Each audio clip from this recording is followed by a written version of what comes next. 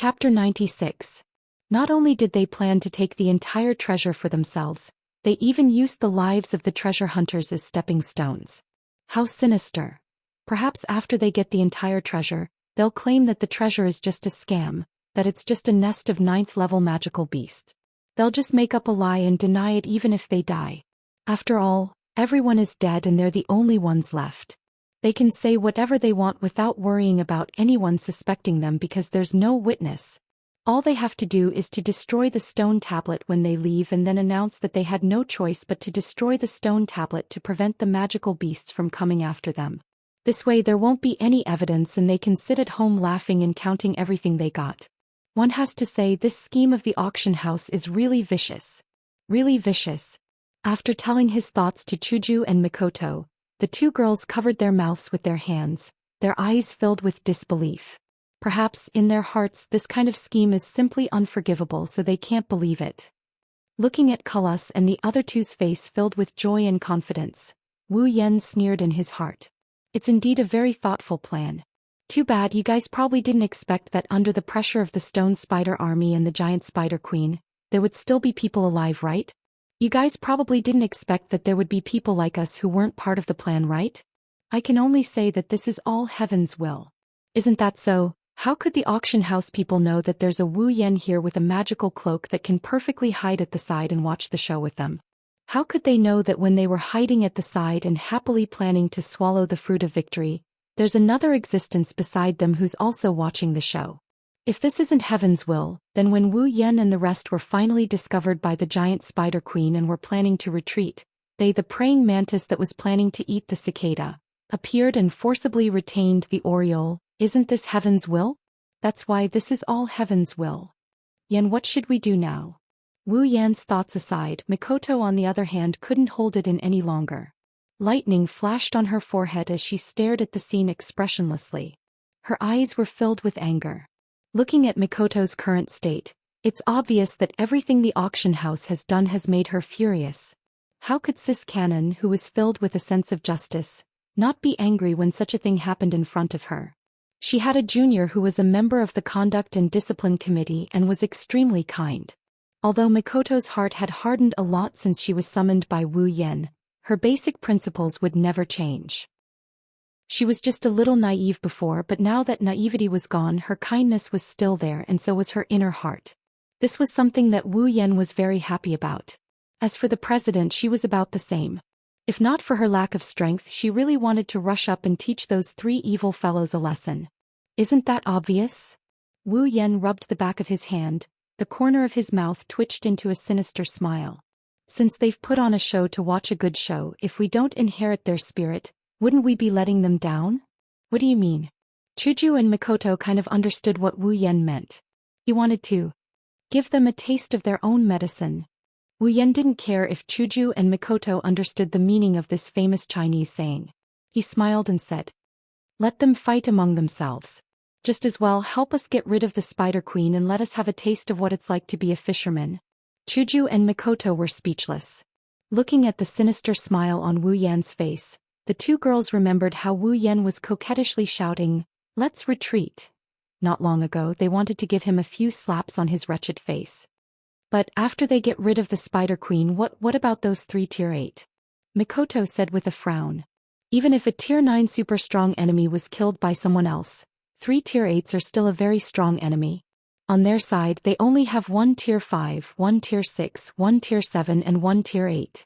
Against 3 Tier 8, no matter how you look at it, they have no chance of winning, right? Don't worry. Wu Yan of course understood what Mikoto was trying to say. He wasn't that stupid to overestimate himself and think that they're in the bag. If it's the Spider Queen, then we can only scrounge up the points and dig out the system's secret. Otherwise there's nothing else we can do but... Casting his gaze on Culus and the other two, Wu Yan smiled faintly and said softly, "If it's those 3 Tier 8 with Ikaros, we still have a chance of winning." Ikaros. Chuju and Mikoto looked at the expressionless Ikaros and were surprised. But... Chuju thought for a bit and said hesitantly, "Although Ikaros is a Tier 8 and higher than any of the 3, but she's only one person against 3 Tier 8 then. That's because you guys don't understand Ikaros. When Wu Yan said this, his tone was full of confidence. Rubbing Ikaro's head, Wu Yan smiled. Ikaros is the king of group battles. King of group battles. Obviously, Chuju and Mikoto didn't understand Wu Yan's words. Looking at Ikaros and the hand rubbing her head, they were a little unhappy and a little envious. Let's make an example, Mikoto. Wu Yan looked at Mikoto, startling her. If you and Ikaros are of the same level without taking into account equipment and other factors based on pure strength, then with your ability, you should be able to beat Ikaros by a notch. But if you were to team up with another person, then the outcome of the battle would be different. At this point, Wu Yan couldn't help but see Chuju and Mikoto's confused expression. Wu Yan shrugged and continued his explanation. Let's put it this way, if Ikaros is fighting with someone of the same tier, then she can unleash 100% of her strength. But if she's mixed into a group battle, then she can unleash 200% of her strength. At this time, Chuju and Mikoto's expression finally changed. Chuju touched her cheeks and said uncertainly, "According to what you're saying, Ikaros will be stronger in group battles?" "That's right," Wu Yan said without hesitation. Ikaros was originally developed as a strategic all-purpose angel. All her settings are based on group battles. So in group battles Ikaros will be stronger. Hearing Wu Yan's explanation, Chuju and Mikoto nodded in understanding. But after a while Chuju frowned again. "But even if Ikaros is stronger in group battles, it can't be that much stronger, right? I reckon Ikaros's limit is to fight against 2 of the same rank, let alone 3. Didn't I say just now? That's just pure strength. The most important thing is Ikaros' equipment. 2 rare armaments, one of which is infinitely close to a gold armament and one of which is a gold armament. Do you think Ikaros can still lose with such equipment?" The 2 girls were stunned. "Alright, there's still the armament." Looking at the 2 girls' expression, Wu Yan smiled. "A gold armament, that's something only a tier 9 can have. I don't believe those 3 tier 8 guys outside would have a gold armament. So, with Ikaros being stronger in group battles, plus a gold armament and a top-tier rare armament, it's not like Ikaros has no chance of winning against those 3 tier 8. Wu Yan's words made Hinajuku and Mikoto lower their heads. They started thinking about the feasibility of this plan. Wu Yan didn't comment on this and he just smiled. He licked his lips in excitement when he recalled the scene where Ikaros fought against the tier 8 combatants. "That's why, other people fight while we wait for the loot to drop, that's fine." Chapter 97. Seeing Wu Yan's confidence in Ikaros, the 2 girls couldn't help but feel a little jealous. Mikoto turned her head away in dissatisfaction but still asked with concern. "Are you so sure that Ikaros can take on 3 people of the same rank? Even though Ikaros is strong in group fights, but against 3 people of the same rank, won't that be too much?" "Yeah, Yen, isn't this too dangerous?" Chuju looked at Ikaros worriedly. "Are you so sure that they don't have a gold armament? What if something happens and Ikaros gets hurt?" Whether it's Ikaros' ability to fight in groups or the gold armament, it's all your own assumptions. If your assumptions are wrong and they have the gold armament, or if Ikaros' ability to fight in groups is enhanced, she still can't beat 3 people of the same rank. What will we do then? Ikaros, who had been silent all this while, suddenly raised her head. Her voice was soft but firm. "Ikaros can fight." Chuju and Mikoto immediately looked at Ikaros, but all they saw was her expressionless face. They could only helplessly turn to Wu Yan. Wu Yan was speechless. Being stared at by the 2 girls, Wu Yan felt like he did something bad. He helplessly shrugged his shoulders. "You're right, there's always a what if. That was just a simple calculation. But even if Ikaros can't take them on, as long as she drinks resplendent breath, she'll be invincible for 3 hours. That shouldn't be a problem, right?" "Right, there's that too." Hinajuku and Mikoto looked at each other embarrassed. It's obvious that they've forgotten about resplendent breath. Seeing this, Wu Yan laughed and shook his head. With resplendent breath's invincibility for 3 hours, even if Ikaros grinds, she'll be able to grind those 3 to death. So don't worry. Chuju and Mikoto nodded. Mikoto lamented. "Sometimes I really feel like having a system is cheating. With such a strong item, whoever goes up against it will be the unlucky one." Listening to Mikoto's mumbling, Wu Yan couldn't help but laugh. The system is a cheat to begin with. Ugh, it's still a trap. Finally, when all the corpses on the ground were dried up and their blood was sucked dry by the magic circle finally unleashed its full power. The blood-red color that was like the setting sun at dusk, with the last drop of blood flowing into the magic circle, the blood-red color weakened and slowly disappeared. The magic circle also became ordinary, like a decoration. Seeing this scene, Cullis, Momiri and Jared weren't surprised at all. Instead, the joy on their faces grew. At the same time, they dropped all their defenses, the corners of their mouths twitched and a smile appeared on their faces. In the end, they couldn't help but laugh out loud. This can only mean that they've achieved their goal. Everything they wanted to do has basically been declared a success. And the fact is, it's indeed so. The magic circle below lost all its luster. Inside the magic circle, the Spider Queen felt a sense of danger. All the anxiety in its heart turned into a deadly premonition of death, driving it crazy.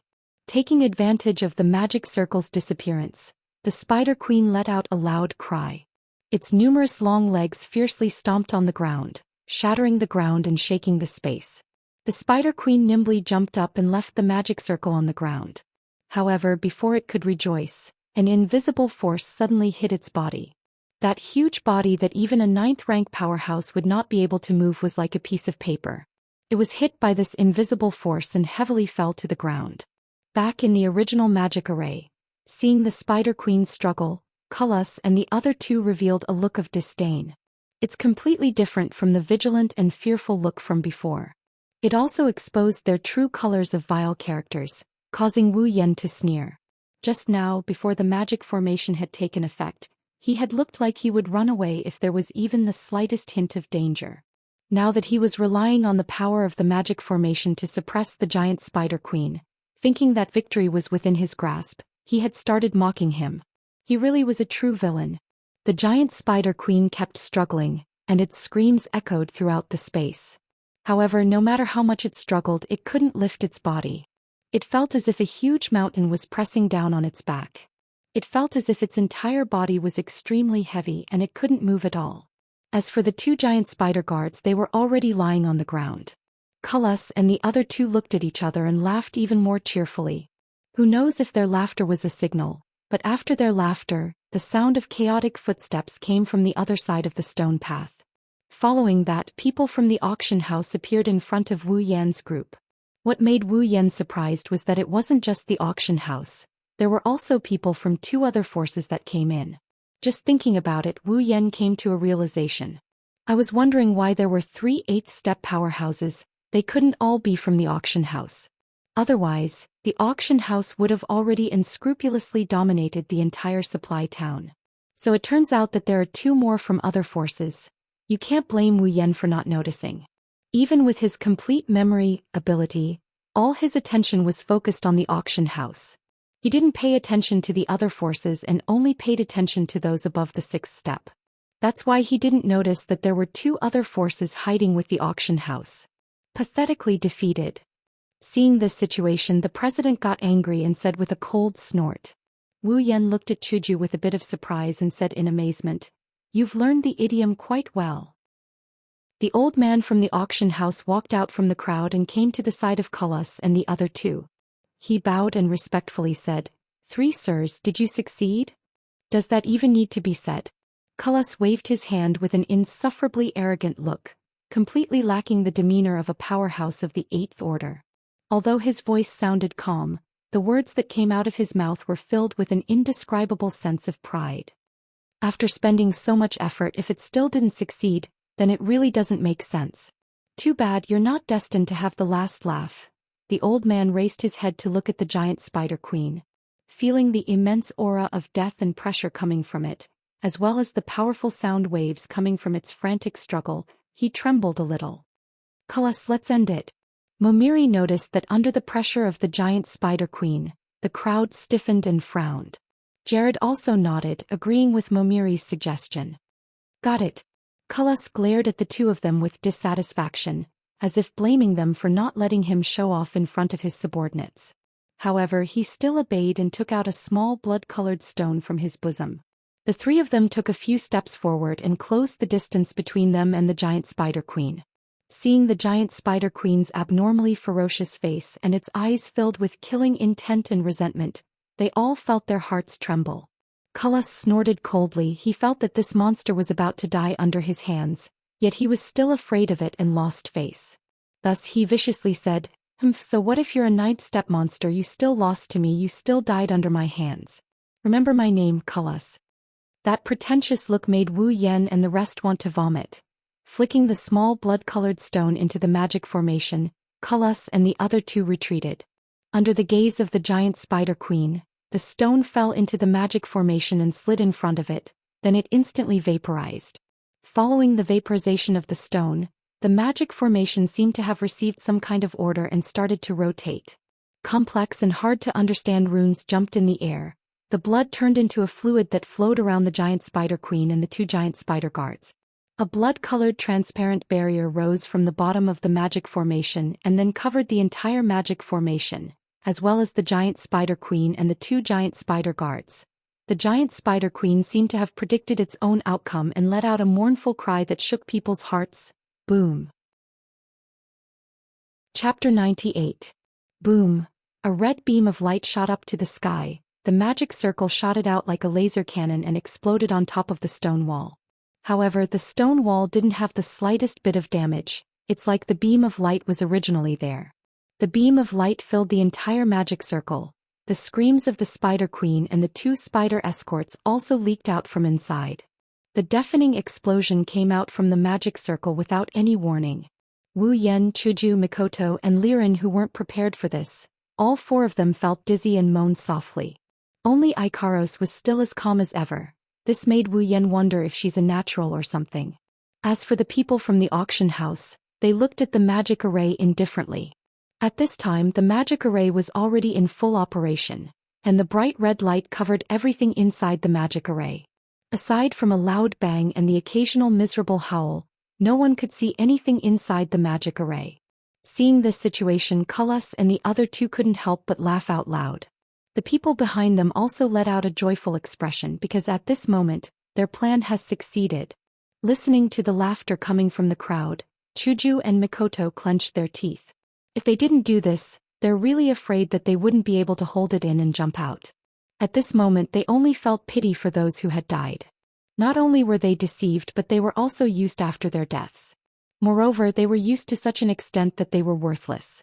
At least, those who were immersed in the joy of the success of the plan did not care about their value. Wu Yan knows about the anger in the two girls' heart, but he can only stay silent. He's not as kind as Chuju and Mikoto to not care about the people who died. Those people from before also didn't care about the death of their companions. In Wu Yan's view, they deserved to die, so there's no need to care about them. Of course, he also knows that he can't be as kind and forgiving as Chuju and Mikoto. He's just that selfish. No one knew how long the magic circle lasted. It was only when the screams stopped that the magic circle started to slow down. The red light became weaker and weaker. Finally, it stopped and gradually disappeared. The giant spider queen and the two giant spider guards lay quietly in the magic array that had already disappeared. There wasn't the slightest injury on their bodies. However, their originally pitch-black bodies were now deathly pale. There was no light in their eyes. The aura of death that had filled the giant spider queen's body had also disappeared without a trace. All signs of life had disappeared. I've finally succeeded. The treasure belongs to us now. Just like how the people who had died cheered for their victory against the stone spiders, the auction house and the other two minor powers also cheered after seeing the giant spider queen's death.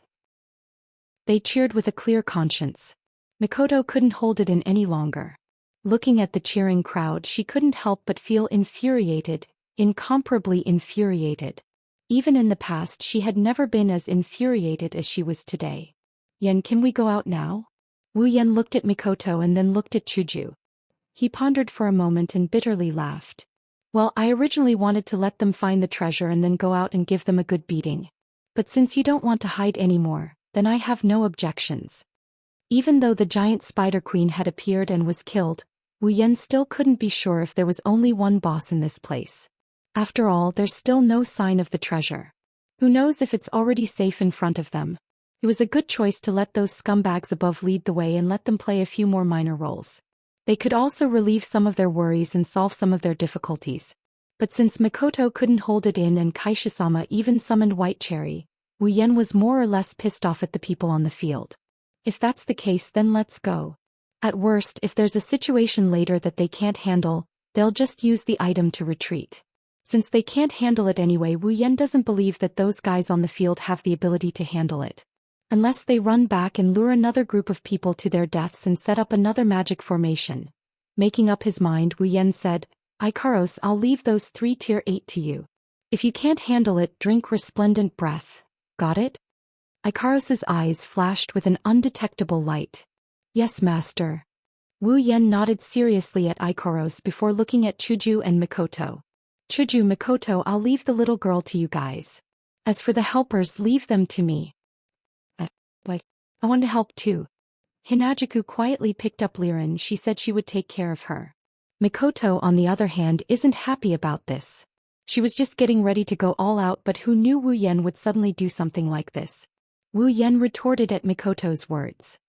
Can you do it? Mikoto choked. She looked at the crowd on the field and weakly said, At least let me help out, I'll just injure them. Wu Yan didn't know whether to laugh or cry looking at her. Injuring but not killing, that'll take a lot of effort. There's no lack of cockroaches in this world. Even if you knock them down, they'll get back up again. Understanding Wu Yan's meaning, Mikoto paused and mustered up her courage to look into Wu Yan's eyes. Her brown eyes were filled with determination, but there was also a trace of pleading hidden deep within. Let me help out a bit, there are a few tier 7 fighters among them and quite a few tier 6 pinnacle. You're only tier 6, it's too far-fetched for you to fight alone. Let me help, I don't want to watch my companions fight while I watch from the sidelines. Lowering his head, Wu Yan went silent. Mikoto was still looking at Wu Yan with hope and expectation. Chuju nodded silently and went silent as well. Her mission is to take care of little Liren. There's still a long way to go in the future, she'll have to wait until she gets stronger before she can share his burden. She still has some ideas. After a while, Wu Yan smiled bitterly. Fine, I'm afraid. Cullis walked in front of the Spider Queen and kicked it, scolding, Damn it, for a monster like you I've put in a lot of effort. Now that you're finally dead, it's really satisfying. Momiri coldly swept a glance at the Spider Queen and retracted his gaze. Looking at the stone path ahead, he impatiently said to Cullis and Jared, Now, can we go get the treasure? Hearing the word treasure, Cullis and Jared instantly became spirited. After spending so much effort, the treasure is now right in front of their eyes. A treasure guarded by a rank 9 Spider Queen, even if one were to think with their knees, they would know that it's definitely not simple. The 3 of them also became a little impatient at this moment. Just as they were about to lift their feet, a figure suddenly appeared in front of them. Without a sound, Cullis, Momiri and Jared were all stunned. Their eyes widened, and when they saw clearly that it was indeed a person in front of them, the 3 of them couldn't help but take a step back with cold sweat dripping down their backs. Someone appeared in front of them and they didn't even notice? Just now, if it was a sneak attack. Thinking up to here, plus the fact that there's something on the figure that shouldn't appear on a human, the 3 of them took a few steps back and became alert out of reflex. Of course, it's not that their alertness isn't high, it's just that they didn't expect there to be a survivor here. If it was a sneak attack just now, it would have alerted them. That's why they chose a direct confrontation. Who are you? Cullis coldly shouted. Momiri and Jared beside him also had the same expression, staring at the figure in front of them with shock in their hearts. Because the figure in front of them is not only unbelievably beautiful, but there's also a halo on top of her head and a pair of wings of light growing out of her back. Staring at the opponent in front of her with her crimson eyes, Ikaros lifted her head. Her face was as calm as an ancient well and her aura was raised to its peak. Ikaros. Chapter 99. An angel.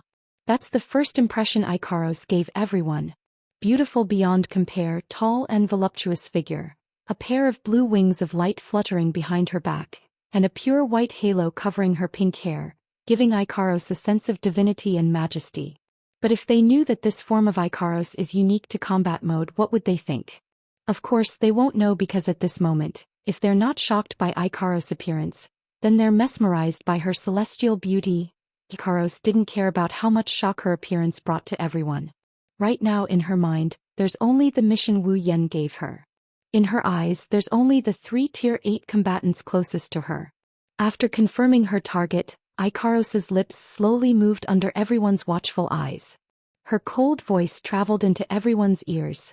However, the content once again caused everyone to be unable to help but be stunned. Ikaros. As the voice fell, the space around the angel began to tremble.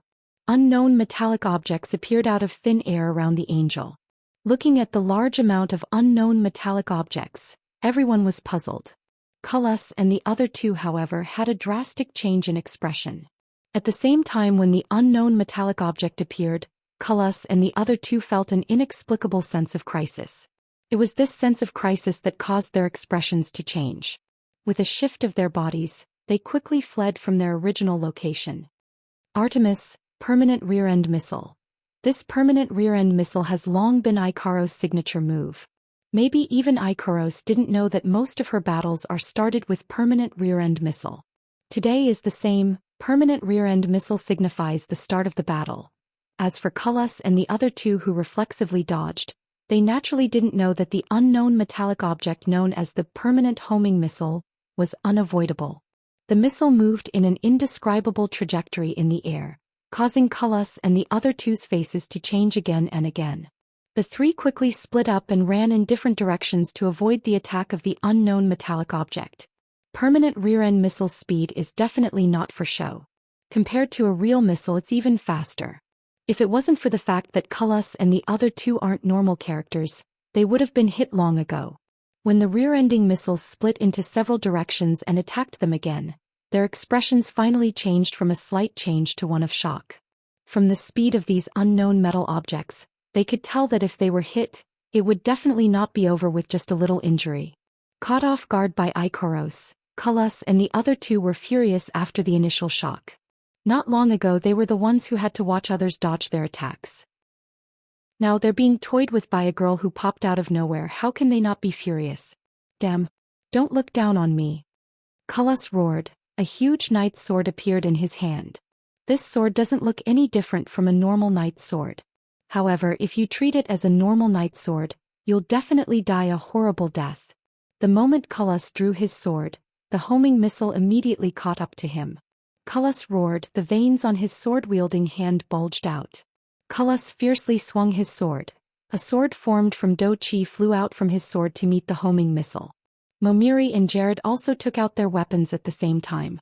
Momiri's is a black spear while Jared's is a double-sided axe that's as long as a spear. Rare armament. With just a glance, Wu Yan saw through the level of Cullis and the other two's armaments. With the system's perceptive sensing and the same rare armament, Wu Yan's eyes are much easier to distinguish compared to those so-called discerning people. However, this also allowed Wu Yan to breathe a sigh of relief. At least he hasn't seen a gold armament yet. But why is it a sigh of relief? Wu Yan's only fear is that Cullis and the other two might have some trump cards up their sleeves. But after a quick glance, Wu Yan didn't have the time to observe any further. Those angry-looking warriors who are pouncing at him like wolves and tigers didn't intend to let him enjoy the show any longer. How can he not be angry? Ever since that beautiful angel appeared, this black-haired, black-eyed man and the short brown-haired girl standing beside him have been staring at the battle between the angel and the three lords. God knows how many times he and the others have asked, "Who are you guys?" But they were all ignored by them. Who can hold back their anger? Please remember to message me. Following the charge of these warriors, the magicians at the back also started chanting their spells, preparing to release their magic. Seeing this, Wu Yan's head started to hurt. What he's most afraid of are these sneak attacks. If he were to get hit by a cannon during the battle, he's afraid he'll be chopped up by a flurry of blades.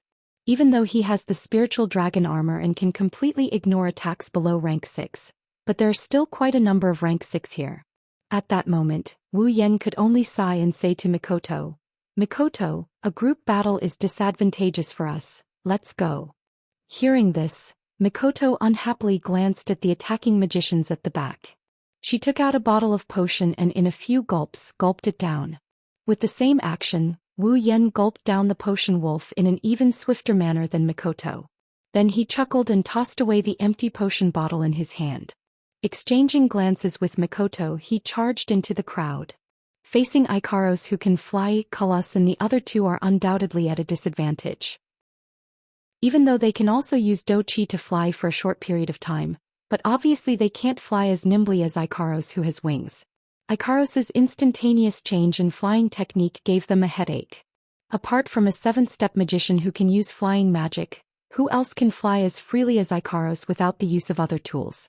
Unless it's those demigods who can fly as if they're walking, even a rank 9 powerhouse can't fly as freely as she does. This is something that Wu Yan didn't expect. Being able to fly as freely as she once gave Ikaros an obvious advantage in this battle. Add to that her extraordinary performance in the group battle and her series of armaments.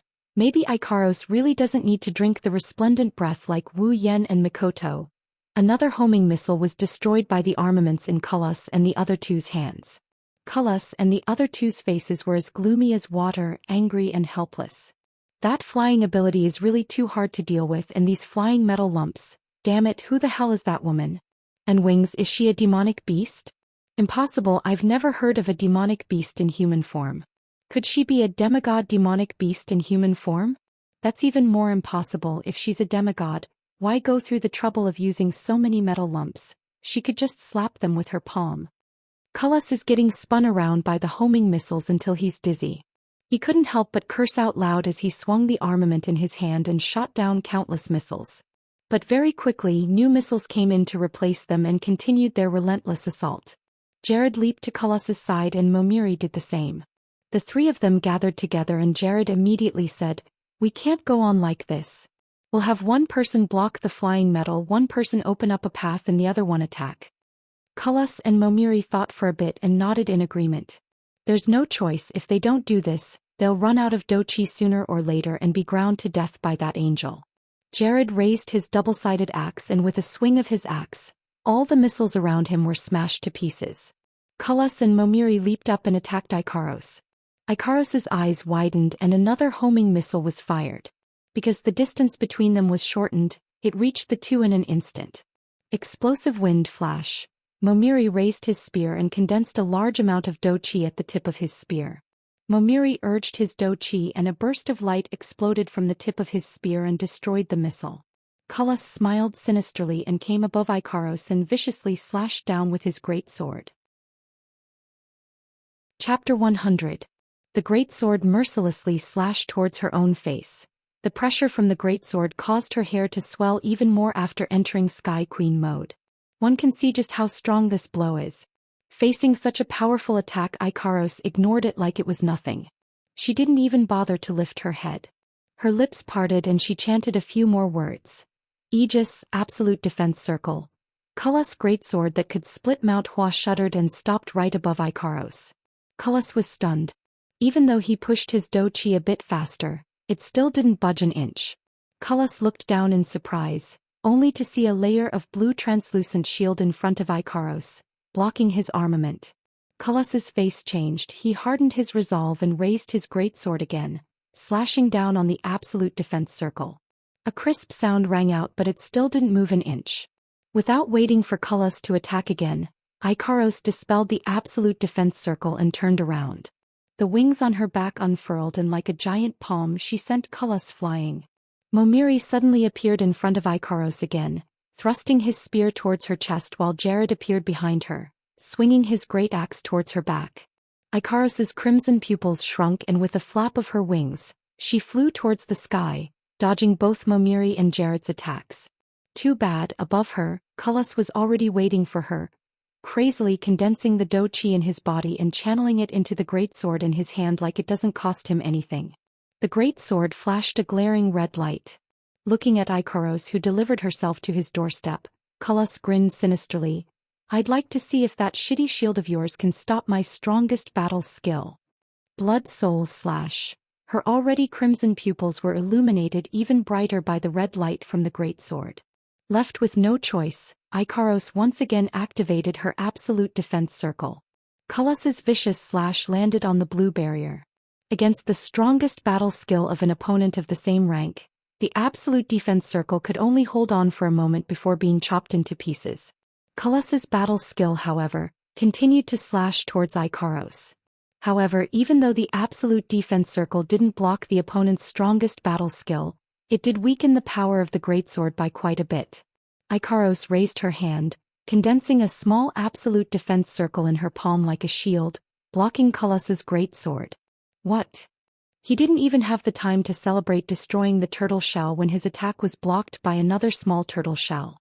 Cullus couldn't believe that his strongest attack was blocked just like that. Ikaros's fist landed heavily on Cullus's astonished face.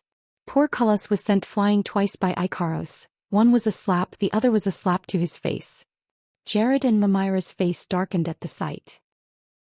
Among them, Cullus is the strongest, and Cullus's blood soul slash is also the strongest battle skill among the three of them. Even that couldn't do any damage to her. Is she really a monster? Artemis, the missile fired again. Seeing this flying metal that's as sticky as a mosquito, the three of them felt their scalp tingle. It's as sticky as a mosquito, but if you get hit, it won't just be a mosquito bite. They hurriedly evaded the homing missile, and as expected, the homing missile chased after them again. Cullus and the other two quickly used their battle techniques to block the homing missile, and for a moment they were in a difficult situation. On the ground, Wu Yen, who was in the middle of his killing spree, saw this and was pleasantly surprised. To be honest, Wu Yen really didn't have the confidence to let Ikaros face three of the same rank alone. If it wasn't for the existence of resplendent breath and that crystal scroll, Wu Yen really didn't want to let Ikaros take the risk. Who would have thought that Ikaros, who had the advantage in the air, could actually fight 3 tier 8 and even find a chance to counterattack? She really is the queen of the sky. When we get back, I'll have to reward Ikaros well. Let's do that. Not sure what kind of reward he thought of. Wu Yen grinned. That creepy laughter made one of the warriors who wanted to ambush him shiver and have the urge to run. No choice, fighting her in the air is too disadvantageous for us. Her defense is so strong, let's all attack together. Shouting so loudly, aren't you afraid Ikaros will hear you? Barely able to fly using Do Chi, Cullus, Jared and Momiri surrounded Ikaros from 3 different directions and flew towards her. The armaments in their hands buzzed, shattering the missiles and destroying them. When they arrived in front of Ikaros, they immediately used their battle skills. Explosive Gale Flash, Mad Strike, Blood Soul Slash, 3 people, 3 battle skills, 3 different directions, all of them attacked Ikaros. If she gets hit, needless to say, even Ikaros would be heavily injured. With a few flashes of light in her eyes, Ikaros calculated how strong these 3 battle skills are. She instantly activated her absolute defense circle and wrapped herself in it, forming a circle. Bang! Cullus and the other two's battle skills also arrived in a blink of an eye. The 3 battle skills hit the absolute defense circle with a loud bang. In an instant, the blue light of the absolute defense circle, the white light of explosive Gale Flash, the black light of Mad Strike and the blood light of Blood Soul Slash, all of them came to a standstill in the air with a loud bang. Wu Yen and Mikoto's heart skipped a beat. Their hands moved faster in an attempt to end the battle quickly and help Ikaros. Bang! Another loud explosion rang out. This time it was Ikaros' absolute defense that was broken. Seeing this, Cullus and the other 2 were overjoyed. They increased the strength in their hands and attacked Ikaros ferociously. Ikaros. Chuju, who was hiding in the cloak and hugging little Liren, watched this scene with worry in her heart. With 3 battle skills on her, Ikaros won't be able to dodge in time. Ikaros's crimson eyes flashed again and the wings behind her flapped. It's no use. Thinking that Ikaros wants to rely on her wings to fly away again, Cullus, Momiri, and Jared laughed without a care in the world. Right now Ikaros is already surrounded by their attacks. Where else can she fly to? With that thought in mind, the 3 of them immediately used their armaments to send their battle skills towards Ikaros's hot body. Bang! Hearing this sound, Wu Yan's pupils shrunk to the size of a needle. Gritting his teeth, Wu Yan immediately used Chaotic Return to Horizon Waltz to blast the 3 warriors into pieces before looking up at the sky. The scene that entered his eyes stunned him for a moment before he calmed down. Ikaros used her wings to cover her body and used her wings to block the 3 battle skills. This is impossible. Cullus was in a state of madness. His strongest attacks were blocked one after another. How could the prideful Cullus accept this? Momiri and Jared exerted all their strength to circulate their fighting energy, but the light wings in front of them were like an iron wall. Even when they used all their strength, they still couldn't move them. If this was the moment they used their battle skills, Icaros's wings of course wouldn't be able to block their attacks. Too bad, Cullis and the other two already used up a lot of energy when they were facing off against Icaros's absolute defense circle. What's left is obviously not enough to break through Icaros's wings. Cullis and the other two thought for a moment and understood what's going on. Withdrawing their armaments, they planned to use their battle skills again to take down Icaros in one fell swoop. Icaros lifted her head and her wings grew several times bigger. With just a push, Cullis and the other two who were just inches away from her were pushed back by her wings, causing them to fall back. Chapter 101.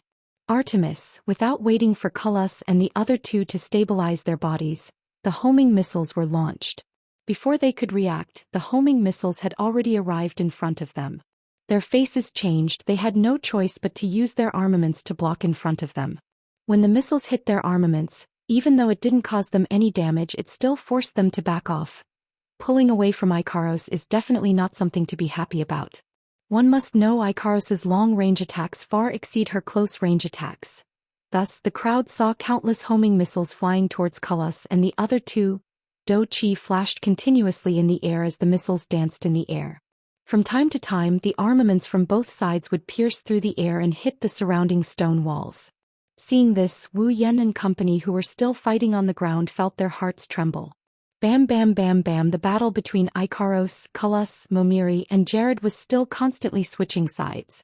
The sounds of battle in the air never stopped. Either Icaros's homing missiles were blocked or destroyed, or Cullis and the other two's skills were mostly blocked by the absolute defense circle. For a moment no one can do anything to the other. Damn it, even though Icaros has the advantage of flying in group combat, Cullis and the other two also have the advantage of numbers. After fighting for so long, the three of them could see that Icaros is only of the same rank as them. Fighting against someone of the same rank, they have 3 people on their side and yet they can't take her down. Not only that, she would seize the opportunity to attack them from time to time. This made the 3 of them so angry that they're about to explode. She's obviously someone of the same rank. Other than flying, she has one more armament than them and no other advantages. But even so, she can't possibly go up against 3 of them of the same rank and not be at a disadvantage, right? However, this angelic girl in front of him had forcefully turned the impossible into a possibility. Cullis, Momiri and Jared didn't know why, but they could clearly see that this angelic girl's strength was only a bit stronger than the strongest among them, Cullis. What was it that allowed her to not lose against the 3 of them? After the confusion, what replaced it is a thick sense of jealousy. Why? Why can she go up against 3 of them even though she's of the same rank as us? We're all of the same rank, why can she do it? Could it be that being able to fly can really increase one's strength by so much? They'll never be able to figure it out in their lifetime. Under the support of anger and jealousy, Cullis and the other two's attacks became even more ferocious. Instantly, Icaros felt the pressure getting heavier and heavier.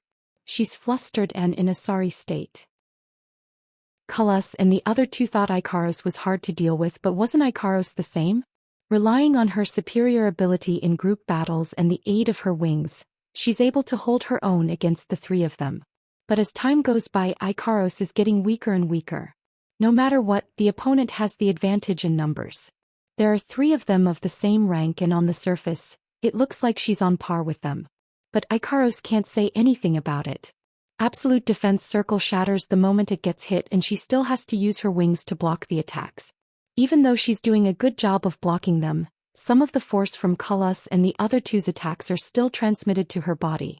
So even though it doesn't look like much on the surface, it's unavoidable that Icaros is already injured. As Cullis and the other two continue to attack, Icaros' internal injuries will sooner or later turn from light to heavy. Only Icaros knows that battle techniques aren't without effect. Actually, this is also within Wu Yan's expectations. Even though he's confident in Icaros, the opponents are still 3 of the same rank as her. Even if Icaros has the advantage in group battles and flying, at most it'll be a stalemate. It's not going to be easy for Icaros to defeat them. Originally, Wu Yan planned to let Icaros use these advantages to deal with Cullis and the other 2. After they're done with the small ones, they'll deal with the big ones together.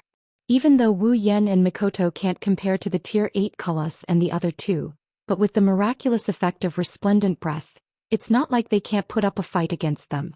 But Icaros didn't think that way. These three are Master's enemies, they're a threat to Master, she must eliminate them. That's what Ikaros is thinking. This is something Wu Yan didn't expect. But even if he did, Wu Yan wouldn't care. After all, Ikaros has resplendent breath as well. As long as she consumes it, she'll win no matter what. Besides, Ikaros hasn't used her full strength yet. Relying on her flying and group battle advantage, she can only fight Cullis and the other two to a stalemate. That's true, but doesn't Ikaros have any other advantages? Wrong. Wu Yan and the rest know that Ikaros still has a huge advantage. Once again, Ikaros didn't panic in the face of the trio's attacks. Again, she used her absolute defense to block the majority of their power and her wings of light to block the rest of their power. Once again, she sent them flying.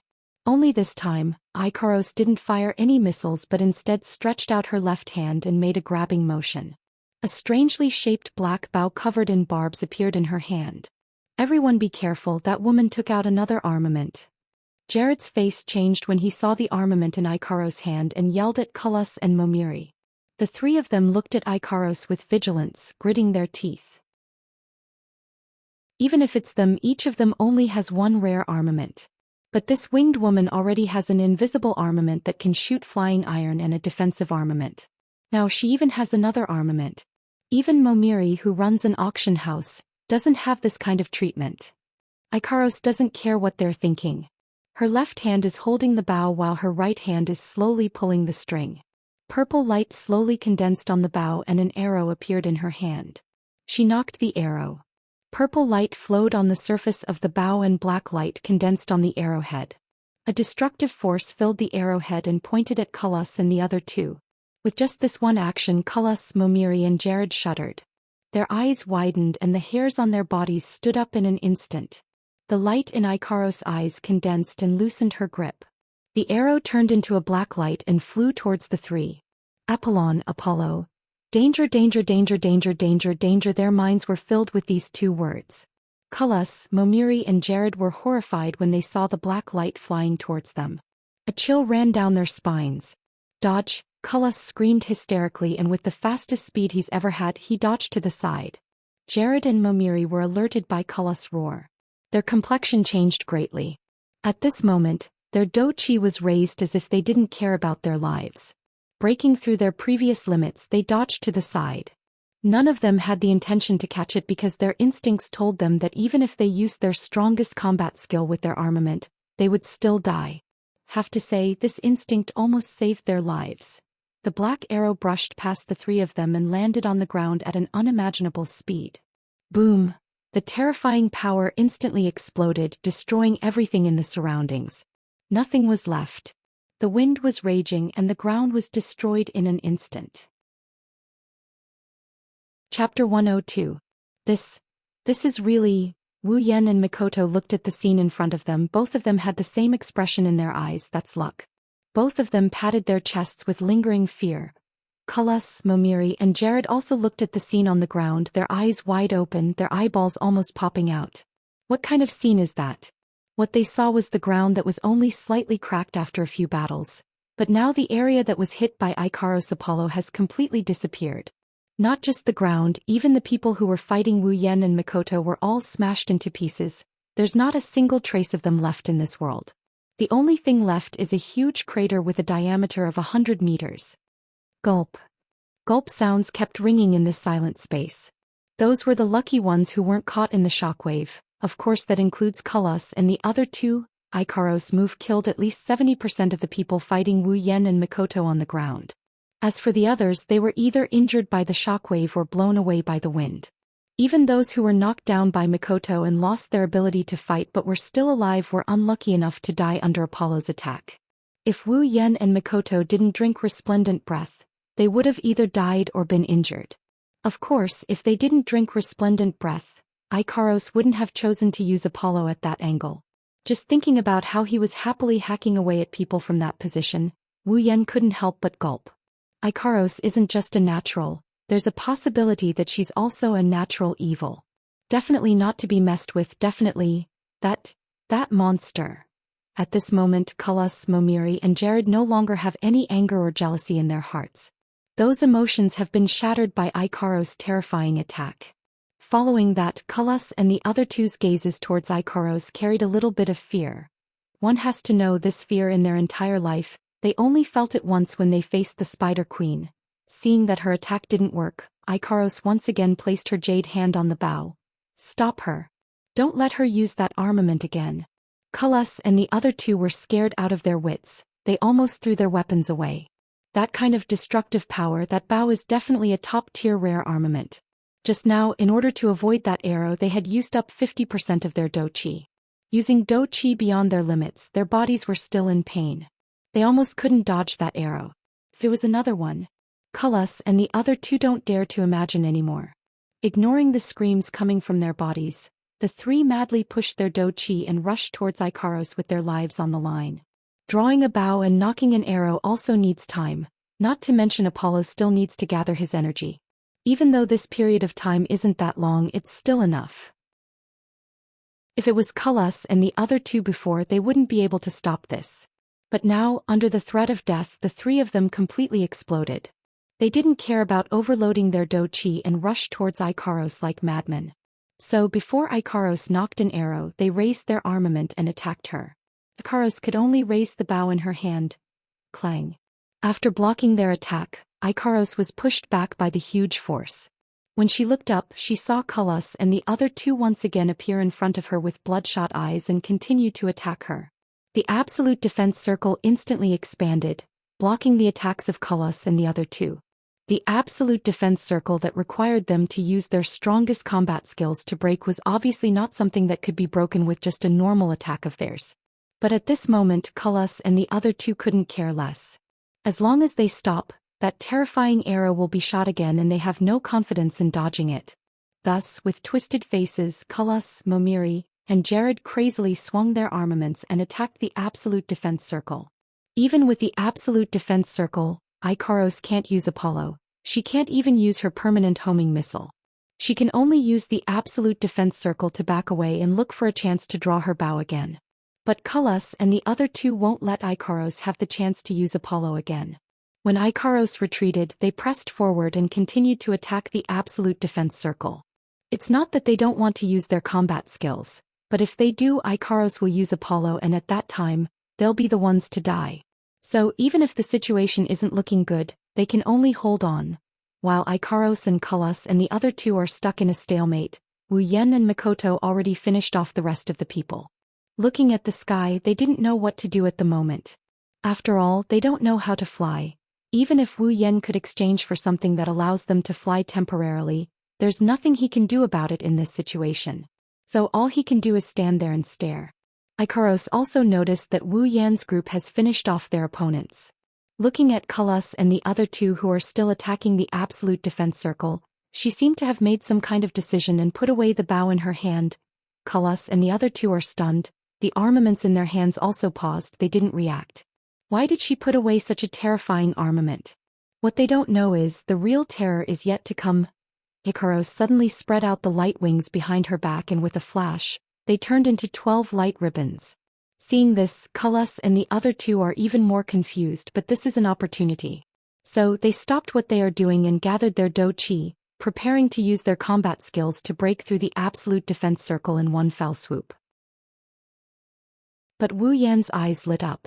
Because on the screen he's seen this scene countless times. He knows the next Ikaros is the strongest Ikaros in the truest sense. Connect. The light ribbons behind Ikaros spread out and extended backwards. Suddenly, the front end of the light ribbons caused a ripple in space. The light ribbons extended inwards and unbelievably pierced into the void. At the same time, a flash of light came from the void where the light ribbons pierced into. Like electric wires, a shadow extended out from Ikaros' back, and after that, a fighter jet-shaped shadow appeared behind her back. What is she trying to do now? Such a strange scene naturally wouldn't go unnoticed. Having experienced it once before, Cullis and the other two's hearts skipped a beat. A bad premonition rose from the bottom of their hearts. Looking at the stunned Cullis trio, Ikaros' expressionless face unnoticeably turned cold. With a wave of her hand, several cannons emerged from the void. Uranus system, what the hell is that? The sudden appearance of the cannons gave Cullis and the other two a fright. They felt like the number of times they've been scared in their entire life wasn't as many as today. Looking at the cannons behind Ikaros, the three couldn't help but take a step back. That's a fighter jet. Mikoto and Chuju, who's hiding on the side, both of them were dumbstruck looking at the Uranus system behind Ikaros. Their jaws dropped and their jaws almost dropped to the ground. Compared to a fighter jet, Ikaros' Uranus system looks more like a battle fortress. Wu Yan looked at the Uranus system with great interest, his eyes sparkled with excitement. He's been wanting to see it in real life for a long time now. Mikoto turned around and looked at Wu Yan. Uranus system? That's Ikaros' gold armament, right? After Wu Yan nodded, Mikoto once again looked at the Uranus system, her mouth twitched. Who would have thought? Chapter 103. Series, Tail-Chasing Missiles. Tiny missiles formed from the huge muzzle and circled around Ikaros for a while before shooting towards Cullis and the other two. Cullis and the other two immediately flew backwards.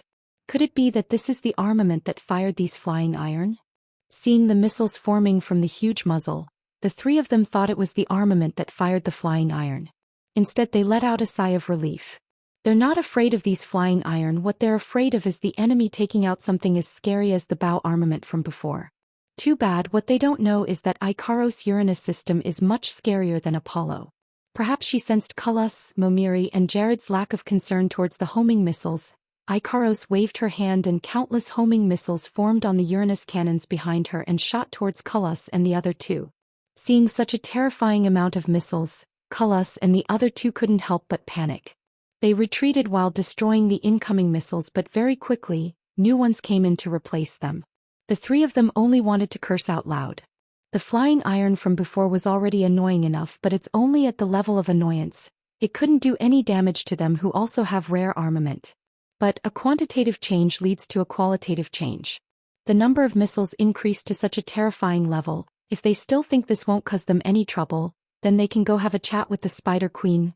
Gritting their teeth looking at Ikaros from afar, Cullis and the other two could only keep retreating and once again mustering their Do-Chi and channeling it into their armament. It wasn't until they've retreated a distance that the Do-Chi in their hands was fully condensed and they unleashed their battle techniques at the same time, destroying all the missiles in front of them. At this point they're already panting. Feeling that the Do-Chi in their body has been depleted by quite a bit, the sudden surge of Do-Chi also caused quite a bit of damage to their body. The three of them had a dark face and their gaze towards Ikaros was filled with deep hatred. There's no way they wouldn't hate her. They were so close to getting the treasure, but they didn't expect such a monster to appear and rely on that unknown armament and that pair of wings to take them down. How can they let this go? At first they suspected that the other party might be the other guardian of this place, but when they saw Wu Yan and Mikoto as well as the dead bodies on the ground and the subordinates they brought with them, they understood everything. What guardian? She's just another group here to steal the treasure. Under the support of their hatred, the three of them roared and charged towards Ikaros. At this moment, Apollo's existence has already been forgotten by the three of them. Watching the three of them coming at her, Ikaros pointed her finger and the cannons on Uranus system started glowing. And with a wave of her hand, a few beams shot out. Before the three of them could even get close, the beams exploded on them in a blink of an eye. Being hit by the beams, Cullis, Momiri and Jared all spat out a mouthful of blood. The blood splattered on the ground, calming down their slightly feverish heads. Of course, the price was still a little high. Facing the three figures flying backwards, Ikaros didn't have the slightest intention of going easy on them. As a strategic angel and the Sky Queen who fought her way through the war, the number of lives lost by her hands is at least tens of millions if not hundreds of millions. That's why even though Ikaros is pure and kind, she's definitely not merciful. With another wave of her hand, the homing missiles formed again and shot towards the three figures flying backwards. Before they could land on the ground, the missiles hit their bodies. Boom. Boom. Boom. A series of continuous explosions sounded from where the three of them were standing. The homing missiles that didn't hit their targets didn't slow down in the slightest as they landed on the ground, adding a few more scars to the already pockmarked ground. Success. Mikoto's face lit up with joy. She couldn't help but shout in excitement. Even her forehead was flashing with electricity, making Wu Yan wonder if she's happy or just itching for a fight. However, Wu Yan isn't as optimistic as Mikoto. Ikaros homing missiles may have a lot of destructive power, but to say Culus and the other two died just like that, Wu Yan wouldn't believe it. No matter what, they're still tier 8, how could they die so easily? Have to say Wu Yan's thinking is correct. The homing missiles hit the ground, creating a thick black smoke. Too bad the smoke didn't last long before it was blown away by a sudden gust of wind. Culus and the other two are holding rare armaments with dense Douqi, pointing them at Ikaros. Don't think we have to get close to attack you. Their clothes are already in tatters, traces of blood are flowing out from under their skin. Under the homing missile's attack, the three of them suffered quite a bit of damage. Culus laughed maniacally, the three of them shouted at the same time and stacked their armaments together. Suddenly the three people's Douqi began to fuse. Their Douqi, which was originally not very strong, was forcefully raised to a new level. A vast aura surged out from the three people's armaments. Originally, as a warrior, they don't have many long-range combat skills, but as a tier 8 combatant, of course they do have some. It's just that this long-range combat skill is a level lower than their strongest combat skill. Against Ikaros' absolute defense that requires them to use their strongest combat skill to break through, what's the use of such a weak long-range combat skill? Now, under the enemy's strange attacks, it's not going to be easy to get close to her. That's why the three of them came up with this idea, to fuse their combat skills together. Of course, not just any combat skill can be fused together. The price is that their already injured bodies will get hurt again. But if they don't do this, they'll die sooner or later. Rather than that, they might as well take a gamble. A huge amount of Douqi condensed on the three's armaments. An aura leaked out from the armaments, creating a small gust of wind on the ground, blowing away all the pebbles on the ground. Wu Yan and Mikoto retreated to a safe distance. Even though they drank resplendent breath, they still instinctively left the danger zone and looked at the battlefield. Wu Yan and Mikoto's actions at this moment, it's like a gunshot at the start of a long run. As the two retreated, Culus and the other two's aura and Douqi were raised to the max. Glancing at each other in tacit understanding, the three of them raised their arms, raised their armaments and slashed towards Ikaros' direction. A powerful Douqi wave shot out from the three's armaments towards Ikaros. Looking at the trajectory of the Douqi wave and the suppressive sound of the wind, this attack is definitely stronger than their strongest combat skills from before. Too bad Ikaros didn't care about it at all. The Douqi wave coming towards her was a very dangerous moment for anyone, but Ikaros just stood there quietly. Her expression didn't change at all and she didn't express anything either. Seeing this, Culus and the other two's faces lit up. They're even more confident in the damage this attack can cause. When the Douqi wave was right in front of her, Ikaros finally made a move. She slightly lifted her head and a few small machines flew out from the Uranus system and stopped in front of her. They lightly moved in front of Ikaros and a light screen formed in front of her, intercepting the Douqi wave. There was almost no time for the light screen to shake and the Douqi wave was reflected back. Impossible. Just as he shouted, Culus and the other two were hit by the Douqi wave. With a boom sound, the three of them fell to the ground, puking out blood. Ikaros extended her arms and swung them downwards. The light screen trembled once more and aimed at the direction where Culus and the other two fell. A gigantic beam of light shot out from within. Culus, Momiri, and Jared had just started to feel the pain on their bodies when they were shot by the laser beams and turned into ashes. Chapter 104. Wu Yan, Chuju and Mikoto, all three of them fell into a state of stupor. Even Wu Yan, who had full confidence in Ikaros, was the same. How could what he saw with his own eyes be compared to what he saw on the screen? That terrifying beam that came down from the sky, not only did it turn Culus, Momiri and Jared into dust, it also penetrated deep into the hearts of Wu Yan's trio. Recalling that powerful beam in a daze, Mikoto suddenly felt that the railgun she was so proud of might not be that great after all. But the moment this thought arose, Mikoto instantly cut it off. She still has to save her sisters, how can she admit defeat here? Disheartened thoughts were tossed aside, replaced by a burning flame in Mikoto's heart. One day Misaka Mikoto's railgun will be as powerful as that beam of light. No, it will surpass that beam of light. Suddenly, bluish-white electric current flashed wildly on Mikoto's body. The electric current flowed through Mikoto's body faster and faster, faster and faster, and finally it shined brightly. The sudden change on Mikoto's body gave Wu Yan and Chuju, who came to their side, a big fright. The strong light suddenly increased. The electric current raged wildly and even flowed into the ground, aimlessly attacking Wu Yan and Chuju. Wu Yan's face changed. He quickly raised his hand and blocked the electric current. Originally, Wu Yan, who has the same ability as Mikoto, should have no problem blocking the electric current. But what surprised Wu Yan was that the electric current became so strong that he couldn't even control it. The electric current flowed through his body.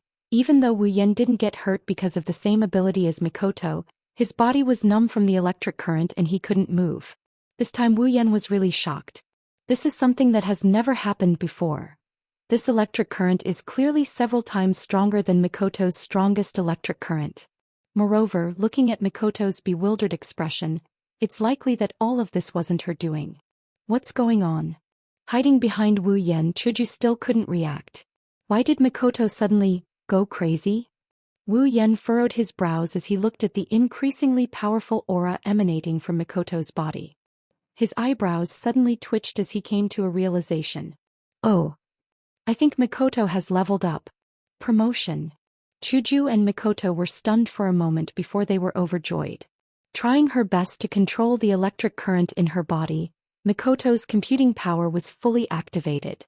She slowly controlled the electric current in her body and tried to absorb it back into her body. And reality proved that Wu Yan's guess was correct. Soon the electric current was under Mikoto's control. Little by little it was absorbed into her body. Closing her eyes and feeling her body's condition, Mikoto happily opened her eyes and said happily, "It's true. I feel that even though my ability is still LV5, it's gotten a lot stronger. Looks like you've successfully leveled up to tier 8. Looking at Mikoto's happy face, Wu Yan couldn't help but feel happy for her. Even though in his opinion, as long as there are monsters to fight, leveling up is only a matter of time. But Mikoto herself was very concerned because according to her calculations, Accelerator is already tier 8. And leveling up to tier 8 also means that Mikoto has the power to fight Accelerator. This made Mikoto, who thinks about saving her sisters every day, how can she not be happy? Not only Mikoto, Yen, you leveled up too, and so did I. Holding little Liren in her arms, Hinajuku activated her system perception and scanned everyone before focusing back on herself. She then smiled and said. Hearing this, Wu Yan quickly checked his own level. Indeed, he leveled up to tier 7. Not only him, even Kaishisama leveled up to tier 7. This is a huge harvest. 3 tier 8, close to 10 tier 7, and a bunch of tier 6 and below. Wu Yan leveled up to tier 7 and Mikoto leveled up to tier 8.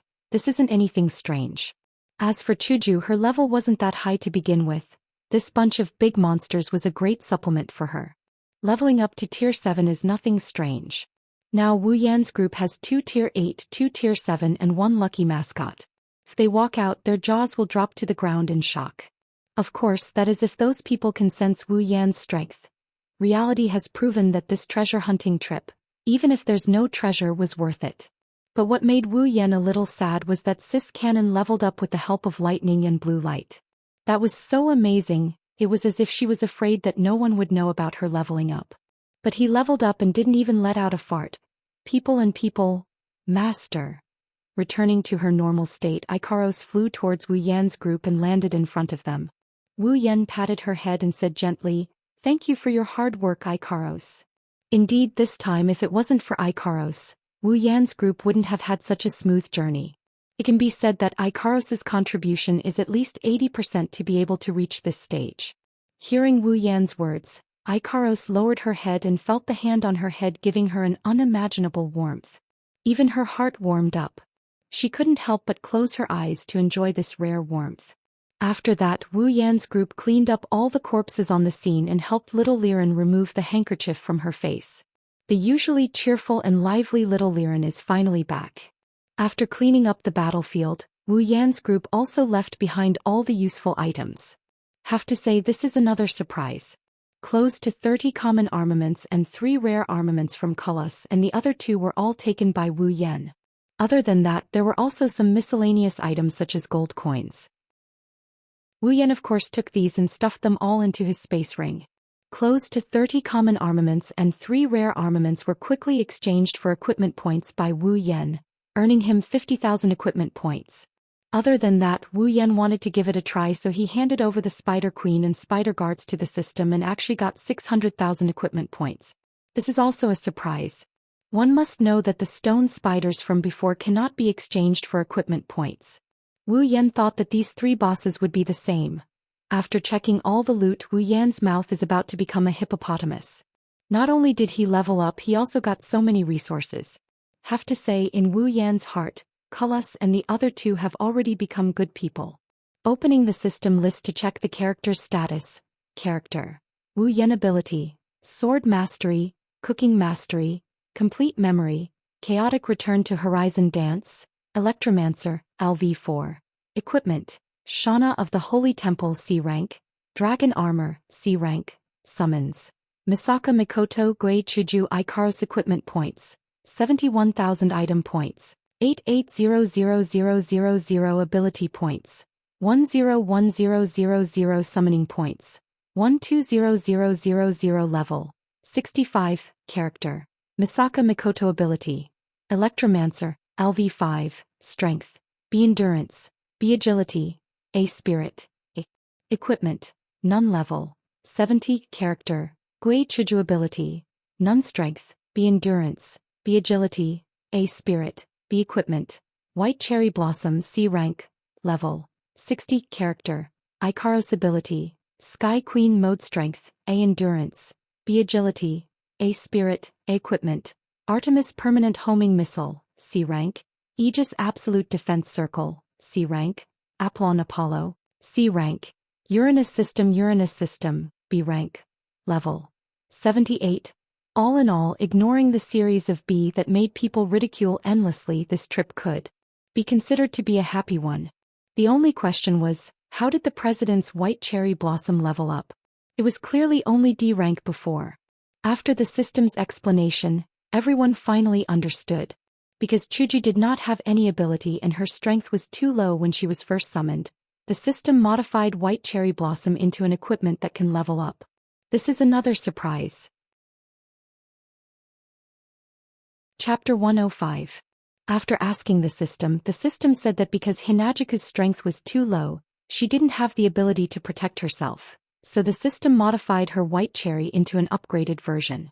However, Wu Yan's first reaction was not joy like Chuju and Mikoto, but caution. His countless experiences told him that the system was a scam. He would not be so kind. Thus, a conversation that appeared to be very retarded in the eyes of the bystanders began. System, are you sure it's because Hinajiku's strength is too low that you decided to modify her equipment? Yes. I don't need to pay anything? Like points or something. This is the system's own judgment and action. There is no need for the user to pay any points. What about the other cost?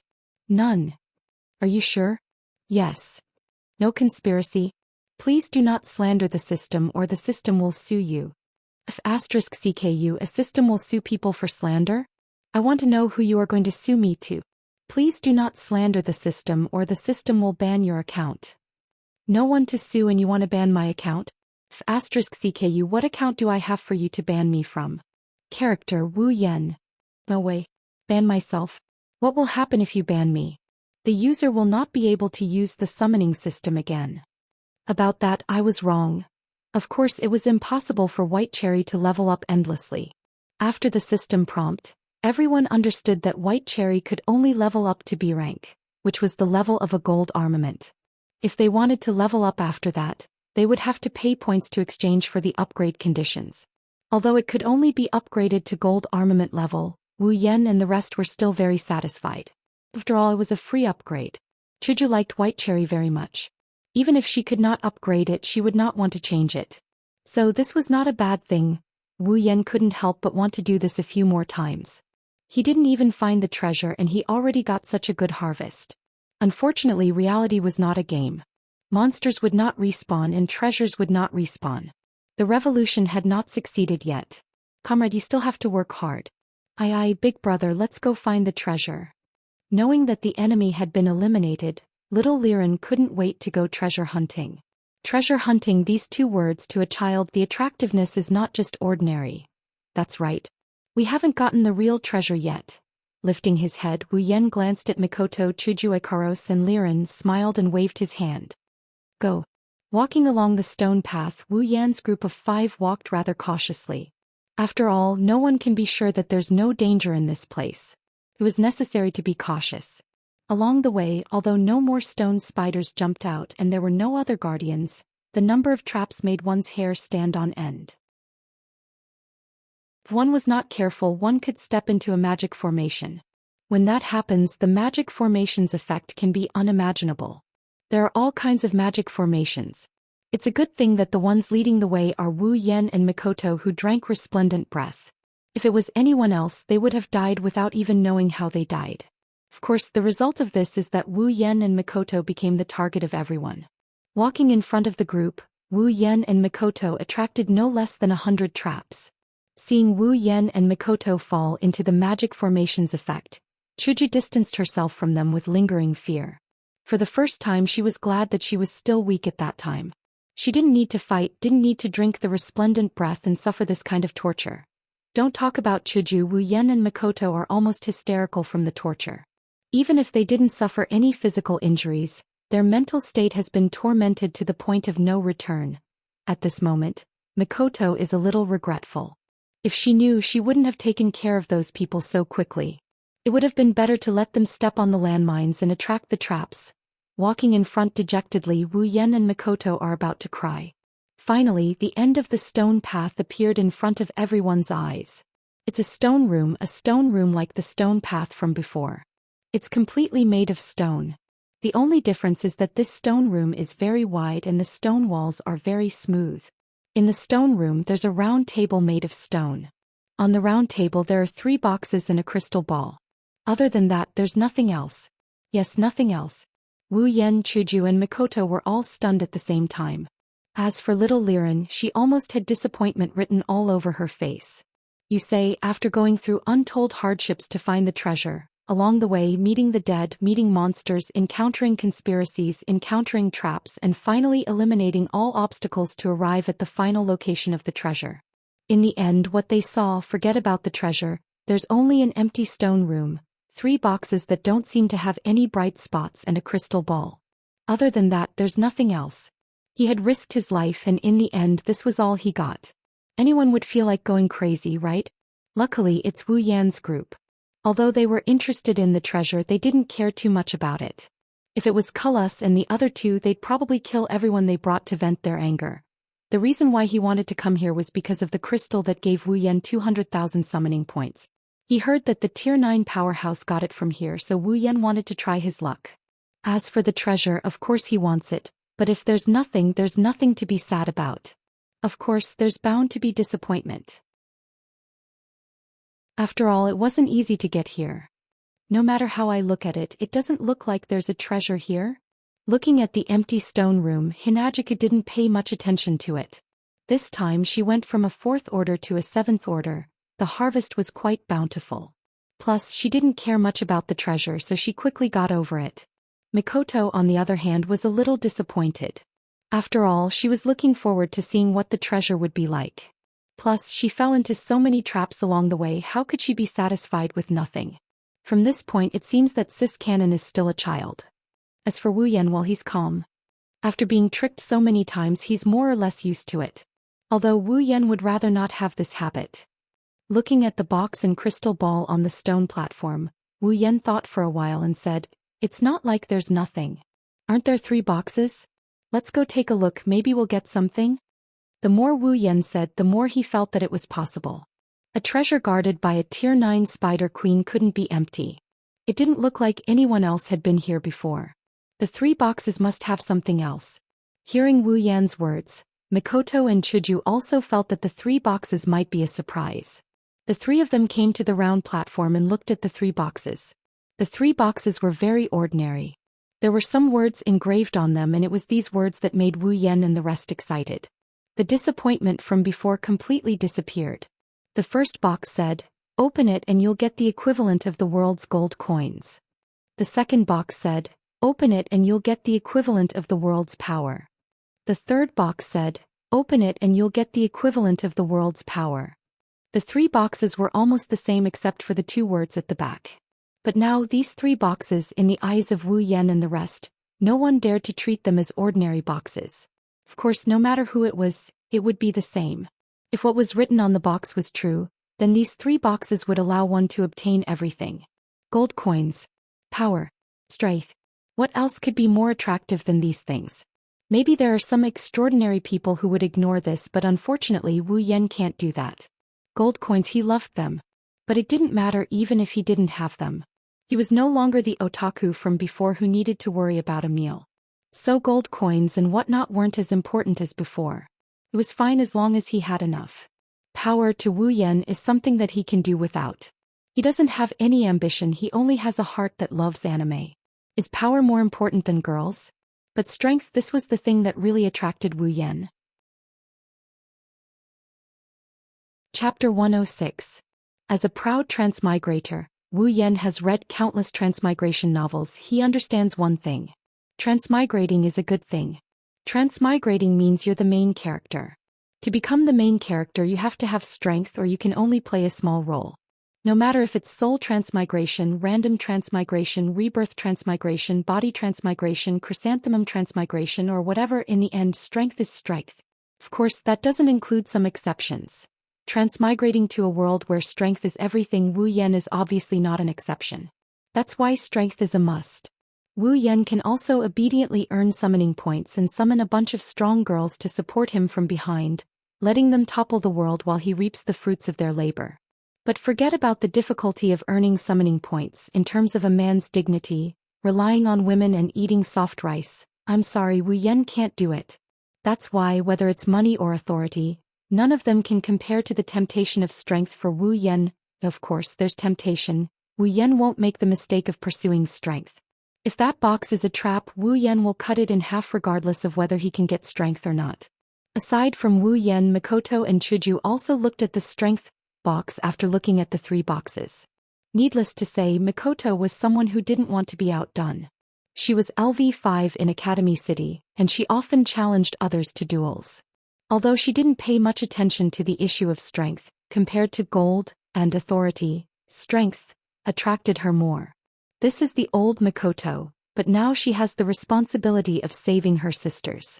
Her pursuit of strength has become more urgent. After all, only with strength can she save her sisters, right? As for Chuju, her reason is more or less the same. Compared to money and authority, she cares more about strength. That's why the 3 of them are looking at strength. Ikaros, on the other hand, is standing beside Wu Yan in a daze. To her, other than watermelon, there's nothing else that can pique her interest.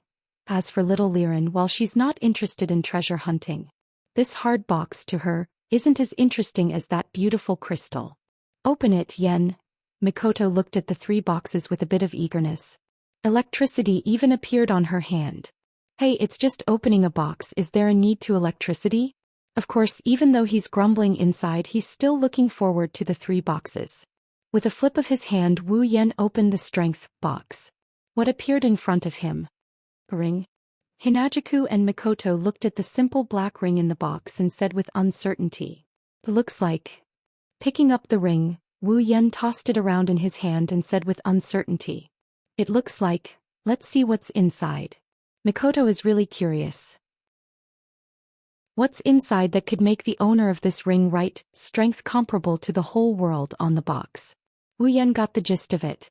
When it comes to increasing one's strength, it's nothing more than increasing one's cultivation speed, increasing one's do chi and the like. Or maybe it's combat skills that increase one's strength. Or maybe it's armaments that directly increase one's strength. So inside this ring there should be treasures, battle techniques, armaments and the like. To be able to say, strength comparable to the whole world. This really piqued Wu Yan's interest. What kind of treasures, battle techniques, armaments can give a person this level of strength? But soon Wu Yan's face froze. He lowered his head, his bangs covering his eyes, hiding his expression. But from the rolling resentment behind his back, Chuju and Mikoto know that it's not a good expression. Yen. Even the strong Kaishisama and Sis Cannon couldn't help but speak carefully. They have to admit this is the first time they've been so afraid of Wu Yan. The resentment was swept away in an instant. Wu Yan raised his head and looked at the ring in his hand, his face expressionless. Of course they ignored the string of words above his head. What's wrong? Is it empty? Chuju and Mikoto, who are familiar with Wu Yan, immediately knew that Wu Yan must have suffered some kind of blow. That's why he's acting like this. It's nothing. Wu Yan took a deep breath and calmed down. He casually held the ring in his hand and said in a low voice, I don't know if it's empty or not because I can't open it. You can't open it? At this moment, the two girls finally understood why Wu Yan had so much resentment. Why can't you open it? Yeah, I really want to know too. Why can't I open it? Wu Yan gritted his teeth and said this sentence. Looking at his expression that looked like he couldn't wait to swallow the ring, Chuju and Mikoto decisively fell silent. Panting heavily, Wu Yan resisted the urge to throw the ring away. Looking at the other two boxes, Wu Yan immediately had a bad feeling. The ring that represents strength can't be opened. Then what about authority and gold coins? No way. Thinking of this, Wu Yan opened the other two boxes with trembling hands. As expected, a white ancient ring and a gold ancient ring appeared in front of Wu Yan. Looking at the two rings, Wu Yan gently picked them up. After a while he fell silent. Don't tell me this is another space ring that can't be opened. As soon as Chuju finished speaking, a stronger resentment came from Wu Yan. She immediately shut her mouth and obediently stood behind Mikoto. Mikoto smiled embarrassedly and didn't say anything. Wanting to cry but no tears came out. Say it's fine if you don't put anything in the stone room, we can accept it. But you clearly put something that can make people go crazy and snatch it, but you can't open it. What are you trying to do? Are you flirting with people? Wu Yan looked up at the sky and sighed. He really wants to drag out the owner of the treasure and shoot him to death. Of course, after a long time he'll completely change his mind. He'll want to drag out the owner of the treasure and kiss him. Wu Yan's speechless expression really makes people sad. Chuju and Mikoto whispered to each other, trying to turn Wu Yan into a normal person. In the end, they decided to let Mikoto electrocute him. They nodded to each other. Mikoto was about to electrocute him when Chuju inadvertently glanced at the box on the table. Her eyes suddenly lit up and she shouted at Wu Yan. Yan, take a look. There are words in the box. Words. Finally, Hinajiku's words pulled him back from his self-tragic state. He took a look at the words in the box and froze on the spot. Successor, this is just an indestructible ordinary ring, not a space ring. However, with this ring, the entire Ailu Empire is yours. You have the right to rule the entire Ailu Empire.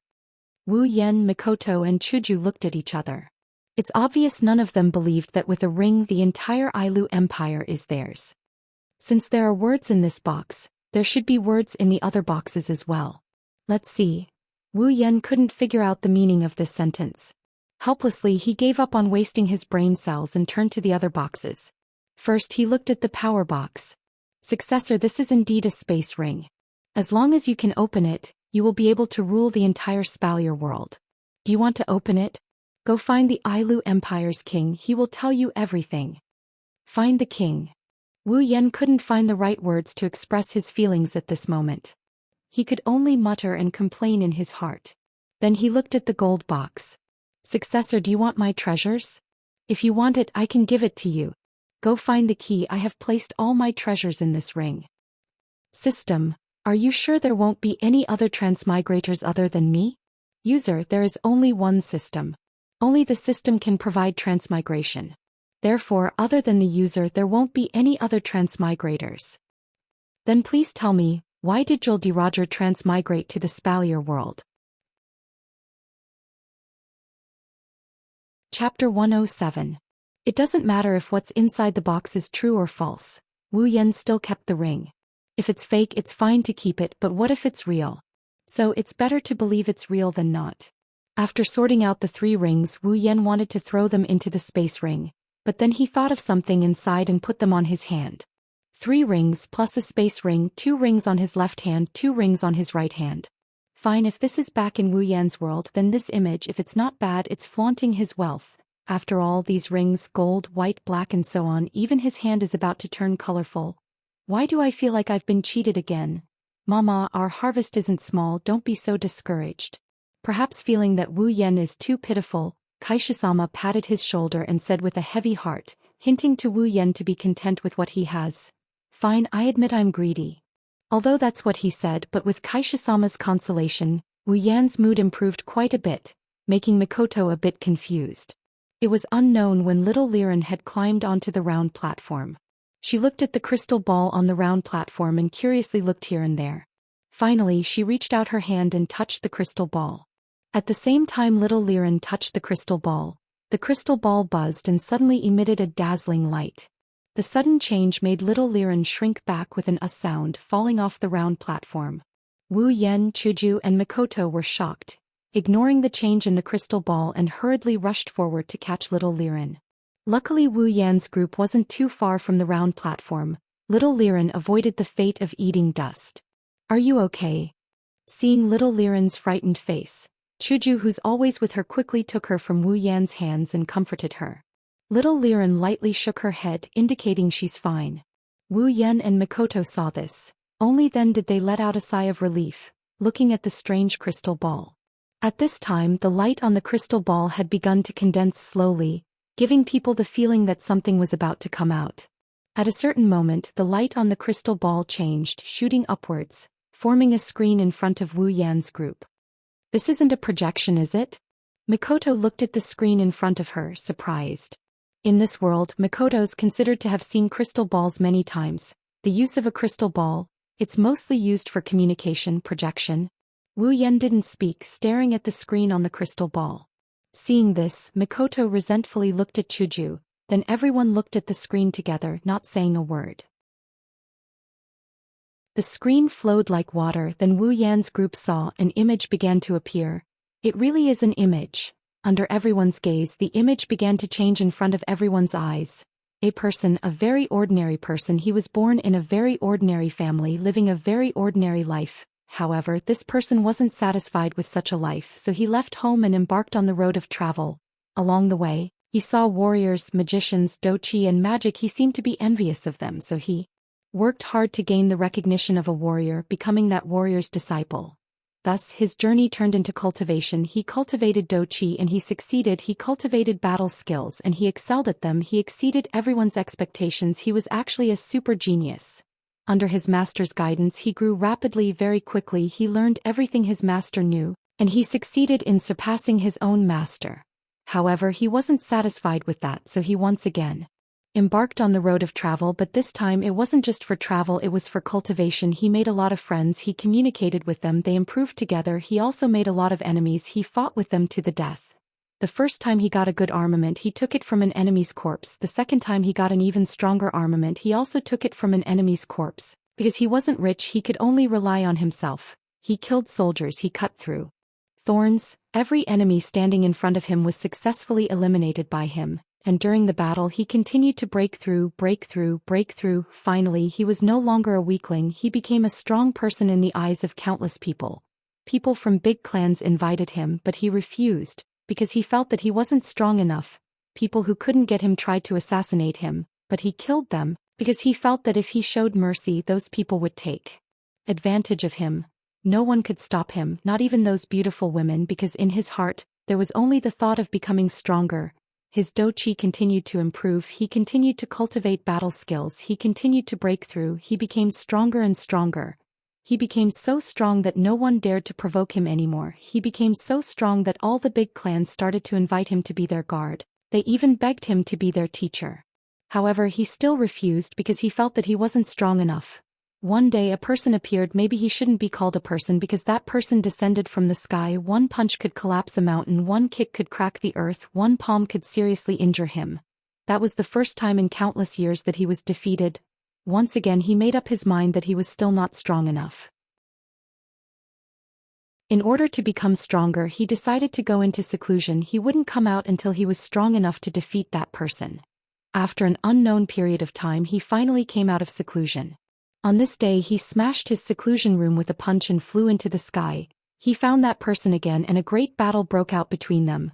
That battle was earth-shattering. It broke the mountains and split the seas. That battle, it resounded in the sky. Blood spilled on the earth. That battle, he was defeated again. At the moment of his defeat he was lying on the ground, his whole body was covered in blood. In a daze, that person told him that if he wanted to defeat him he had to go one step further. Thus he dragged his broken body to his seclusion room again and rebuilt the seclusion room that he smashed. He knew that he would have to stay here for a long time. He treated the seclusion room as his home. He rebuilt it with stones and seriously polished it until it was smooth. Then he started to cultivate again. Another unknown period of time passed, and on this day he came out of seclusion. He found him again, and the second battle began. This battle. The earth shook and the mountains shook. The sky turned into a tsunami. This battle. His fist shattered and his bones shattered. His body was drunk. This battle. A draw, no victory, no defeat. However, this time he was perfectly satisfied. Because from that day onwards no one could be stronger than him. He no longer pursued victory, no longer pursued defeat. He knew that at this moment he was a true expert. Thus he returned home, found his home, but his family was no longer there. Emptiness and loneliness filled his heart. At his home he established a force and began to recruit soldiers and buy horses, fighting all over the world, and using this to fill the emptiness in his heart. With him around, it was no surprise that his faction would become the strongest faction in the entire continent. Of course, it was only temporary. Later there were still 2 new forces that caught up with him. They made an agreement to not invade each other, divide the continent equally and mind their own business. Their forces finally welcomed peace. However, this was only temporary. One day an item appeared and it completely shattered the state of peace. In order to fight for this item, he started a war with the leaders of the other 2 forces. It couldn't be helped. This item was simply too attractive. Later on, even the person who fought with him twice also joined the battle. However, their strength was almost the same, and no one could do anything to the other. In the end, everyone was like a lamp that ran out of oil. Dragging his dying body, he once again came to the seclusion room. Here he left behind a small magical beast that he subdued, 3 boxes and a crystal ball. Then he turned into dust, and drifted with the wind. Chapter 108. Flabbergasted. There's no better way to describe Wu Yan, Chuju and Mikoto's expression. Only Liren and Ikaros, who didn't understand what's going on, had a look of confusion on their faces. The video is very blurry, so blurry that they couldn't even see the face of the main character. There's no sound in the video either, so they can only get a rough idea. And this rough idea is enough to make everyone who saw it, just like Wu Yan and the other 2, flabbergasted. If the footage in the video was real, then Wu Yan and the other 2 didn't dare to think about it anymore. The screen turned back into a ray of light and returned to the crystal ball. But none of them recovered from their shock. Chujujeja, what's wrong? At this time Wu Yan and the others recovered from their shock. They didn't answer Liren's question.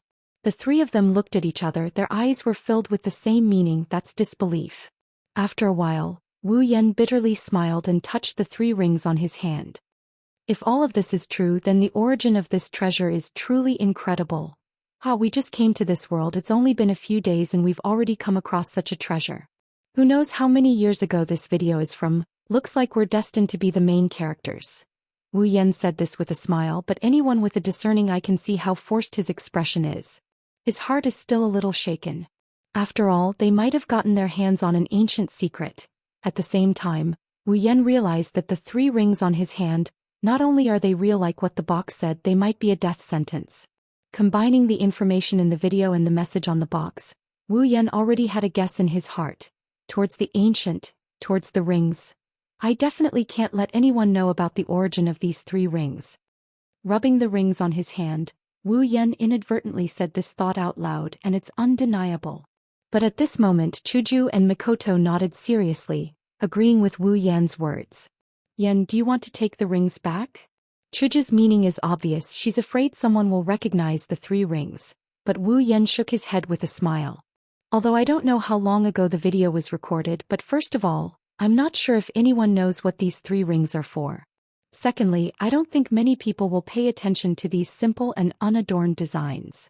Plus, he still needs to use it to confirm one thing, of course. Wu Yan didn't say that. But after thinking, Wu Yan took the black strength ring and removed the gold ring on his hand, leaving only the white ring. Well, but it's better to be safe, 1 ring is enough. Chuju and Mikoto looked at Wu Yan in confusion. Even if they're familiar with Wu Yan, they can't completely guess what Wu Yan is thinking. But soon the 2 girls turned their heads away. Anyways, Wu Yan must have his reasons for doing this. Chuju and Mikoto still trust Wu Yan on this point. After putting the 2 rings into the space ring, Wu Yan let out a sigh of relief and looked at the box and crystal ball on the round table. Alright, let's go back, I don't want to stay in this place anymore. Mikoto rubbed her shoulders and said tiredly. Even though the time in the demon cave was longer than this time, but for some reason Mikoto felt that this time was even more tiring than this time. Hinajiku nodded as well. Since Hinajiku and Mikoto want to go back, there's no reason for them to stay here any longer. Wu Yan nodded as well. Then let's go. Chuju brought Lear and Mikoto brought Ikaros out of the stone room. Wu Yan, on the other hand, looked at the 3 boxes and crystal ball with a serious expression. He lowered his head and thought for a while. When he looked up again, Wu Yan's eyes sharpened. The nether temple Shana appeared in his hand and slowly pulled it out. These 3 boxes and this crystal ball, it's better not to keep them. With a wave of the nether temple Shana, a bright sword light was released from the blade and blasted towards the 3 boxes and crystal ball on the round table. Who knows how Wu Yan did it, the boxes and crystal ball turned into ashes but the round table is still intact. Let's call it a day. Sheathing his sword, Wu Yan smiled and chased after Chuju and Mikoto. Standing in front of the stone tablet, Wu Yan's group of 5 looked at the empty space and fell silent. How are we going to go back? Hinajiku was the only one who voiced out everyone's thoughts. When they came here, they came with the rest of the group. There were people from the auction house who came out of the floating ship to lead the way. But now, forget about leading the way, they're still waiting for someone to lead the way. That's why they're troubled, they don't know how to go back. Even though the floating ship the auction house brought is still here, they don't know how to drive it. Even if they walk, they don't know how to get back. Wu Yan's expression became very interesting. Of all his calculations, he didn't expect that they don't know how to get back. Sighing, Mikoto looked at Wu Yan and said softly, Yan, do you think we should drive the floating ship? If only we knew how to drive. Wu Yan wanted to cry but no tears came out. Hinajiku chuckled dryly and looked straight ahead. Why don't you Yan learn how to pilot an airship? Wu Yan was silent, he stared at Chuju until Chuju turned her head away with a hot face. Wu Yan forced a smile and said, if I have those points, I might as well get something more useful. I don't know how many times I can drive a floating ship in my lifetime. Don't even mention the fact that it would be a waste. Even if it wasn't, Wu Yan had so many points he wouldn't have chosen to fly the airship back. One must know that in this treasure hunt, everyone had died here. If they were the only ones who made it back alive, anyone would be suspicious. It's fine if they go back quietly. After all, no one noticed them in this treasure hunt. They're like a drop of water in the ocean, no one would recognize them. But driving a floating ship back? In this case, he would definitely be noticed and investigated. Then he would be found out and beaten up. Then what do you think we should do? Chuju was also angry. If they don't do this, how are they going to get back to the supply town?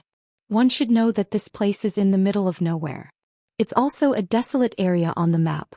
Wu Yan cried when he heard Chuju's words. He took out a crystal scroll from his pocket. It's the scroll Wu Yan said to use to escape. He said helplessly, we can only use this. Hinajiku and Mikoto seemed to have thought of something as well. They clapped their hands and took out the scroll with a chuckle. I almost forgot about this. Wu Yan rolled his eyes when he saw the "we're saved" expression on the 2 girls' faces. He cursed in his heart. This is something Wu Yan exchanged for to save his life and escape. In the end, he used it to rush back. I have to say, the result is a scam. Town Portal Scroll. An item that instantly teleports the user to a designated location. The location is set by the user in advance. It's a one-time item. 10,000 item points. That's right, it's a Town Portal Scroll. No matter what game it is, there's always a Town Portal Scroll. This is the item that Wu Yan exchanged for to save his life. He has to admit that this is a good item for saving his life and escaping. As long as he is in danger, he can use it to teleport back to the designated location. What else could be better than this item for saving his life and escaping? Before they left, Wu Yan had already exchanged for 5 Town Portal Scrolls. He gave one to each of them and set up a return point at the supply town. This way, as long as there's danger, they can instantly return to the supply town. Wu Yan had thought that they might use the return scrolls to escape. Maybe they won't need to use them in the end when they find the treasure. Who would have thought that they would end up using them to rush on their journey? What else could be more tragic than this? Wu Yan felt weak all over. He didn't even have the strength to crush the scrolls. Chapter 109. Good morning. While he's still in a daze, he heard this voice. Opening his eyes in a daze, he saw a pair of abnormally large breasts swinging back and forth in front of him, 10 centimeters away from his face. Am I dreaming? If so, please don't wake up. His eyes are still half open. Looking at her voluptuous breasts, the first thought that came to mind is that he's dreaming. Ikaros was lying on top of Wu Yan, looking at her master strangely. She felt her master was awake. That's why she said good morning, but her master's reaction was a bit strange. Was it because she said it too softly? Ikaros tilted her head in confusion. She looked at Wu Yan seriously to make sure he's awake. Ikaros decided to repeat what she said one more time. Good morning. Actually, Wu Yan already knew he was awake after muttering those words. But looking at the pair of large breasts in front of him, Wu Yan was stunned and didn't react at all.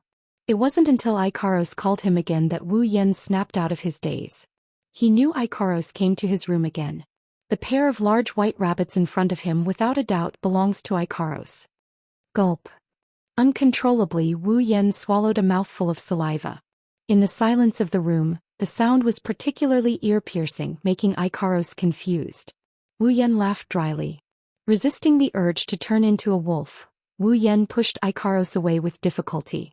Panting heavily, he smiled embarrassedly. Ikaros, next time, can you not wake me up like this? I'm afraid I won't be able to hold back. Can't hold back. Tilting her head, Ikaros looked at Wu Yan. Her face was expressionless, but her eyes revealed clear doubt, as if she was wondering why Wu Yan couldn't hold back. Wu Yan choked, unable to speak. Oh right, where's Chuju and Mikoto? Wu Yan had no choice but to change the topic. At the same time, he pulled the blanket over his body in an attempt to cover a certain naughty part. They were fine. A voice that clearly didn't belong to Wu Yan or Ikaros rang out, interrupting Ikaros's words. Wu Yan's forced smile froze on his face. Slowly turning his head like a machine, he saw Hinajuku standing at the door with a smile on her face and a gloomy Mikoto with her head lowered and her bangs covering her expression. Yo, good morning, Chuju Mikoto.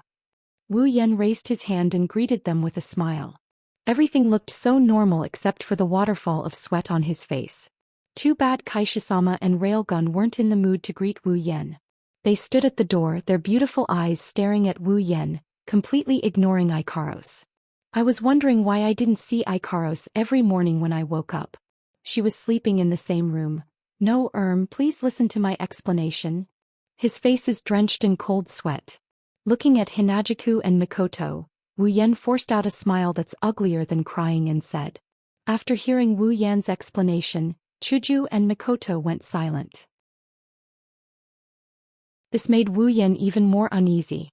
He'd rather the two girls beat him up, at least then it'd be normal. But now Wu Yan was really scared. Chuju, Mikoto. Yan, you big idiot.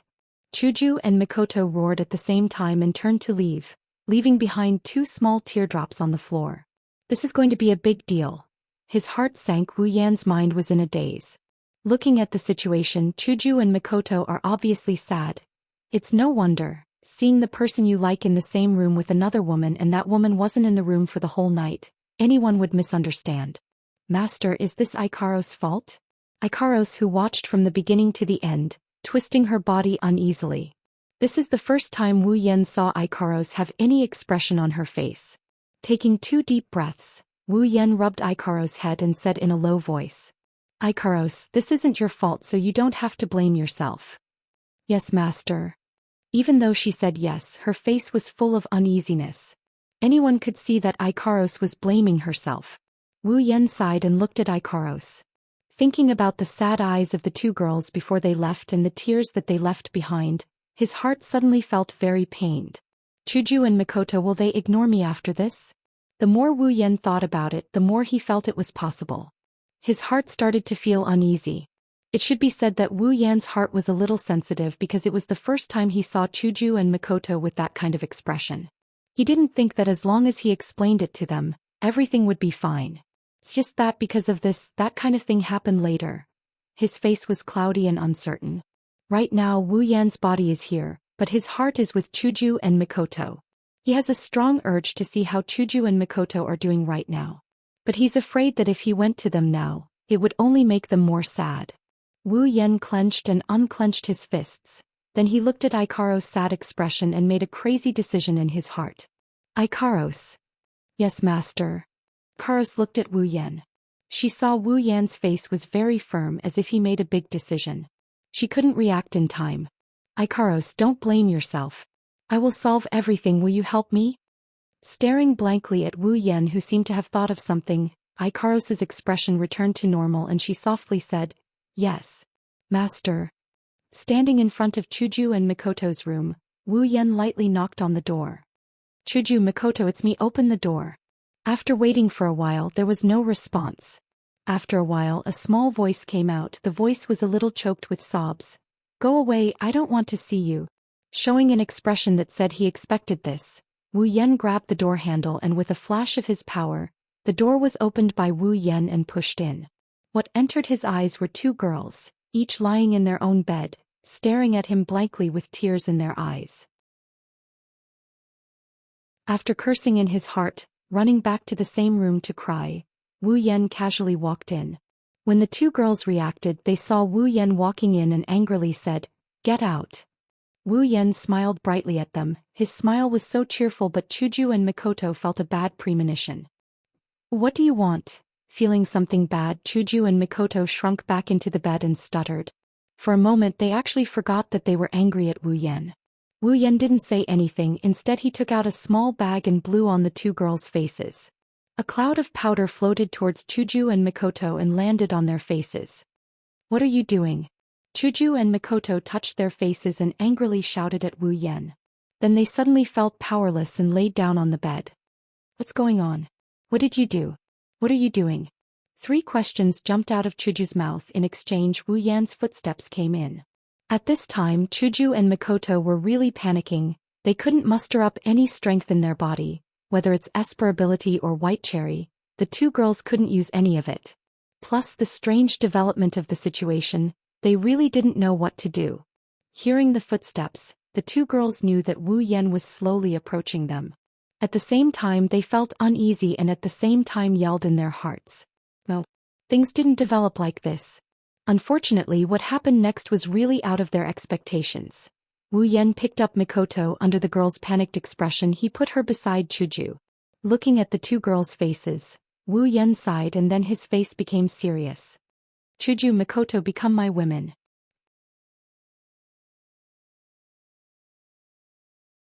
Chapter 110. Chuju, Mikoto, become my women. Chuju was stunned. Mikoto was stunned. Following Wu Yan's shocking statement, the small room fell into silence as if time had stopped. Only Hinajiku and Mikoto could clearly see that they couldn't react to what just happened. Even for someone as thick-skinned as Wu Yan, after making such a declaration and seeing the expression on the two women's faces, he had the urge to run away. After all, Wu Yan was just hot-headed and did something like this. Take down Kaishisama and Railgun and then have sex. How wicked and how exciting it was. Even Wu Yan couldn't help but admire himself. How could he be so reckless? Do you know what you're saying? If it wasn't for the fact that she was so weak that she couldn't even move, Mikoto would have gone crazy and electrocuted everyone, regardless of friend or foe. Not just Mikoto, even Chuju's face was burning hot. She was so embarrassed that she wanted to die. In front of two women he said that he wanted them to be his women. Any normal person would want to give him a slap. Kaishisama really wanted to pull out her White Cherry and give Wu Yan a chop. She wanted to let him know that if he didn't seek his own death he wouldn't die. That's why Wu Yan wanted to take them down, right? I have to say he's pretty good at foresight. I just don't know if he'll be able to live past tomorrow. Hearing Mikoto's words, Wu Yan could only smile bitterly. Looking at the two women's red faces, Wu Yan didn't know if they were embarrassed or angry. After a moment of silence, he reached out and caressed Chuju and Mikoto's faces. I know what I'm saying is a bit too much. Oh, it's very much too much. But I have no other choice. With a bitter face, he ignored the reddened faces of the two girls and continued in a low voice. But I have no choice. I can't give up on one of you. I can't watch you two be sad. I can't ignore your feelings. I can't do anything about it. I can't do anything about it. Looking up, Wu Yan said with determination. No matter what, you can hate me, hit me or scold me. I don't plan to give up on any of you. After that, Wu Yan waved his hand and closed the door. Then he looked at Chuju and Mikoto. What are you doing? The sound of the door closing was unusually loud. Hearing this sound, Chuju and Mikoto's originally weak body trembled. A very bad feeling arose from the bottom of their hearts. It's like something important is about to leave them. Wu Yan took a deep breath, hoping to ease the tension in his heart. But the more he tried, the more nervous he got. There's no other way. Looking at Wu Yan's life for more than 20 years, Wu Yan has always been a sorcerer. Now he's about to change class and his targets are the 2D girls he used to like. And 2 of them at once. The first time is already so exciting. As a virgin, how can Wu Yan not be nervous? With trembling hands, Wu Yan put his hands on Chuju and Mikoto's body. Then with a look of desperation he quickly took off their clothes. You, what are you doing? Stop it. You pervert. Don't take it off. Don't take it off. Don't.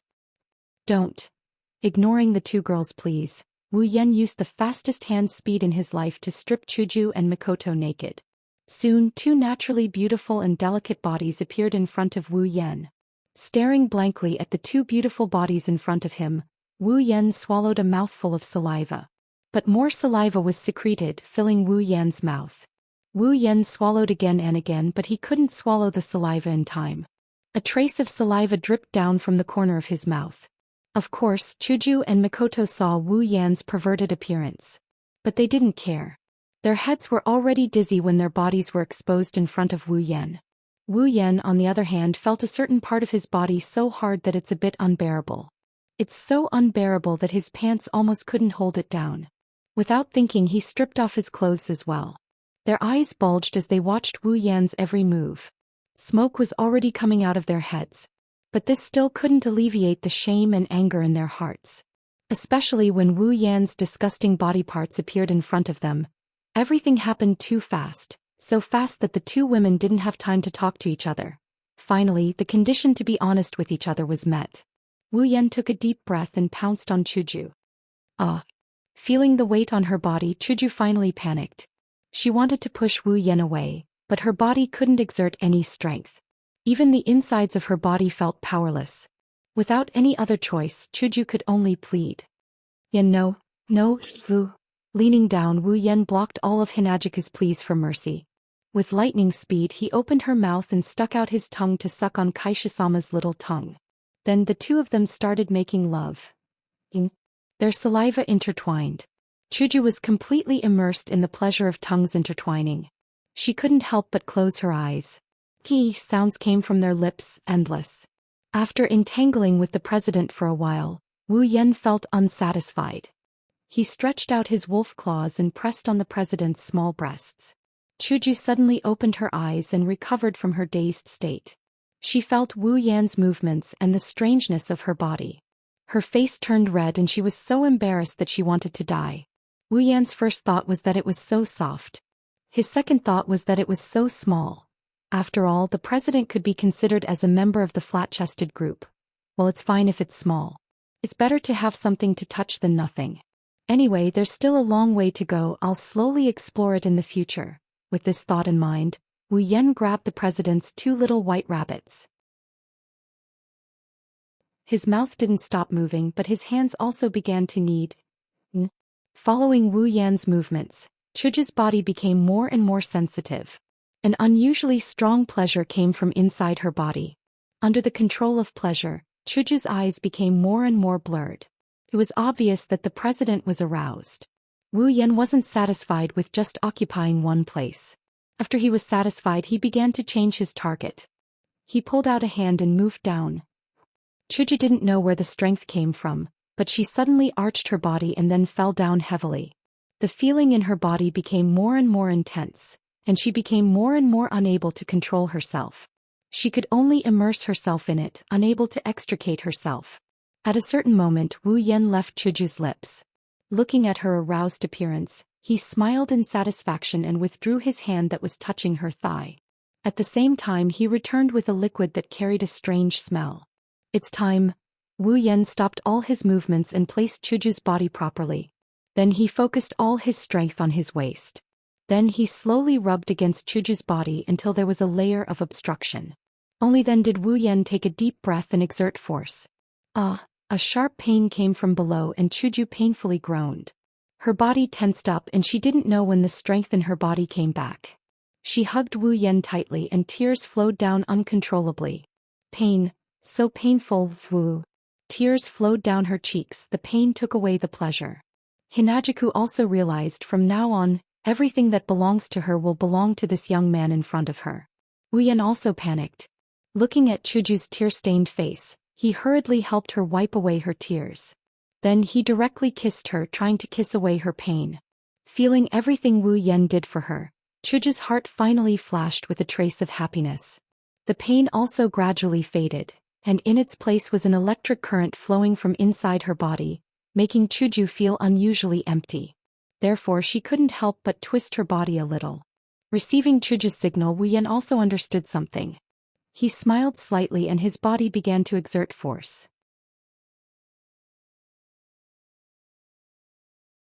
Chapter 111. Groans, gasps, the sounds of flesh colliding, and the sounds of liquid flowing continuously resounded throughout the entire room. Not long after, Chuju's beautiful body was covered in fine beads of sweat. Some of it flowed down her body and dripped onto the bed, while some remained on her body, adding a bit of charm to her body. Her long pink hair spread over 1/3 of the bed, moving up and down with his movements. Hinajiku shyly raised her hands to block the spring scenery in front of her chest. She closed her eyes and every time he exerted force she would moan. In an instant the moans that escaped from Chuju's mouth formed a beautiful melody, and the only audience was Wu Yan, no matter if it was now or in the future. In an instant, the fragrance from Chuju's body formed a delicious dish, and the only one who tasted it was Wu Yan, no matter if it was now or in the future. At this moment, Chuju was undeniably the most attractive. So much so that Wu Yan almost gave his first time to her. No, his first time was already given to his left hand. The first time was undoubtedly short and Wu Yan felt the same for himself, so he kept his mind clear and didn't completely immerse himself in the pleasure. He adjusted his movements so that he could last as long as possible. After all, if he gave it up just like that, what would happen to Sis Canon? Of course, he didn't know that at this moment, Mikoto had completely lost her ability to think. She stared blankly at the moaning Chuju, her mind was blank. When had she ever experienced such a situation? In the past she hadn't even read a book that was slightly impure. It could be said that her whole life was white and the only stain was that she had a perverted roommate. But now such a live show was being put on right in front of her. How could she react to this? However, although her brain didn't react, her body reacted very strongly.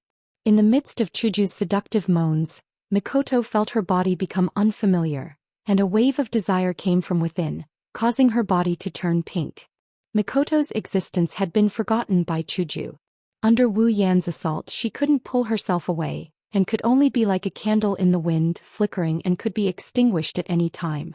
Soon, the moment of extinguishment arrived.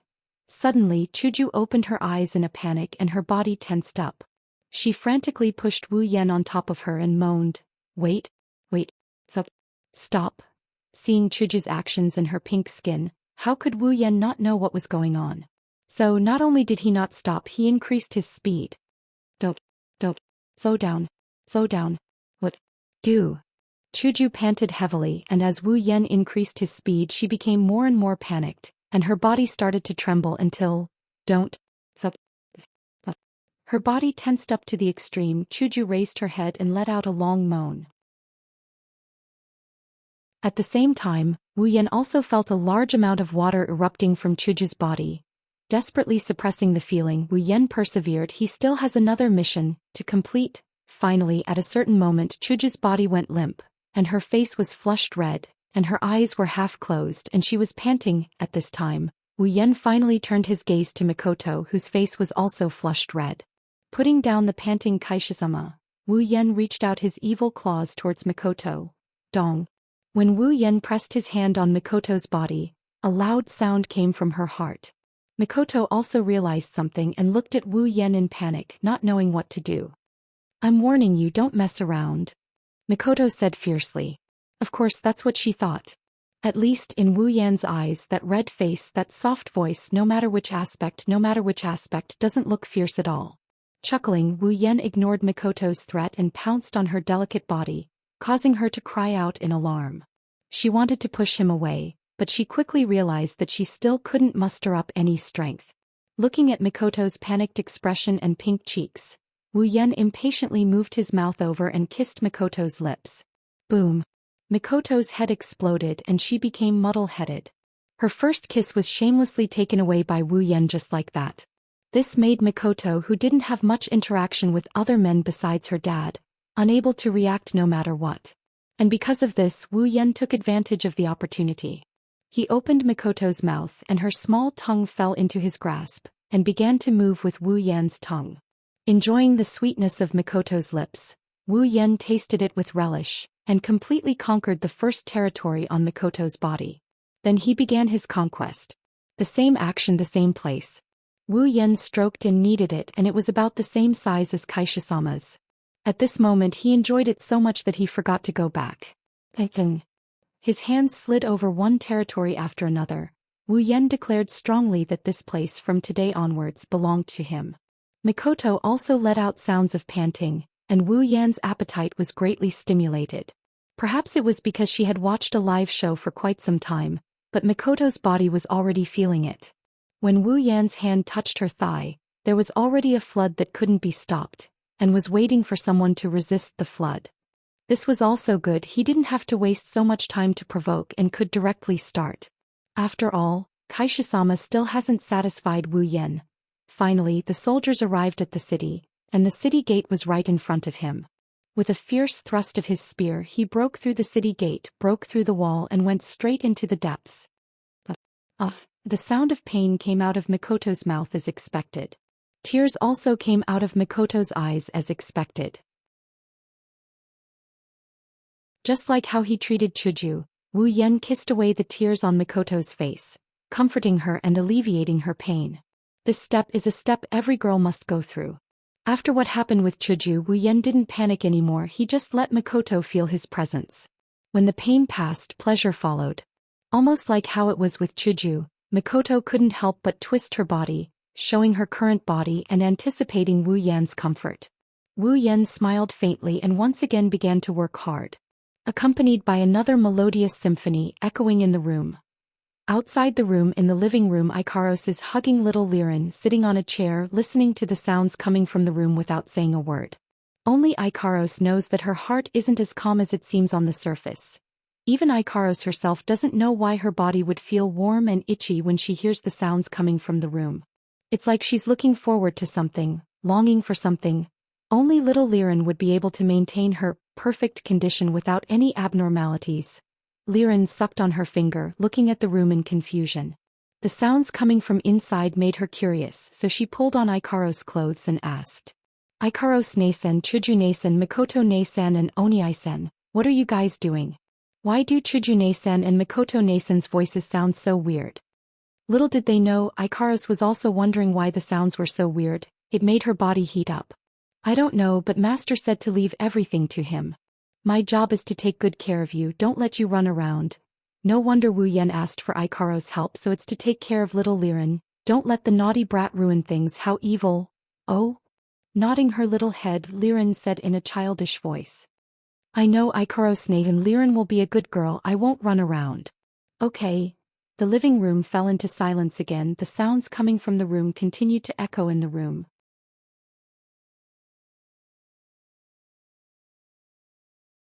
Chapter 112. Hinajuku pulled the blanket over her body and sat on the bed. She lowered her head and remained silent.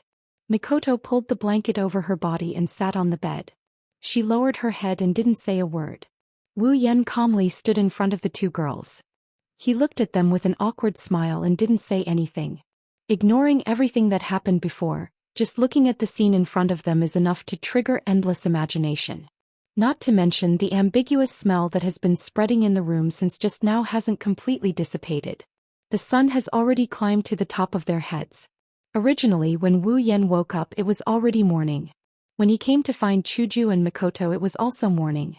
So, after the life and death battle, Just now, who knows how much time has passed in the morning.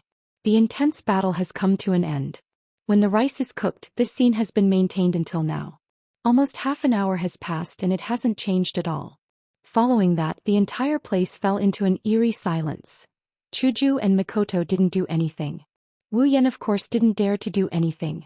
Remember, this time he forcefully pushed them down. It's already good that they didn't kill him with a knife or an electric shock. That's why this eerie scene has been maintained. Carefully glancing at Chuju and Mikoto, seeing that they still don't want to say anything, Wu Yan can't stand this eerie atmosphere anymore. Chuju, Mikoto, you two should say something. Even though Wu Yan was so righteous when he pushed them down, saying things like, you can hit me or scold me, when it really came down to it he has to admit that he's scared.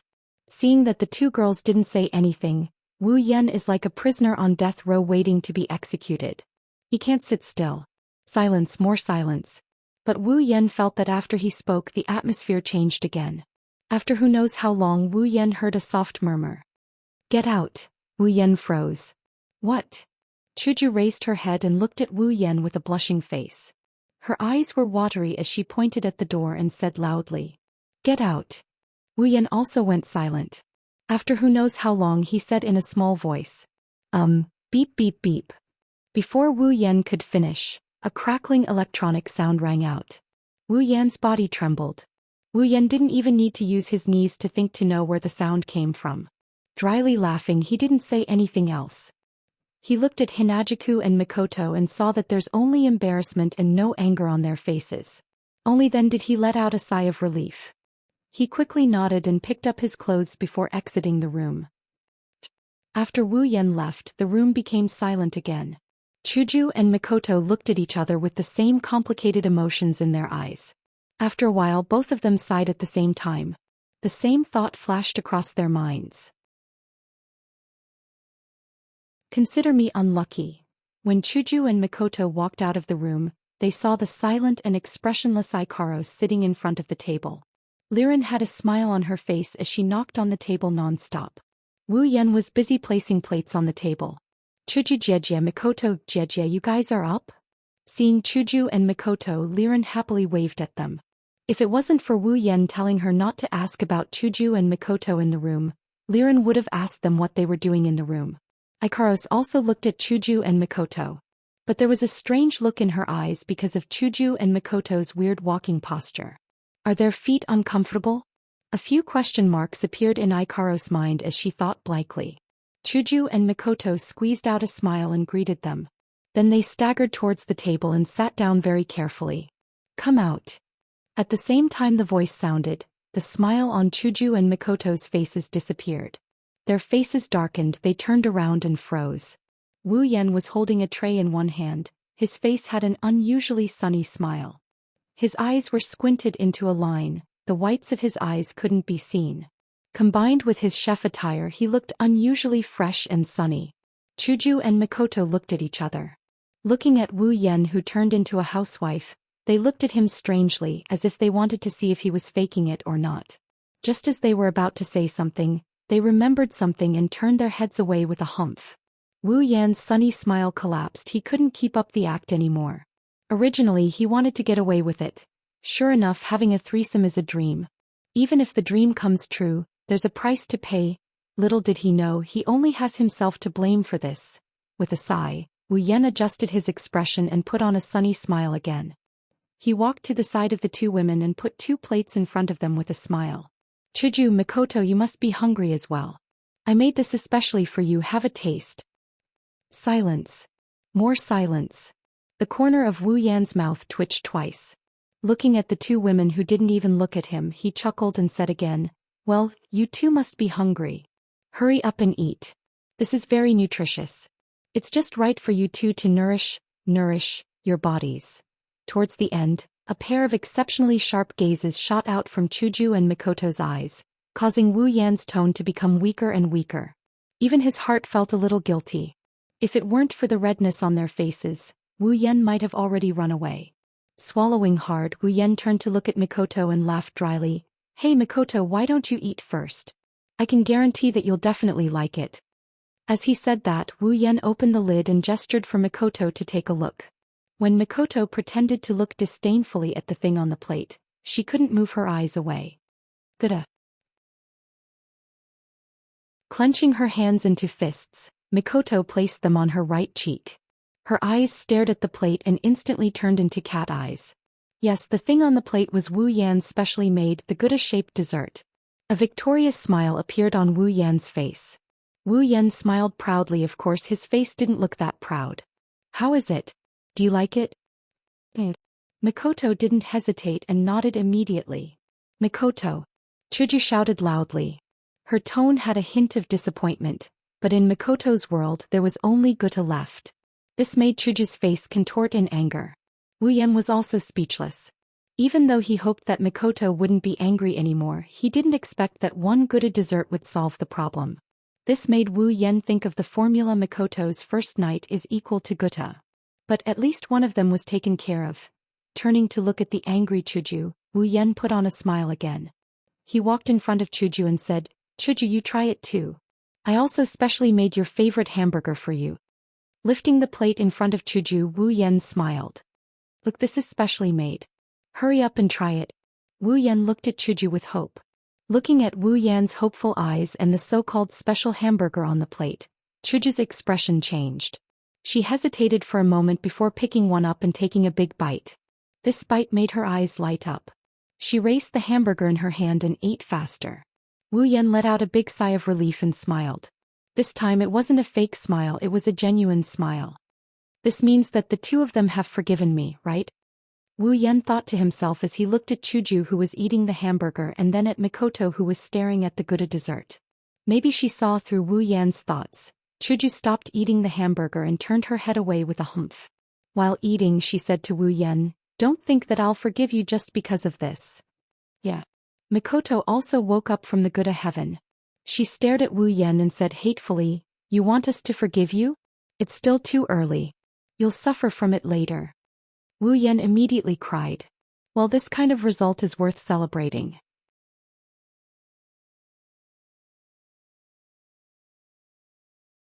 Chapter 113. Supply Town Floating Plaza. This is the plaza where airships come and go from the supply town. It's similar to the train station or airport in Wu Yan's world. The only difference is that it's not a car or a plane that's parked here, it's an airship. Since the supply town was a supply station set up by the Ailu Empire in the giant beast forest, the airships here came from all over the Ailu Empire. Since there were airships coming from all over the Ailu Empire, it was only natural that there would be airships heading to all over the Ailu Empire. Airships were coming and going, and there was a sea of people here. Normally, this was the supply town's most visited place. Originally, the floating plaza was operating normally, but today, there's a small change. Well, it's not really a change, it's just that there's a small group of people, or more accurately, men who are constantly looking in one direction. What could it be that attracted the attention of so many men? It's none other than a beautiful woman. Her long pink hair fluttered in the wind. She wore a very ordinary pale yellow dress with a small white jacket. Hinajuku used her hand to rub her hair that was fluttering in the wind. A faint smile hung on her lips. Beautiful. Charming. Her brown shoulder-length hair swayed gently. Unlike Chuju's fresh outfit, Mikoto is wearing a small black shirt with white trim. She's not wearing a skirt but a pair of denim shorts. She's not very tall, but her smooth and beautiful legs are exposed. Her arms are crossed in front of her chest and she's wearing an impatient expression. Heroic. Carefree. Her shoulder-length pink hair fluttered softly. Her two long ponytails are hidden behind her back with a red hair band. Her short-sleeved white shirt and pleated skirt look very homely. Even though she's expressionless, one look and you'd want to protect her. Beautiful. Noble. Her long blonde hair fluttered in the wind due to Liren's movements. Her small body was wrapped in a pure white dress. She's always happy no matter when or where she's running around in this small place. Careful. Cute. It was this charming, heroic, beautiful, and adorable quartet that attracted the gazes of the men in this corner of the floating plaza. Compared to this group of four, the one standing behind them in a black shirt, black trousers, black hooded jacket, black hair, black eyes and a lazy expression on his face, Wu Yan is the most inconspicuous of them all. Of course, Wu Yan is well aware of this point. If it were him, compared to men, he would be more than willing to look at beautiful women. That's why, in order to avoid being stabbed to death by the envious and jealous gazes of the other men, Wu Yan stood behind them from the start, playing the role of a bodyguard. It's not that Chuju and the girls need his protection. After all, other than Liren, the other three are all tier 7 fighters. Whoever messes with them is looking for death. Wu Yan's bodyguard is only doing the job of chasing away those arrogant, rich and handsome men who came to hit on them. He only showed a little of his skills, and those who came to hit on them left dejectedly. A beautiful and cute girl with a tier 7 fighter as her bodyguard. No matter how you look at it, she must be a disciple of a big family, right? That's why they imagined Chuju and the girls to be disciples of a big family who brought a tier 7 bodyguard out for fun. It's this setting that made those who wanted to hit on them stop in their tracks. They could only look at them blankly from the side and satisfy themselves with their gazes. If they knew that Chuju and the girls weren't disciples of a big family and that Wu Yan wasn't a bodyguard but the core of this group, they would definitely kill Wu Yan first and then devour the 4 girls. Of course by then they wouldn't be far from death. It has been 3 days since Wu Yan ate Xianxia and Xianxia alive. During these 3 days Wu Yan was very depressed. He was so depressed that he wanted to shout, "Why are you doing this to me?" It hadn't been easy for him to change his profession and eat meat. Wu Yan had thought that his days of happiness would be coming soon. However, he didn't know if there would be any. These 3 days Wu Yan's life had been extremely miserable. Wu Yan believed that his willpower was pretty good. Although he couldn't become Lu Xiaohui, it wasn't that easy to seduce him. Nowadays the so-called good willpower is a thing of the past. After tasting meat he naturally wants to taste it a few more times. How else would he be able to live up to his reputation? Who would have thought that after he pushed her down that day the president and Xianxia would keep rejecting him? Was there any justice in this world? Therefore during these 3 days Wu Yan lived a life where he could see but couldn't eat. He couldn't sleep in the middle of the night and could only eat himself. He had lost a few kilograms. Every morning when he wakes up he would find Ikaros lying on top of him looking at him as he slept.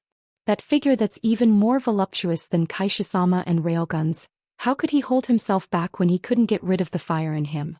However, every time Wu Yan couldn't hold himself back and wanted to push Ikaros down, the president and Xianxia would jump out from some corner and extinguish all of Wu Yan's desires. During these 3 days Wu Yan cried. He also knows that Hinajiku and Mikoto are doing this to get back at him for forcing himself on them. That's why he can only accept it. He's just thinking about finding a time to get back at them. Yep, he'll use a special method. Fortunately after these 3 days Chuju and Mikoto's anger had subsided a lot. The 2 women didn't fight with each other because Wu Yan pushed them down at the same time. Instead their relationship got better. It could be said that they silently agreed with Wu Yan's fickle behavior. After all, even their lives were intertwined. They were fated to be together forever. Instead of fighting each other and not living happily, it was better to get along with each other freely and live a more comfortable life. That way they wouldn't have to worry about how to get along with each other. Furthermore, Hinajiku and Mikoto felt that Wu Yan's words before he pushed her down made sense to them. If one of them gets together with Wu Yan while the other can only be sad, the 2 kind-hearted girls couldn't bear to see that happen. They also understood that even though they couldn't stand Wu Yan's fickle behavior, they knew that he was sincere towards them. The 2 women who were familiar with Wu Yan could still feel it. Therefore they reluctantly accepted this fact. Of course they were still angry. Therefore when he thought of this Wu Yan cried again. In these 3 days, Wu Yan didn't know how many times he secretly shouted, "I'm going to restore my position as the husband," but he could only treat it as fantasy. After all, he was the one who let Chuju and Mikoto down first.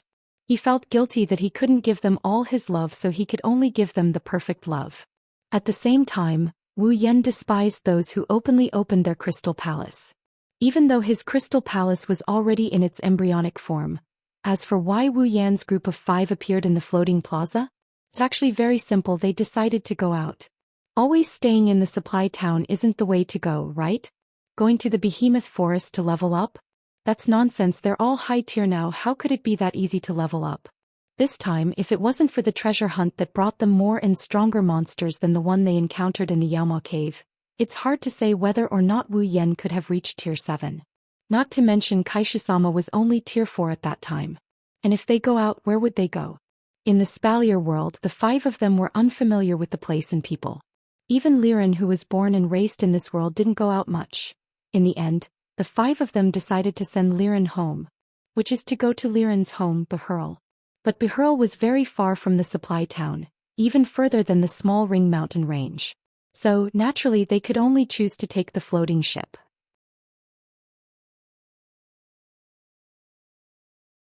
Chapter 114.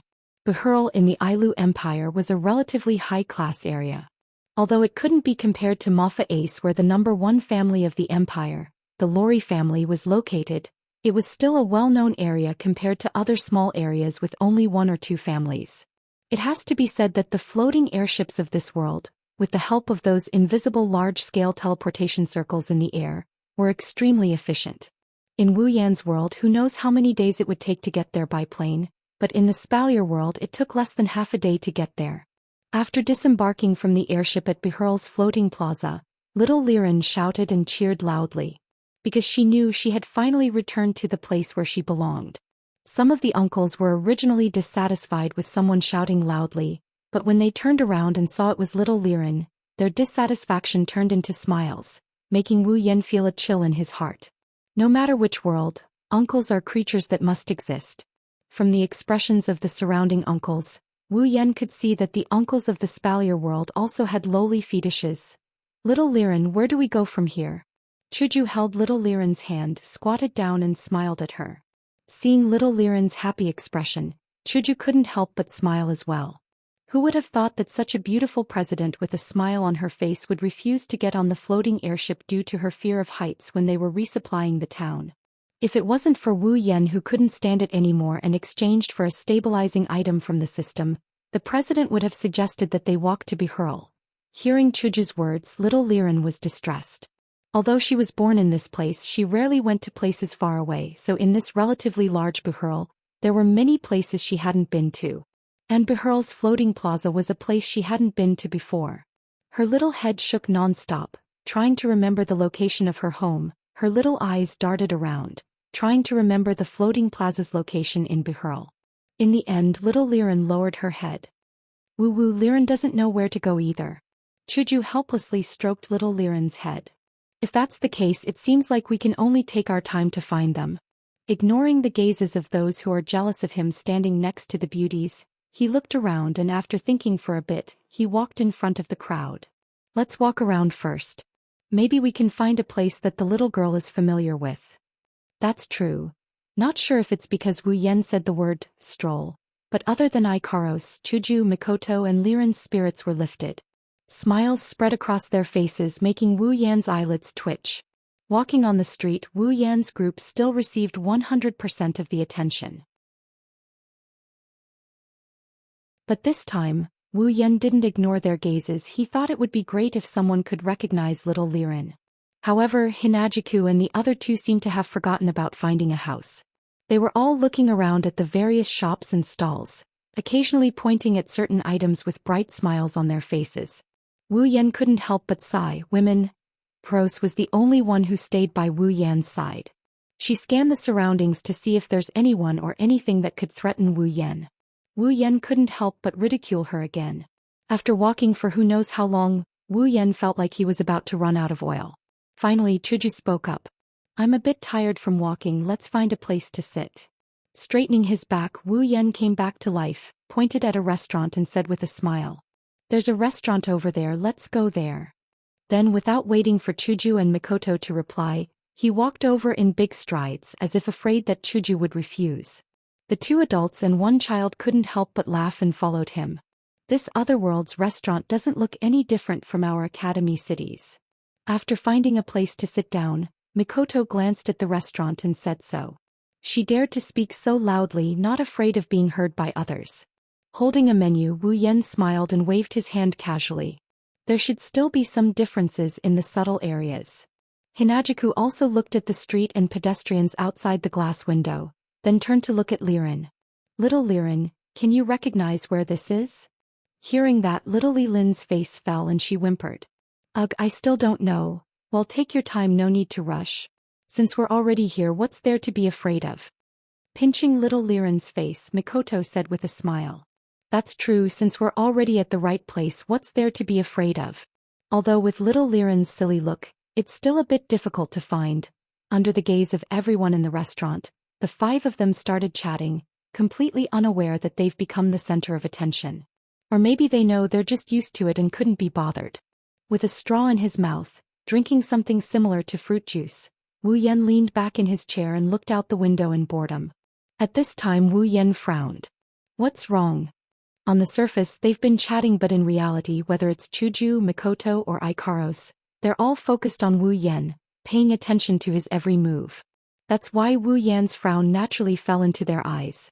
Still looking out the window, Wu Yan's frown didn't loosen. He directly said to the girls, "Don't you think there's something wrong with the people outside?"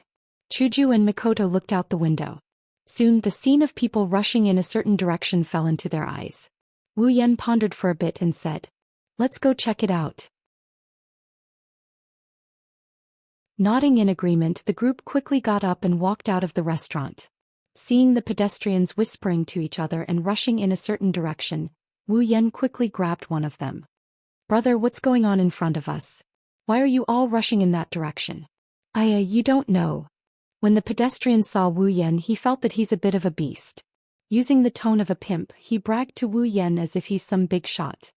"Because there are two major forces in Behurl, the Midobia family and the Iron Dogs mercenary group there." Midobia family. Iron Dogs mercenary group. When he first heard the names of these two forces, Wu Yan was stunned. Not only Wu Yan, even Chuju and Mikoto had the same expression. Iron Dogs mercenary group. Isn't that the mercenary group that raised the disgusting dog and kidnapped little Liren to Supply Town? That mercenary group is also here?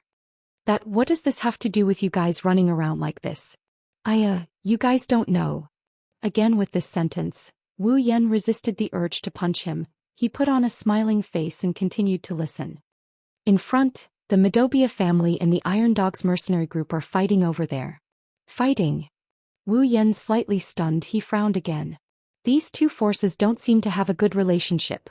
Connecting the dots between Behurl, little Liren's hometown, the Iron Dogs mercenary group and the Midobia family, Wu Yan thought of something, but he couldn't grasp it. He could only thank this hateful pedestrian and let him go. "Yan, that Iron Dogs mercenary group is also here. Should we go and take a look?" Chuju whispered in Wu Yan's ear. "That mercenary group kidnapped little Liren. If they bring little Liren there, they don't know if something will happen, so Chuju is a bit worried." "Let's go take a look," Wu Yan said in a low voice. "This Iron Dogs mercenary group must have a purpose for kidnapping little Liren. This is her hometown. Maybe we can find out something if we go take a look."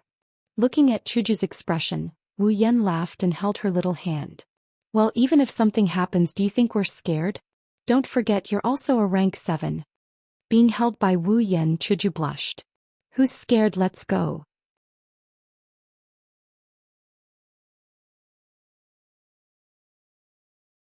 Chapter 115.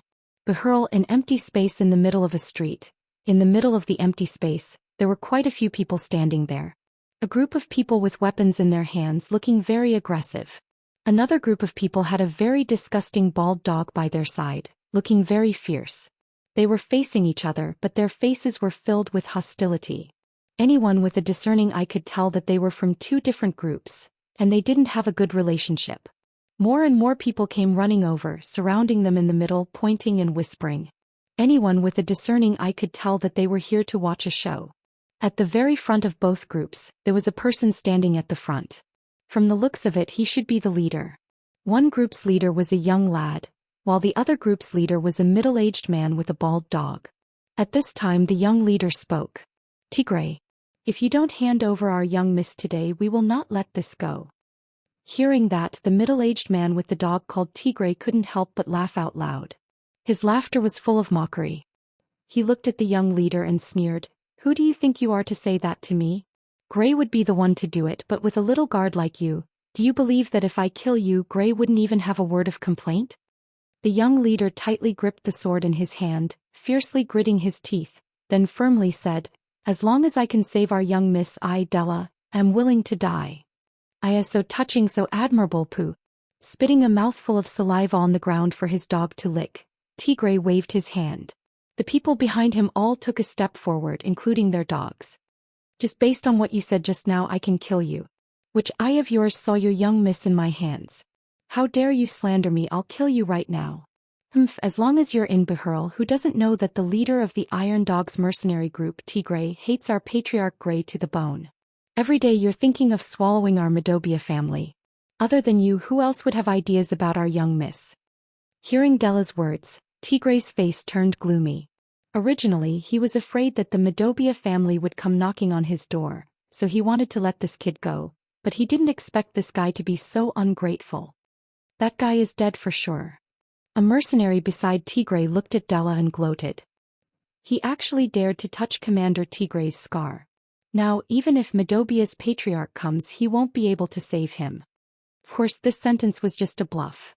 His companions standing beside him all knew this, but they were also sure that unless the Gray family head came, the kid in front of them wouldn't be able to escape. Tigray looked at Della and said coldly, "Since you're courting death, I'll fulfill your wish. Everyone has one." "Yes." "Since you dare to slander me, no matter what, I am still a company leader. If I don't kill you, wouldn't anyone else be able to climb on top of my head? Where would the dignity of my Iron Dogs mercenary company be? Let's see what Gray can do to me." Tigray still said this in a dignified manner. It seems like he's still afraid of that so-called Gray family head. After he finished speaking, he waved his hand. "Kill him." Just as the Iron Dogs mercenary group was about to make their move, a wave of messy footsteps came from the side. Even in such a crowded place, the sound of footsteps could still be heard clearly. Just by listening to it, one could tell that there were definitely a lot of people. Tigray obviously heard it as well. He hurriedly yelled, "Stop," and looked towards the source of the sound. He saw that the surrounding people opened up a path. Then a strong middle-aged man walked in with a group of people. Seeing this person, Tigray's face sunk while Della's face was filled with joy. "Patriarch. The person who came is the Medobia family's patriarch, Gray Medobia." Tigray saw Gray walking in front of Della. His eyes flashed with a trace of hatred, but he quickly hid it. He raised his hand to signal the mercenaries not to act rashly. Then he remained silent. Gray glared at Della and scolded, "Do you know what you're doing? Who told you to do this?" Della's face was full of grievances. He knew that even though the patriarch was scolding him, it was actually a show of concern. It's also because of this that he was willing to follow him. But he still wanted to refute. "But patriarch, the young miss must have been—" "You shut up." Gray rudely interrupted Della's words. When he heard Della's words, his eyes were also filled with hatred. "Stand aside." "But patriarch." Before he could finish, Della saw Gray's expression and could only step aside. "Yes." After settling Della's matter, Gray turned to Tigray. Before he could say anything, Tigray spoke first. "Gray.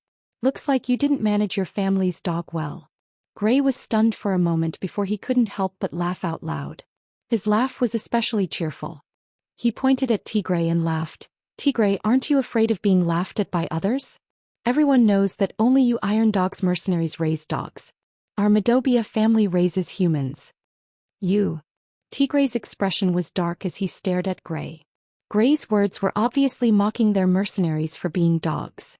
But he couldn't refute and could only laugh coldly.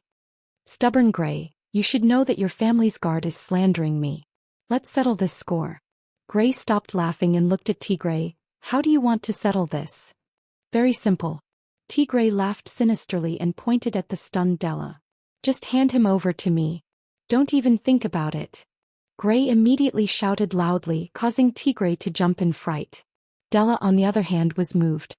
"You want me to hand him over? Dream on." Not handing him over. Tigray smiled triumphantly as if he had expected this. "He's slandering me. If you don't hand him over, does it mean that your Medobia family is protecting him? If so, then let's prepare for war. Otherwise, there's no reason left." "Reason? You think Tigray would care about that? Normally when your Iron Dogs mercenary group is acting like a tyrant outside and you're protecting them, why aren't you talking about reason?" Almost 90% of the people present felt disdain towards Tigray's words. Of course, they didn't say anything on the surface. After all, compared to the Iron Dogs mercenary group, they're just small fries. Gray also clenched his fists tightly. He's not afraid of war, but he's afraid of Tigre's words. Right now Tigre is in the right. If he really makes a move, then the reputation that Madobia family has accumulated over the years will be completely destroyed. Change the condition, Tigre. Gray said in a low voice.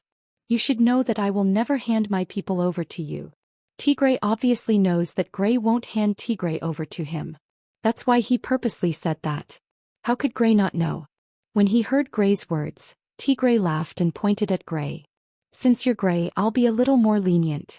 As long as you apologize to me, I'll let this matter go. What? Della cried out. He quickly walked to Gray's side and loudly objected. Patriarch, you can't do this. Gray raised his hand and stopped Della from speaking. His face was cloudy and uncertain. How could he not know what Tigre is planning? It wasn't just because Tigre wanted to take advantage of him, but also because if he apologized, the whole of Bahurl would know tomorrow that the patriarch of the Madobia family had apologized to the leader of the Iron Dogs mercenary group. At that time, their family would be at a disadvantage in their confrontation with the Iron Dogs mercenary group. Big powers are all about face. If this face is lost, it'll chill the hearts of many people. But to ask him to hand over his most loyal bodyguard, how could Gray do it? Just when Gray was about to apologize, a childish voice called out. The owner of the voice is a little girl, but it's this voice that made Gray's whole body tremble. Daddy.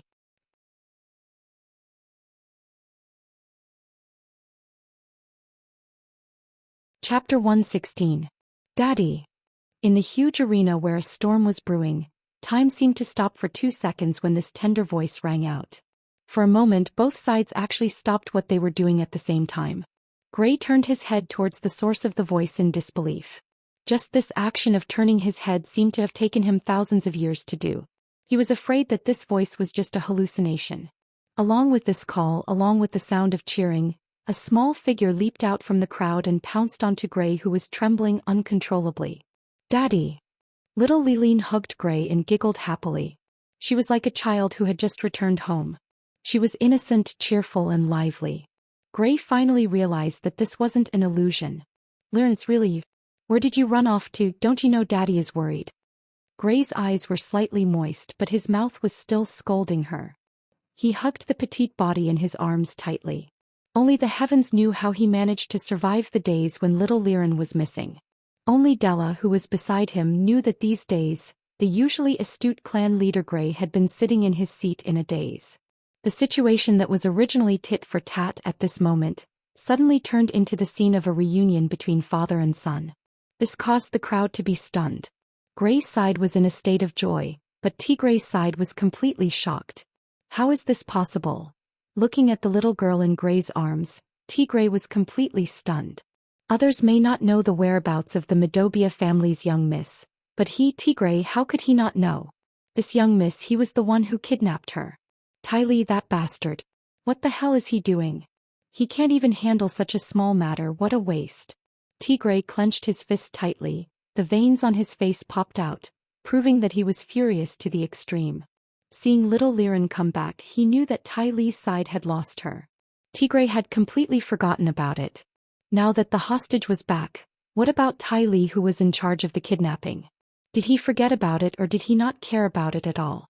Taking a deep breath, Tigre adjusted his emotions and put on a fake smile and said, Patriarch Gray, although I'm sorry to disturb you and your daughter's reunion, it seems like our matter hasn't been resolved yet.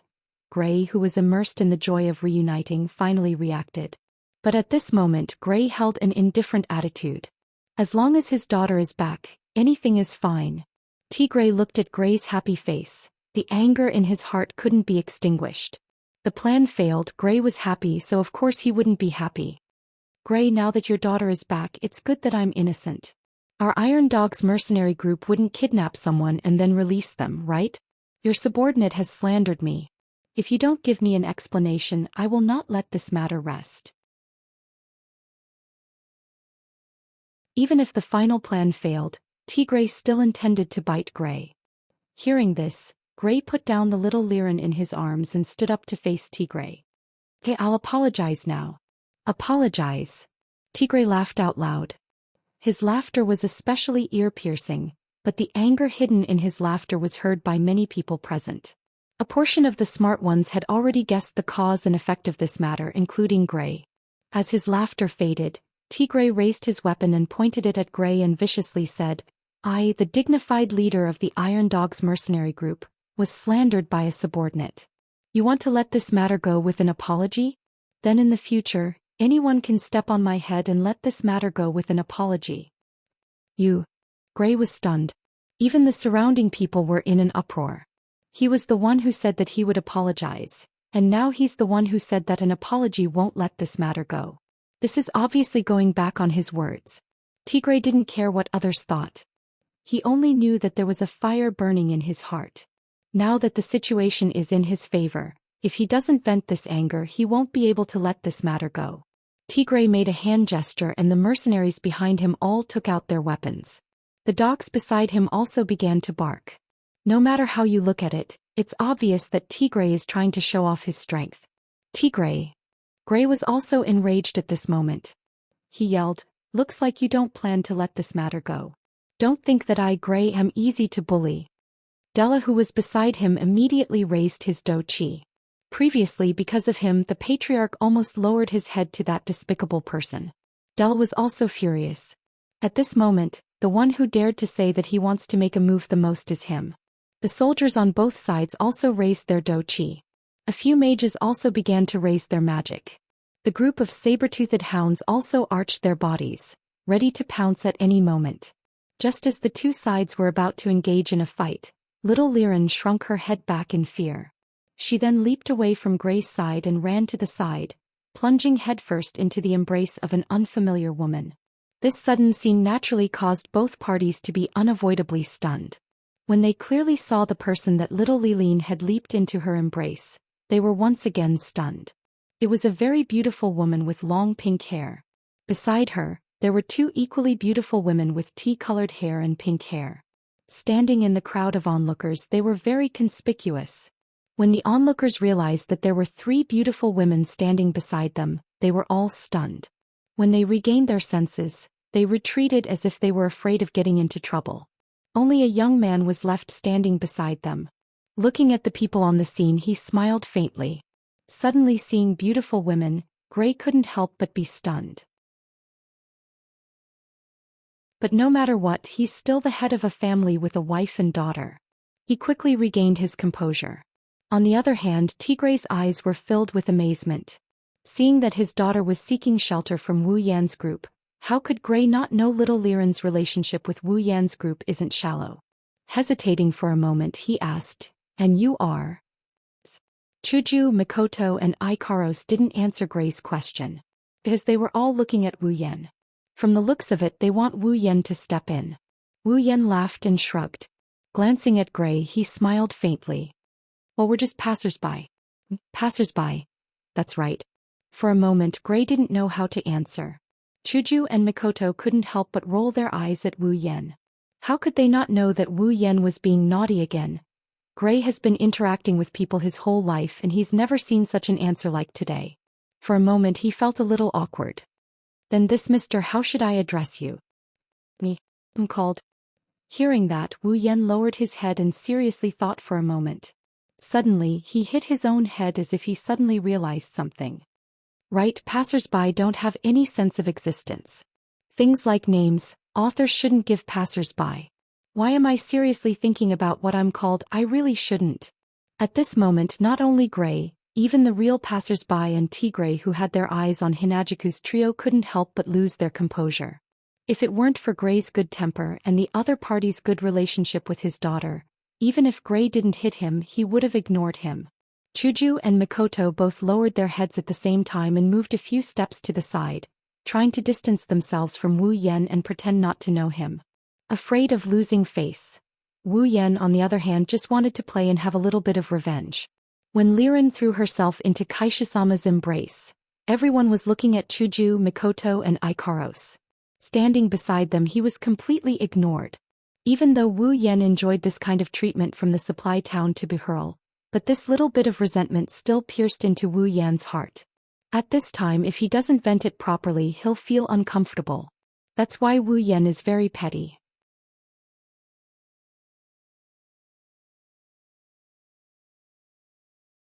Chapter 117. Maybe she's unhappy that Wu Yan bullied her papa. Liren lifted her head from Hinajika's embrace and looked at Wu Yan before saying in a sweet voice, "Onion, don't bully my papa, okay?" Hearing that, the surrounding passers-by couldn't help but laugh. This situation is indeed a bit like that, to the point that Gray's expression is one of awkwardness. Wu Yan shrugged, putting away his mischievous thoughts and smiled at Gray. "It's just a joke, don't take it to heart. My name is Wu Yan, beside me are my wives. Greetings, clan head Gray." As soon as the words left his mouth, someone shouted in disbelief. There were a lot of people, including Madobia's and Iron Dog's mercenaries. "You." Chuju and Mikoto's face instantly turned red, but they couldn't refute it. After all, it was only a few days ago that they were pushed down. But in front of so many people calling themselves his wives or whatnot, the shy Kaishisama and Sis Cannon couldn't wait to find a place to hide. Looking at Wu Yan's calm face, they gritted their teeth. Of course, from their flushed cheeks, it's obvious that they're more than willing to do so. In their shyness, Chuju and Mikoto forgot that the so-called, "beside me are my wives," this "beside me," also includes Ikaros. Of course, compared to the blushing Chuju and Mikoto, Ikaros' expression didn't change at all. But if someone were to look closely, they'd notice that there's a ripple of emotion in Ikaros' eyes.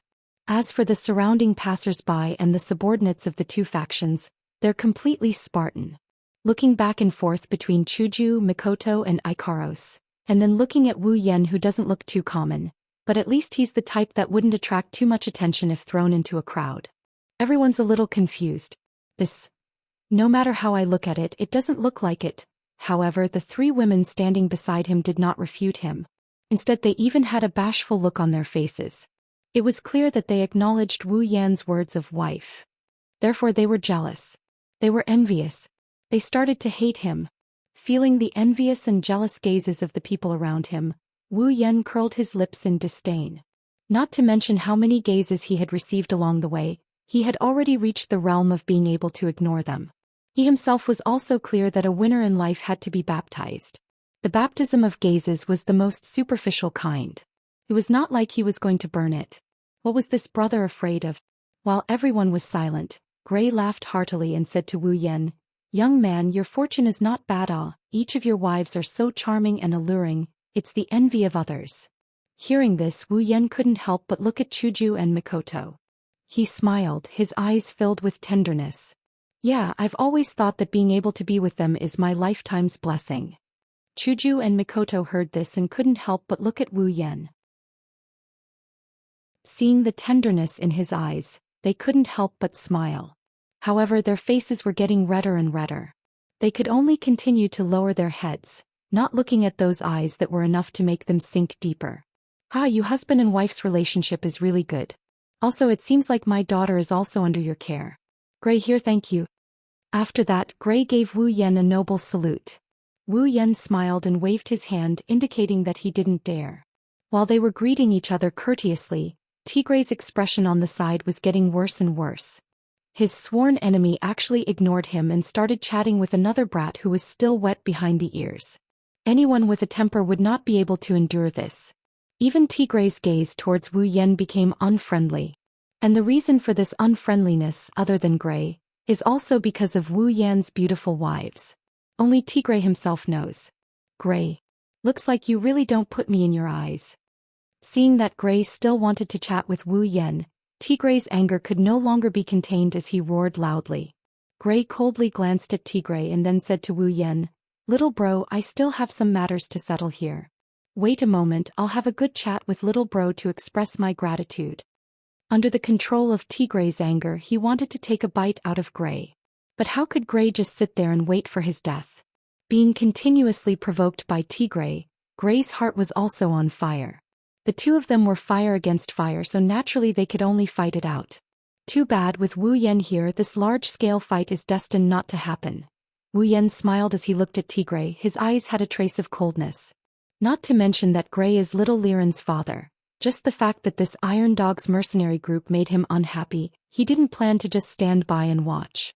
At the beginning, not only did Tai Li covet his armament, he also coveted Chuju and Mikoto. His ugly personality was exposed. This Tigre and Tai Li are definitely not good people. Plus, he kidnapped little Liren. Wu Yan walked to the stage as if there's no one around. Chuju, Mikoto and Ikaros also quickly followed, forming a triangle with Gray and Tigray, causing everyone to be stunned. Wu Yan looked at Tigray, his eyes slightly narrowed. Leader Tigray, right? That's right. It's me. Tigray coldly looked at Wu Yan as if he wanted to see what kind of trick Wu Yan is playing. Wu Yan nodded and said in a low voice, Tai Li, who is he to you? Tai Li. Tigray's face changed. He thought Wu Yan wanted to denounce him. After all, that little girl from Midobia family was with them. Then it's very likely that it was Wu Yan's group who saved her from Tai Li's hands. But there's no proof. What can Gray do to me? You're just a kid, what can you do to me? Tai Li is my little brother. Is that so? Wu Yan smiled. Just when Tigray thought he was going to expose him, Wu Yan's tone changed. Leader Tigray, did you know? Wu Yan looked at Gray with a smile. Then his face suddenly darkened and said in a low voice, your good little brother once had ideas about my wife. Everyone present was slightly startled. They looked at Tigray in surprise, but Tigray only laughed loudly and said, oh? And then, what do you want? You want to team up with Gray to deal with me? Tigray's face darkened. He coldly said, young man, don't be too impulsive. You should know there are some muddy waters that you can't get involved in. Wu Yan was startled, then laughed again. His laugh was exceptionally happy and cheerful, but there wasn't a trace of a smile in his eyes. Can I take it that you're threatening me? Gray was a little anxious. Wu Yan took care of his daughter and he had a good impression of him. Now that he's saying this in front of Tigray, who has a terrible temper, isn't he afraid that Tigray will cause trouble for him? So what if I am? Tigray said with disdain. Don't tell me you really think you're someone? As soon as he finished speaking, Tigray froze. His entire body froze. An extremely shocked expression appeared on his face. He didn't even dare to move. On his forehead, a drop of cold sweat trickled down and dripped onto the ground. Gray's astute face was filled with astonishment, shock, and a thick sense of disbelief. Della, who was standing beside him, unconsciously loosened his grip, and the sword in his hand fell to the ground with a clang. However, he didn't care about it at all and was dumbstruck. They were not the only ones. Everyone at the scene was astonished at this moment. The place fell into a dead silence. No one dared to make a sound. What did they just see? They saw that the harmless and smiling Wu Yan had unknowingly appeared in front of Tigray, the incomparably arrogant leader of the Iron Dog's mercenary group. In his hand he pulled out a thin long knife from who knows where and placed it on Tigray's neck. Cold sweat dripped down Tigray's face. The arrogant expression from before still remained on his face, but he didn't dare to move an inch. Feeling the cold sensation on his neck, and the faint killing intent coming from the smiling Wu Yan, Tigray could only maintain his stiff appearance and stand there. He's scared. The scene was so quiet that you could hear a pin drop.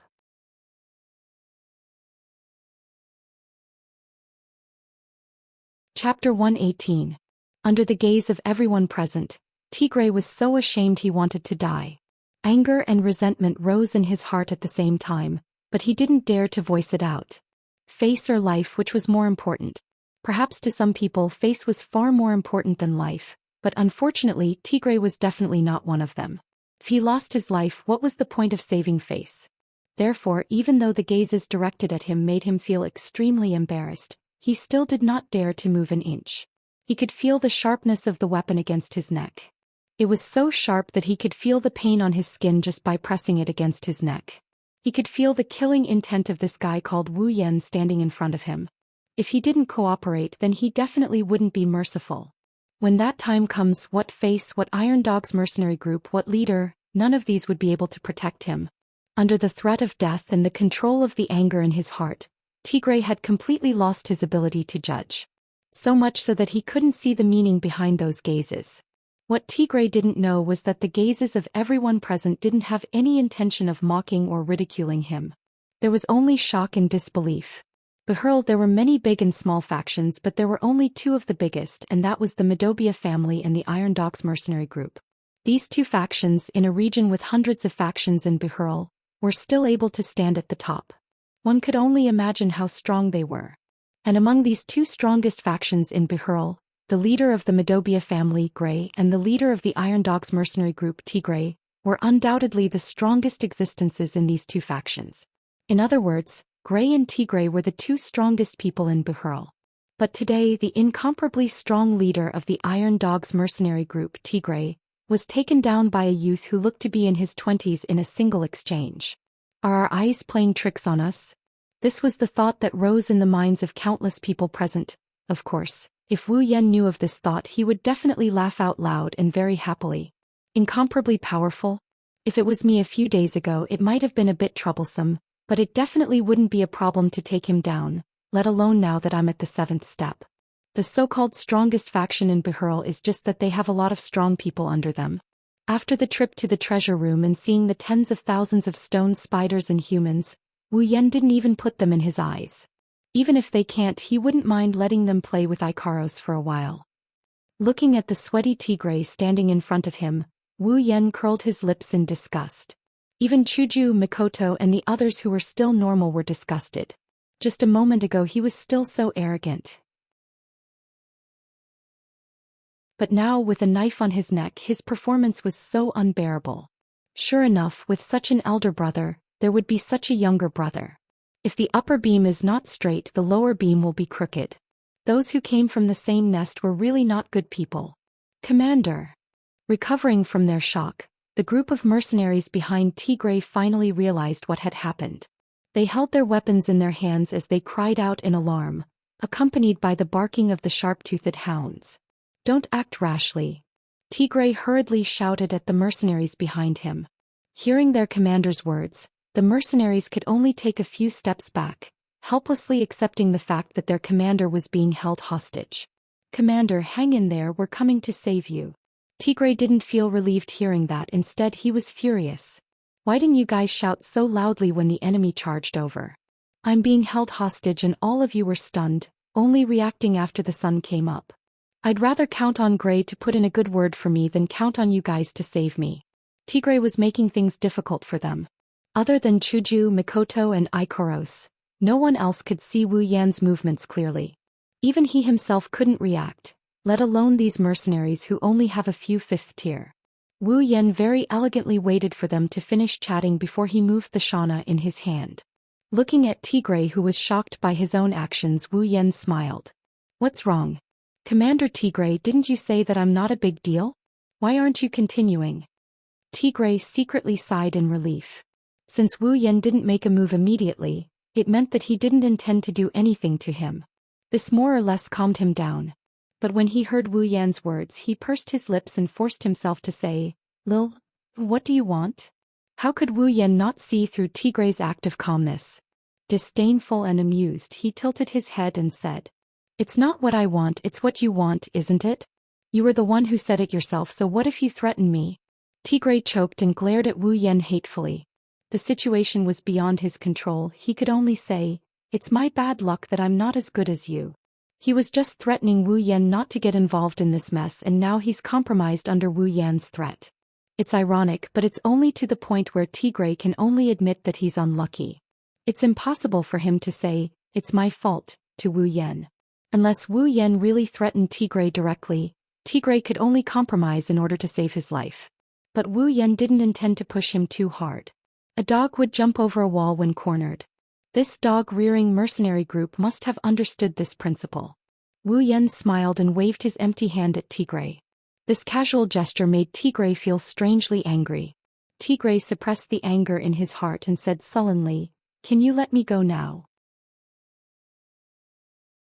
Wu Yan nodded indifferently and looked at Tigray's face. I didn't intend to offend Commander Tigray. It's just that Commander Tigray said he wanted to see what kind of person I am, so I showed a few moves. Please don't take offense. Tigray was furious. He felt that he wouldn't be able to sleep tonight. He was angry every day, but he'd never been as angry as he was today. Plus, he couldn't vent his anger like he usually did. Then Wu Yan suddenly acted as if he suddenly realized something and continued, Oh, right, there's also that good brother of yours.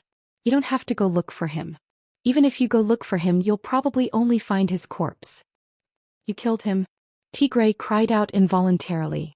Wu Yan laughed mockingly. Ah yes. He had designs on my wife. If I didn't kill him, was I supposed to keep him around and waste food? You. Tigray gritted his teeth and stared at Wu Yan.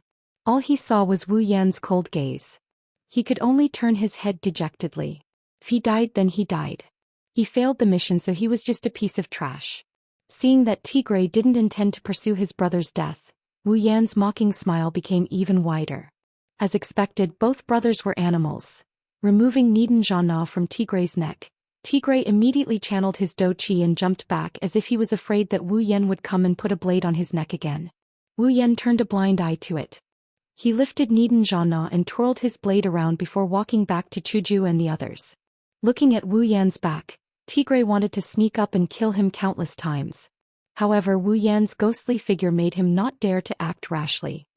He could only suppress the killing intent in his heart and roar at the mercenaries behind him, "Let's go." The Iron Dog's mercenaries slowly retreated. The bystanders were afraid of touching the fire. Plus, there was no good show to watch, so they scattered like birds and beasts. Wu Yan brought Chuju and the others to Gray's side. Looking at Gray, who still hasn't recovered from the series of events, Wu Yan was speechless. "You're still the head of a tribe, can't you adapt a little?" Of course, Wu Yan didn't know how it felt to have your lifelong enemy taken down by a 20-something-year-old youth in an instant. If it was someone else, perhaps they would be even worse than Gray.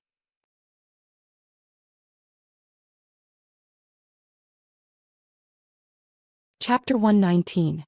Peng. Damn it. Damn it. That little bastard. How dare he? Damn it. Bitter curses resounded throughout the Iron Dog's mercenary group's office, followed by the sound of objects shattering and falling to the ground.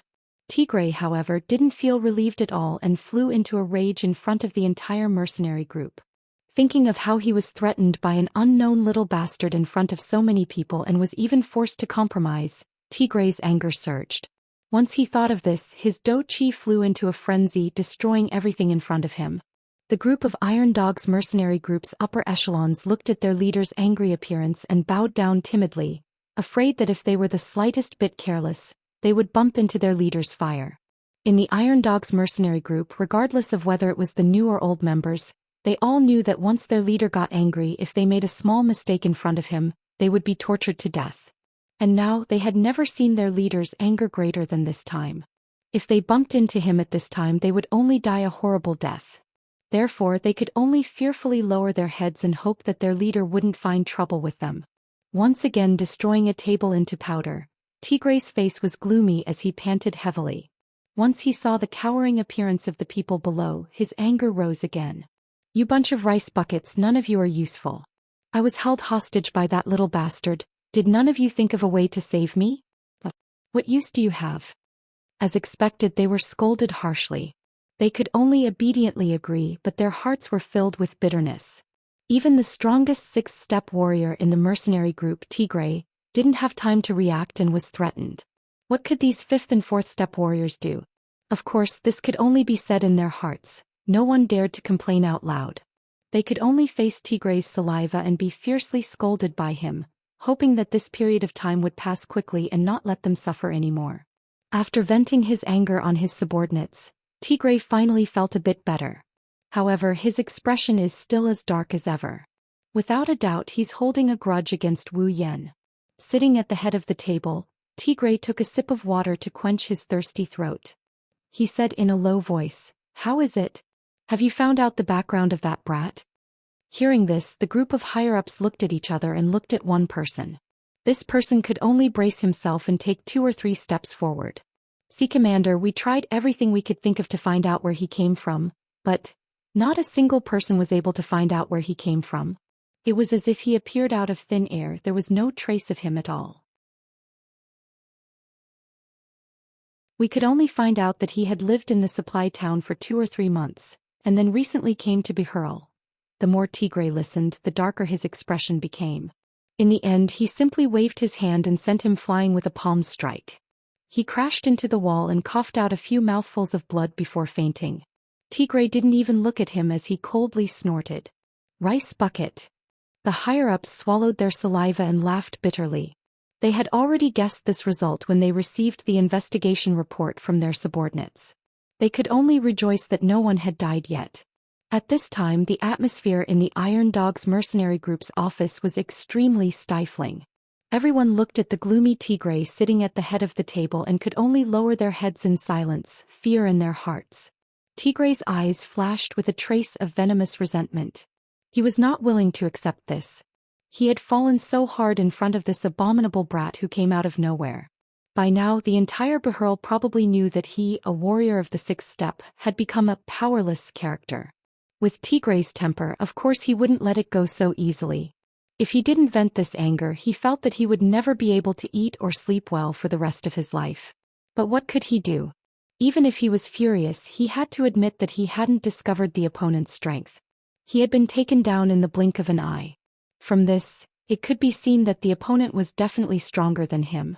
Tigray was confident that even if a peak 6th rank warrior was in front of him, he would still have the confidence to fight him. He himself was only a little bit away from the peak 6th rank. And since the opponent could take him down in an instant, even if he had been careless and the opponent's sneak attack, there was no doubt about the opponent's strength. Then that brat was most likely a 7th rank warrior. Tigray's face turned extremely ugly at this thought. He didn't want to admit that a 20-something-year-old had actually reached the level he himself hadn't reached yet.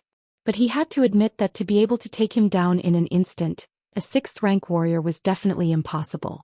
Could only be a 7th rank. 7th rank. Why couldn't a 20-something-year-old 7th rank warrior's origin be investigated? To be able to reach the 7th rank at such a young age, it was impossible for him to be unknown in the Ailu Empire. Why? If he was a descendant of a big family, then it was impossible for him to not investigate his origin. How many of the children from the big families could reach the 7th order at such a young age? Now that there was such a genius in their family, they couldn't wait to push him out and fiercely promote him to strengthen their family's reputation, expand their influence and expand their sphere of influence, developing and growing stronger. Therefore, Tigray concluded that the opponent was definitely not someone from a big family. Not someone from a big family? Then he must be a commoner. A commoner who reached the 7th rank in his 20s? Tigray felt that it was inconceivable. But other than this explanation, there was no other explanation. Tigray could only accept this fact. But even if he was a commoner to have such talent, it was impossible for him to be unknown. He needed to gain experience, he needed to travel around. Those who came in contact with him, there was definitely someone who noticed his talent. Even if some big family saw him, they would definitely try to recruit him. But Wu Yan was just like that. No origin, no trace, only a report of him living in a supply town for 2 to 3 months. Could it be that he only came to this world 2 to 3 months ago? Tigray didn't know that the thought that flashed through his mind was the truth. The more Tigray thought about it, the more he couldn't understand and the more irritated he became. He angrily slammed the table, leaving a palm print on the hard surface. He roared. Could it be that I, Tigray, can only admit defeat and do nothing? Even though his Iron Dog's mercenary group has a lot of manpower and influence, and even if they were to face a 7th rank warrior, he was confident that he would be able to overwhelm him. However, the problem was that the other party was so close to the little girl from the Medobia family. The Medobia family would definitely not let the other party be bullied by them. Moreover, even if this relationship wasn't taken into account, Gray wouldn't mind adding insult to injury when he was facing a 7th step warrior. With the help of a 7th step warrior, when the time comes, the Iron Dog's mercenary group's chances of surviving against them would be nil. It's because of this that Tigray couldn't decide whether to fight or not to fight. That's why he was so angry. When the higher-ups heard Tigray's words, they could only remain silent. Only one of the higher-ups' eyes suddenly lit up, smiling mischievously as he came to Tigray's side. Leader, actually, it's not like there's no way to deal with them. Tigray looked at him suspiciously. What method can you think of? That person respectfully said. Leader Tigray, according to the report from our subordinates not long later, a disciple from a big family will pass by our Behurl. At that time he should be resting in Behurl for 2 to 3 days. If we can get close to this big family, then they will definitely help us vent our anger. You're telling the truth. Tigray's eyes lit up. That big family, is it worth it for us to get close to them? Definitely. Leader, the opponent is our Ailu Empire's #1 family, the Lori family. Lori family. Tigray laughed excitedly. Ah, with the #1 family's help, what's a 7th rank? What's the Medobia family? Great, let's do it.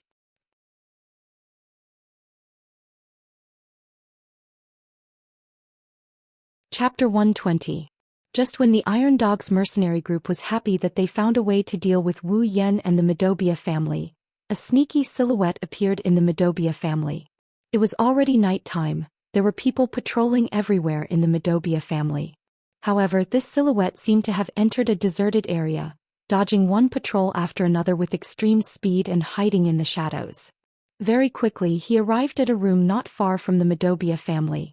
Hearing the faint sound of breathing coming from the room, he smiled with satisfaction and walked out from the shadows. If the patrolling personnel saw this person at this time, they would definitely be surprised. Because this person was the young warrior that the patriarch of the family solemnly invited today to save the young miss of the family. That's right, this person is Wu Yan.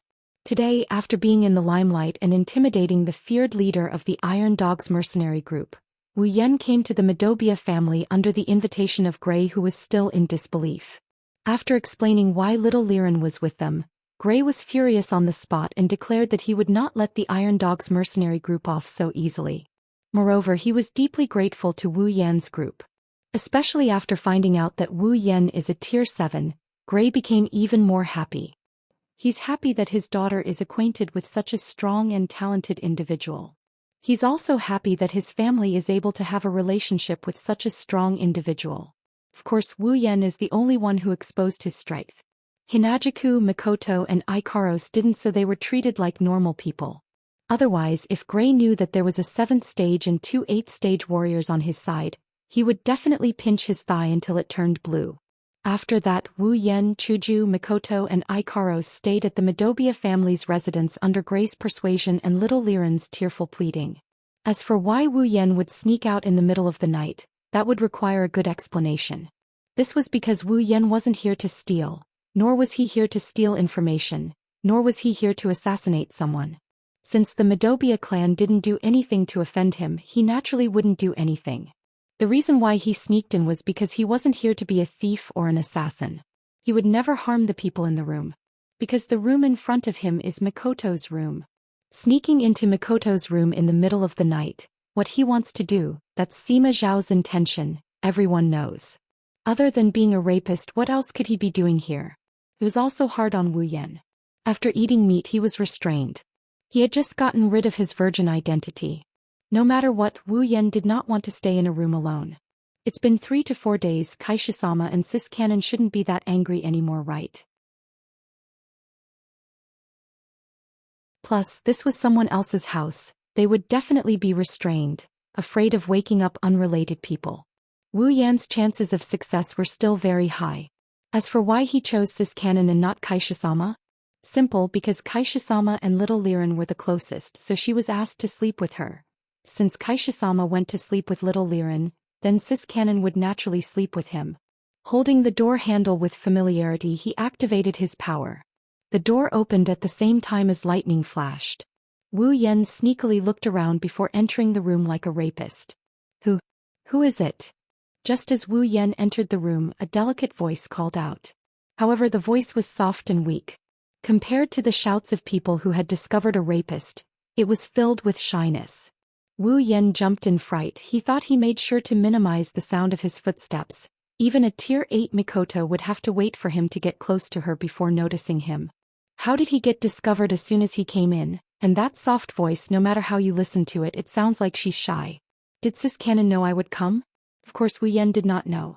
Because he had the same superpower as Mikoto, even the electromagnetic waves he emitted were the same as Sis Cannon's. Thus, the moment she entered the room, Mikoto found another individual who has the same electromagnetic waves as her. Other than the sisters that Wu Yan mentioned, the only other person who has the same electromagnetic waves as her is Wu Yan, who has the same superpower as her. As mentioned before, Sis Cannon is smart enough to know what Wu Yan is up to by barging into her room in the middle of the night. Thus, due to her shyness and the fact that she's afraid of making too much noise, she changed her tone to a softer one. Wu Yan could not figure it out, so he threw it away and walked towards Mikoto. It's me, Mikoto. What are you doing here? Hurry up and get out. She knew what he came here for, but it's precisely because she thought of it that Mikoto got so shy that her face turned red. She shrunk her body further into the bed as she purposely yelled at him with a stern voice. Wu Yan looked at the shy Mikoto and felt a surge of excitement.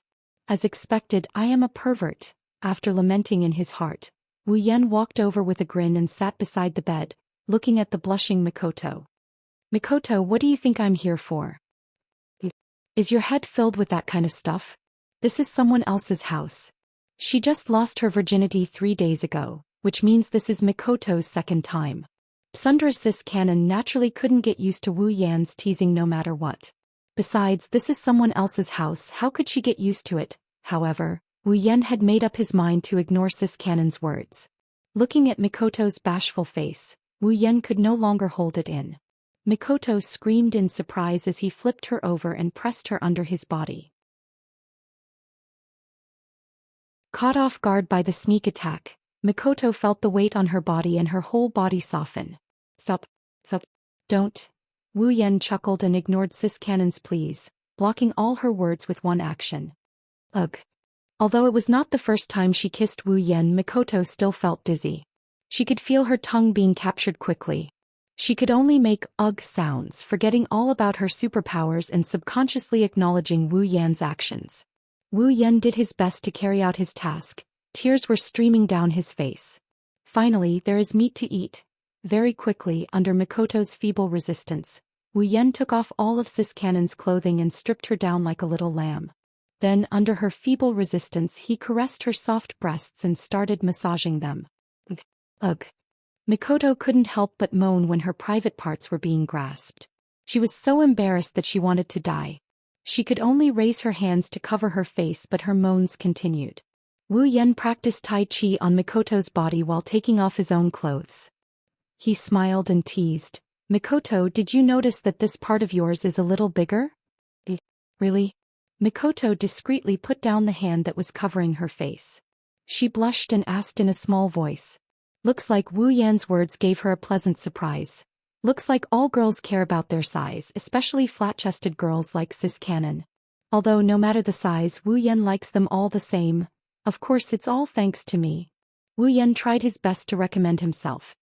So we should do this more often, that way it can become bigger. Who wants that, to become bigger? I don't want to do it with you. Ugh. You're not being honest. Wu Yan reached a hand under Mikoto's body and the sound of water could be heard. Your body is more honest than you, Mikoto. No. Mikoto pleaded weakly. Then she felt Wu Yan enter her body forcefully. She moaned softly and immersed herself in the pleasure that Wu Yan brought her. The night is still long.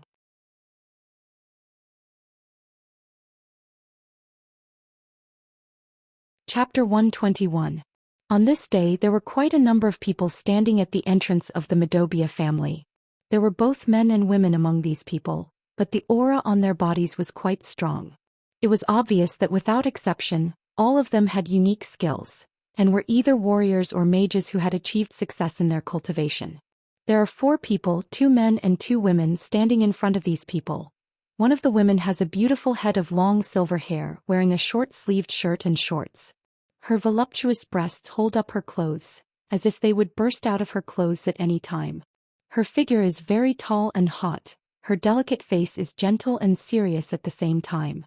She holds a long sword in her hand, with one look you can tell she is a female warrior.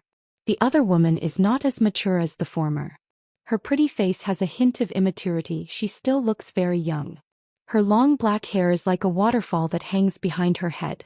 Although her voluptuous breasts are not as big as the former, they are still quite large. Although she is wearing a long robe, it can't cover it up. Both women are equally beautiful.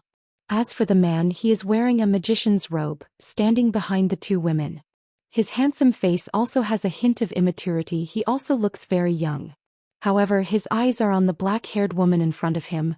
There is a blurred look in his eyes, as if there is nothing in this world that can attract his attention more than this girl in front of him. As for the other man, it was obvious that he was the oldest of the 4. Compared to the 3 who were still in their youth, this man was a middle-aged man. His appearance was not considered ugly, but there was a trace of viciousness between his eyebrows, which greatly ruined his image. Moreover, he had a bald dog by his side, which made him the one with the worst image among the 4. And he is Tigray. If Wu Yan was here, then he would realize that among the 4 leaders, other than the pretty boy, he knows the other 3. The silver-haired beautiful woman with a long sword is Fei Fei. The young girl with long black hair dressed as a magician is Wu Yan's first friend in the Spalier world, Lulu. At this moment, under the protection of a large group of people behind her, Lulu pouted her lips and puffed up her cheeks. She muttered something unhappily and did not restrain her voice at all. What is this? So many people are blocking my door. It's as if they're here to bully me. It's really uncomfortable. Hearing this, Fei Fei, who was standing beside Lulu, could not help but frown. It seemed that she was also rather unhappy with such actions. I don't like this kind of thing either. Hearing Lulu and Fei Fei's words, the young man standing behind them could only helplessly say, I know that Miss Lulu and Miss Fei Fei don't like such big movements, but in any case, they did fulfill their duties as the host yesterday and treated us in every possible way. Since that's the case, it's only right for us to help them with a small request. Anyway, it's just a small family. If the two misses don't like it, it's fine if you don't participate. Ah, you said it. Lulu immediately said happily, then I won't participate. That's only natural. At this moment, Tigray, who had been sneering at the Medobia family's door, finally spoke up. He walked in front of Lulu fawningly and smiled. Miss Lilu Plum is of noble status. Naturally, you can't act together with us servants. Originally, the Iron Dog's mercenaries thought that the one who came to Behurl was just a small figure from the Lori family. Who would have thought that after seeing the person, they would be shocked to find out that the one who came was actually the only daughter of the Lori family, the daughter of the head of the Lori family. How is this a small figure? It's clearly a big deal. Thus, after the initial excitement, Tigray worked even harder to curry favor with Lulu. With this big tree, don't even mention the Medobia family. Even if there were 10 more, Tigray would not care. And if he was lucky enough to catch her eye, perhaps the Iron Dog's mercenaries would be able to make friends with the Lori family in the future. When that time comes, he would really have a meteoric rise. Tigray even thought about finding a young, promising and handsome man to try and woo the beloved daughter of the Lori family. If he really succeeded, then wouldn't he be able to get whatever he wanted? Unfortunately, he could see that the pretty boy following the eldest daughter of the Lori family also had feelings for her. Thus he temporarily put away those thoughts. After a few days of doing his best to curry favor and entertain, Tigray took the opportunity to ask Lulu and the others to help him deal with the Medobia family and Wu Yan. Since Tigray did his best to entertain them, the Lori family could not refuse. Moreover, the Medobia family was only a small family in their eyes. Thus the young magician agreed. It seemed that other than Lulu and Fei Fei, he was the Lori family's #1 leader this time. Of course, when Lulu and Fei Fei heard about this, they were very dissatisfied. The two girls were not people who bullied others using their family's power. The two girls did not like to bully others using their family's power and influence to bully others. But since they had already agreed as the #1 family in the kingdom, of course they could not go back on their words. They could only helplessly lead the team here, which led to the current situation. Lulu did not like this kind of work to begin with. Now that there was a chance to watch, she was naturally happy to do so. She could not wait to agree on the spot. Fei Fei also seemed to be a little moved. After all, Fei Fei also did not like this kind of work. It would be best if she could not participate. Tigray, who was beside her, saw the change in Fei Fei's expression and hurriedly said, the Medobia family has a level 7 fighter. None of us here are a match for him. So we would like to ask for Miss Fei Fei's help. Fei Fei could only helplessly give up on the idea of watching. She nodded impatiently, but there was a little bit of anticipation in her heart. Although she did not like this operation, but according to Tigray, the level 7 fighter in the Medobia family was about the same age as her. Fei Fei grew up in the Lori family. Because her talent was too good, she was heavily nurtured by the Lori family. She reached level 7 at the age of 20 and became one of the top geniuses in the Ailu Empire. As the #1 family in the Ailu Empire, Fei Fei had seen many level 7 fighters. But a level 7 fighter of the same age as her, Fei Fei had not seen many of them. So when she heard that there was a level 7 fighter of the same age as her nearby, Fei Fei wanted to meet him. Of course, she also had the intention to compete with him. Let's hope he's not an annoying fellow. Fei Fei thought in her heart. Fei Fei had seen a lot of people who relied on their talent to be better than others. These kinds of people were the ones she hated the most. So she hoped that the other party would be someone who could surprise her. What Feifei didn't know was that she was destined to be surprised today. In the Medobia family, Gray was sitting on the main seat in the main hall with a document in his hand. Beside him, Della was holding his sword and standing straight, playing the role of the leader of the guards. Patriarch, something bad has happened. Gray frowned, but he also knew that if it wasn't a serious matter, these guards wouldn't be so impulsive. Thus he could only look at the guard who just came in and said in a low voice, "Let's go, sir." "Sir? What's wrong? Why are you in such a panic? What's wrong?" "Patriarch," the guard reported to Gray with a face full of panic. "Outside the door, Tigray brought the Iron Dog's mercenaries and came looking for us." "Tigray?" Gray was furious. He slammed the table and stood up. "I didn't go looking for him, but he came looking for me first. Just in time. I'll have to settle the score with him." The guard didn't hide the panic on his face and continued, "Patriarch, it's not just the Iron Dog's mercenaries, they also found helpers." "Helpers?" Gray furrowed his brows. It wasn't like he didn't have this kind of helper before, but those small clans didn't have any effect on him. Tigray should be aware of this as well. "What kind of helpers did they find?" The guard looked at Gray and swallowed a mouthful of saliva. They found people from the Empire's #1 family, the Lori family." "What did you say?" Gray lost his voice.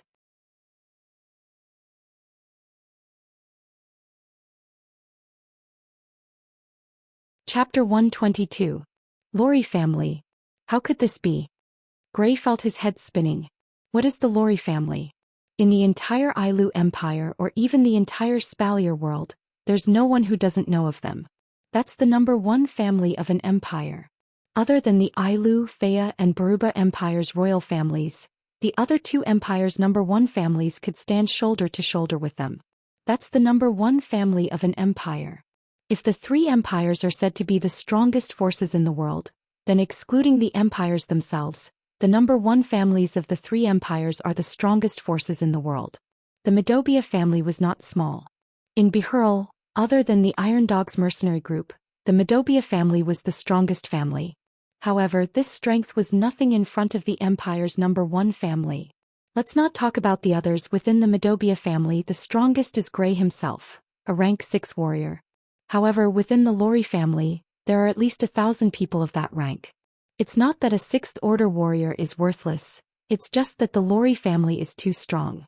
In the entire family, there are close to 1,000,000 5th order warriors and below. In this million there are only 1,000 6th order warriors. This ratio shows just how precious a 6th order warrior is. Yet the Lori family is able to recruit more than 1,000 6th order warriors. This is the strength of the #1 family of the empire. Therefore, in the eyes of the Lori family, a 6th order warrior is considered average. Only a 7th order warrior can enter their eyes. Such a powerful family, if they want to deal with a small family like him who doesn't even have a 7th order warrior, wouldn't it be a piece of cake? Gray couldn't help but take 2 steps back. Now that the Iron Dogs can invite the Lori family to help them, with Tigray's personality, there's no way he will let the Medobia family go. The Medobia family, this is the end. Gray laughed bitterly. Who can he blame? He could only blame himself. A few days ago he had received news that the Lori family had come to Bihurl. However, he did not contact them as much as possible to avoid unnecessary trouble. That was why he did not contact them. Who would have thought that the Iron Dog's mercenary group would have the Lori family? Seeing Gray's sorrowful expression, Della couldn't help but walk to his side and support him. Patriarch, now is not the time to despair. Even if the Lori family came with the Iron Dog's mercenary group, things still have a chance. Patriarch, you can't give up until the end. Hearing this, Gray roused his spirits and gritted his teeth.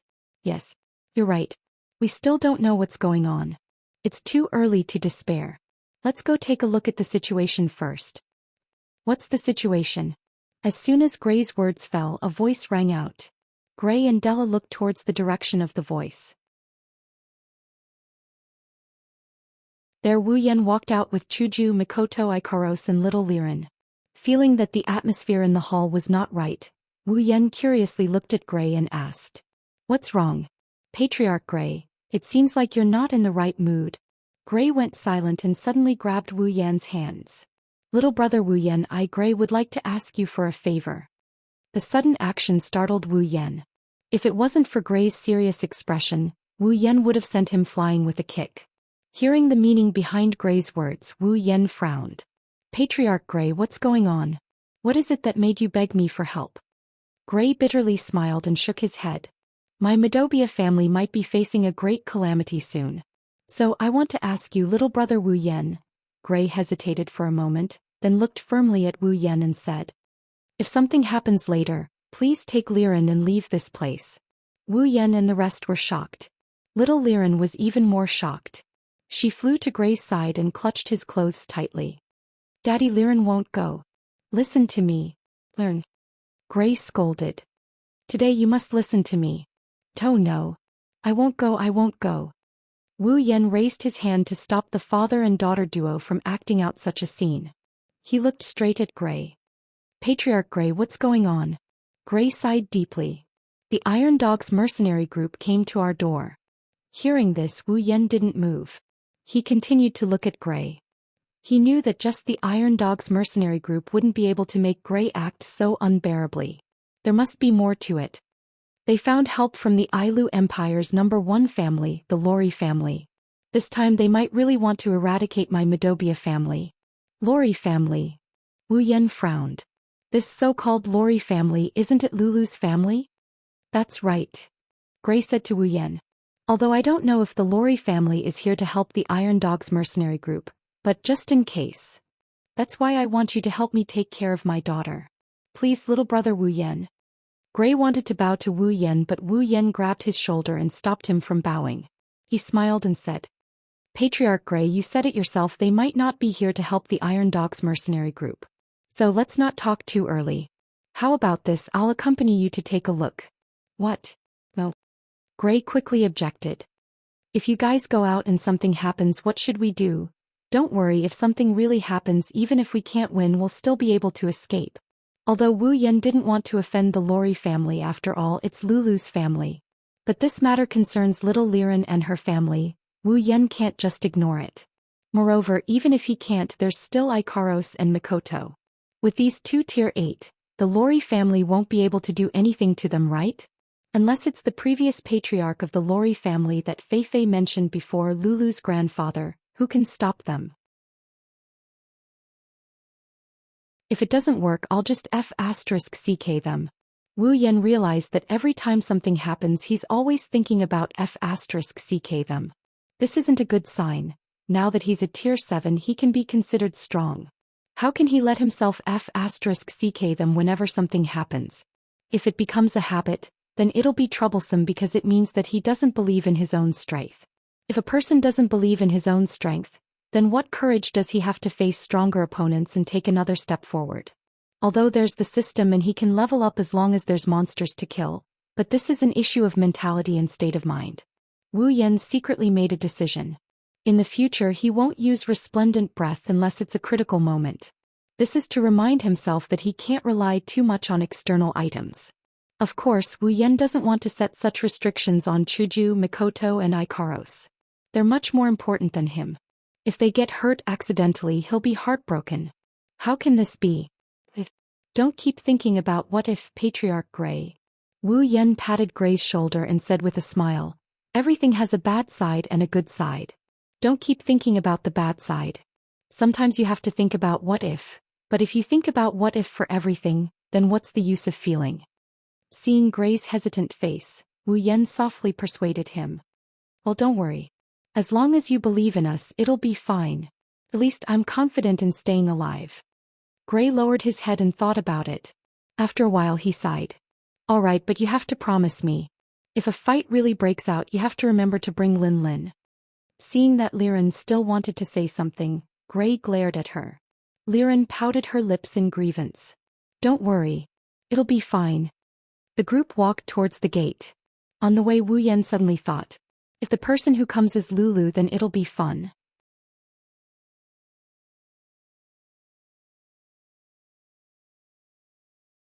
Chapter 123. Medobia Clan's Main Gate. Perhaps the news of the Iron Dog's mercenary group coming to the Medobia clan was leaked. Originally there were only the Iron Dogs mercenary group and the Lori family here, but now there's a crowd that's no less than the former.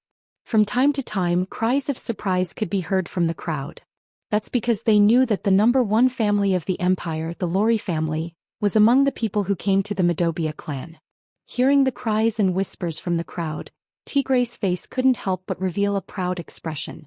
As long as today's news reaches the entire Bahurl, then the Iron Dogs mercenary group's reputation will be even greater, even stronger.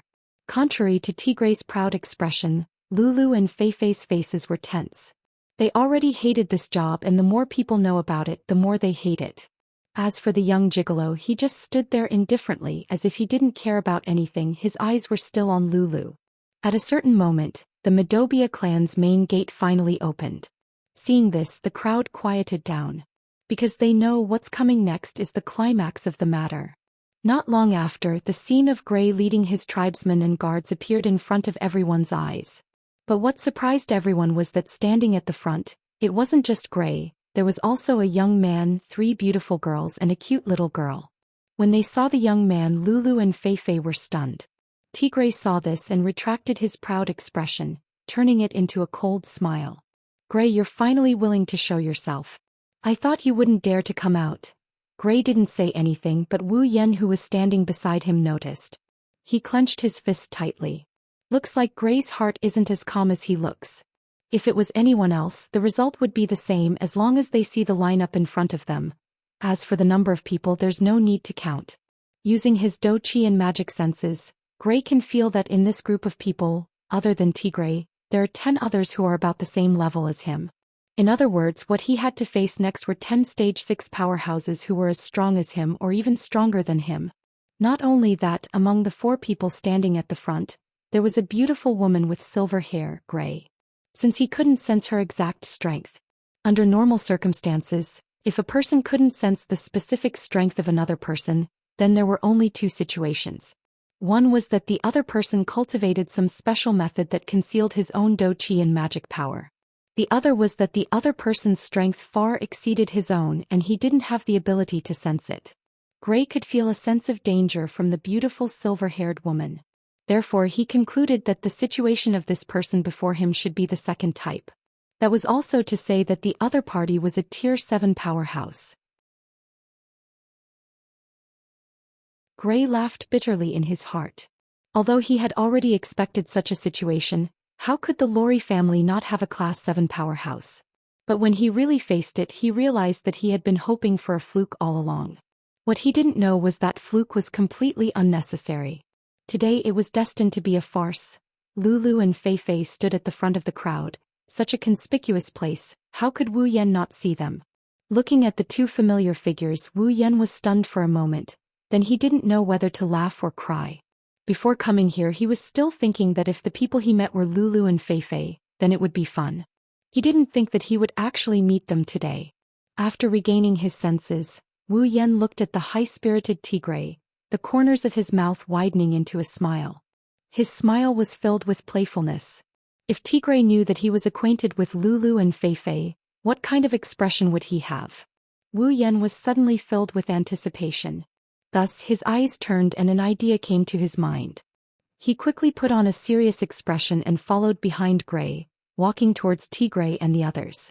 Looking at the 4 people in front of him, Gray directly ignored Tigray and asked the other 3, "You 3 are?"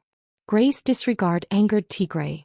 Hearing Gray's words, Tigray sneered a few times and said, "The identities of the lords are honorable. Although it's not something you can know, let me tell you. I just hope you won't be scared." After saying that, Tigray pointed at the young pretty boy. This one is the direct disciple of the Lori family head. He's also a genius that the head of the Lori family personally bestowed with the surname Lori, Lord Hughes Lori. Gray's body trembled slightly. At first he thought that the one who came was just a small figure from the Lori family. He didn't expect it to be the direct disciple of the head of the Lori family. On this point he had the same thought as Tigray. Gray's expression changed. Of course Tigray saw it. After a triumphant smile he pointed at Feifei. This one is also the direct disciple of the head of the Lori family. She entered the family earlier than Lord Hughes. She's also the guardian of the head of the Lori family's only child, Lord Feifei Lori. Tigray continued to point at Lulu, the smile on his face widened. As for this one, she's the only daughter of the head of the Lori family, the eldest daughter of the Lori family, Lilu Mei Lori. As Tigray introduced them one by one, Gray's heart started to feel bitter. When he heard the words the only daughter of the Lori family, the bitterness in his heart intensified. The direct disciple of the Lori family? Only daughter? Forget about him, even if it was any other family in the Ailu Empire, they wouldn't dare to offend her. This kind of person wants to touch the Medobia family. Gray felt bitter inside, but he still bowed to Feifei, Lulu and Hughes. The head of the Medobia family, Gray Medobia, greets the three of you. Tigray was about to use Gray's authority to scold him for not addressing them as Lord when Feifei and Lulu noticed that the Wu Yen standing beside Gray was the Wu Yen they knew. Whether it was Lulu or Feifei, both of them were overjoyed to see Wu Yen. Especially Lulu. As the only daughter of the Lori family, Lulu could be said to be the center of attention. In the entire Ailu Empire, other than the princesses of the royal family, who else could compare to her life? But it was this kind of life that allowed Lulu to transcend the ranks of the commoners. The people around her, regardless of gender, all of them had some sort of interest in them, especially the men. Lulu may be a little young, but her looks are truly devastatingly beautiful. Even Chuju and Mikoto paled in comparison to her. Only Ikaros could surpass Lulu in terms of looks. With this kind of appearance and background, who wouldn't want to embrace Lulu in their arms? As long as they could win Lulu's heart, then not only would they would also gain the Lori family. After all, the Lori family only has one direct descendant. In the future, if Lulu doesn't become the head of the Lori family, then it would be Lulu's husband becoming the head of the Lori family. The head of the Empire's #1 family, just thinking about it is enough to make people drool, right? Because of this, Lulu didn't have a single true friend. Other than the few people who could compare to her in the world, there wasn't a single male among them. However, a few months ago Lulu got to know the first person in her life who is worthy of being her friend. That person is Wu Yen. Lulu will never forget that day in the Behemoth Forest when she met Wu Yen for the first time. In his eyes, other than admiration, there wasn't any greed or lust that other men have. That's why Lulu treated Wu Yen as a true friend. Of course, it's only at the level of a friend. Seeing Wu Yen again, Lulu's surprise is unimaginable. Seeing Lulu's expression, Wu Yen suddenly jumped out, pointed at Lulu and shouted. Which? Are you the one who wants to mess with our Medobia family? This guy is messing around again. That's Chuju and Mikoto's first thought.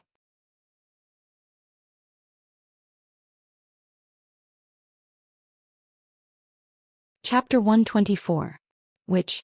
You're the one who wants to mess with our Medobia family? Time came to a standstill as Wu Yen continued his speech.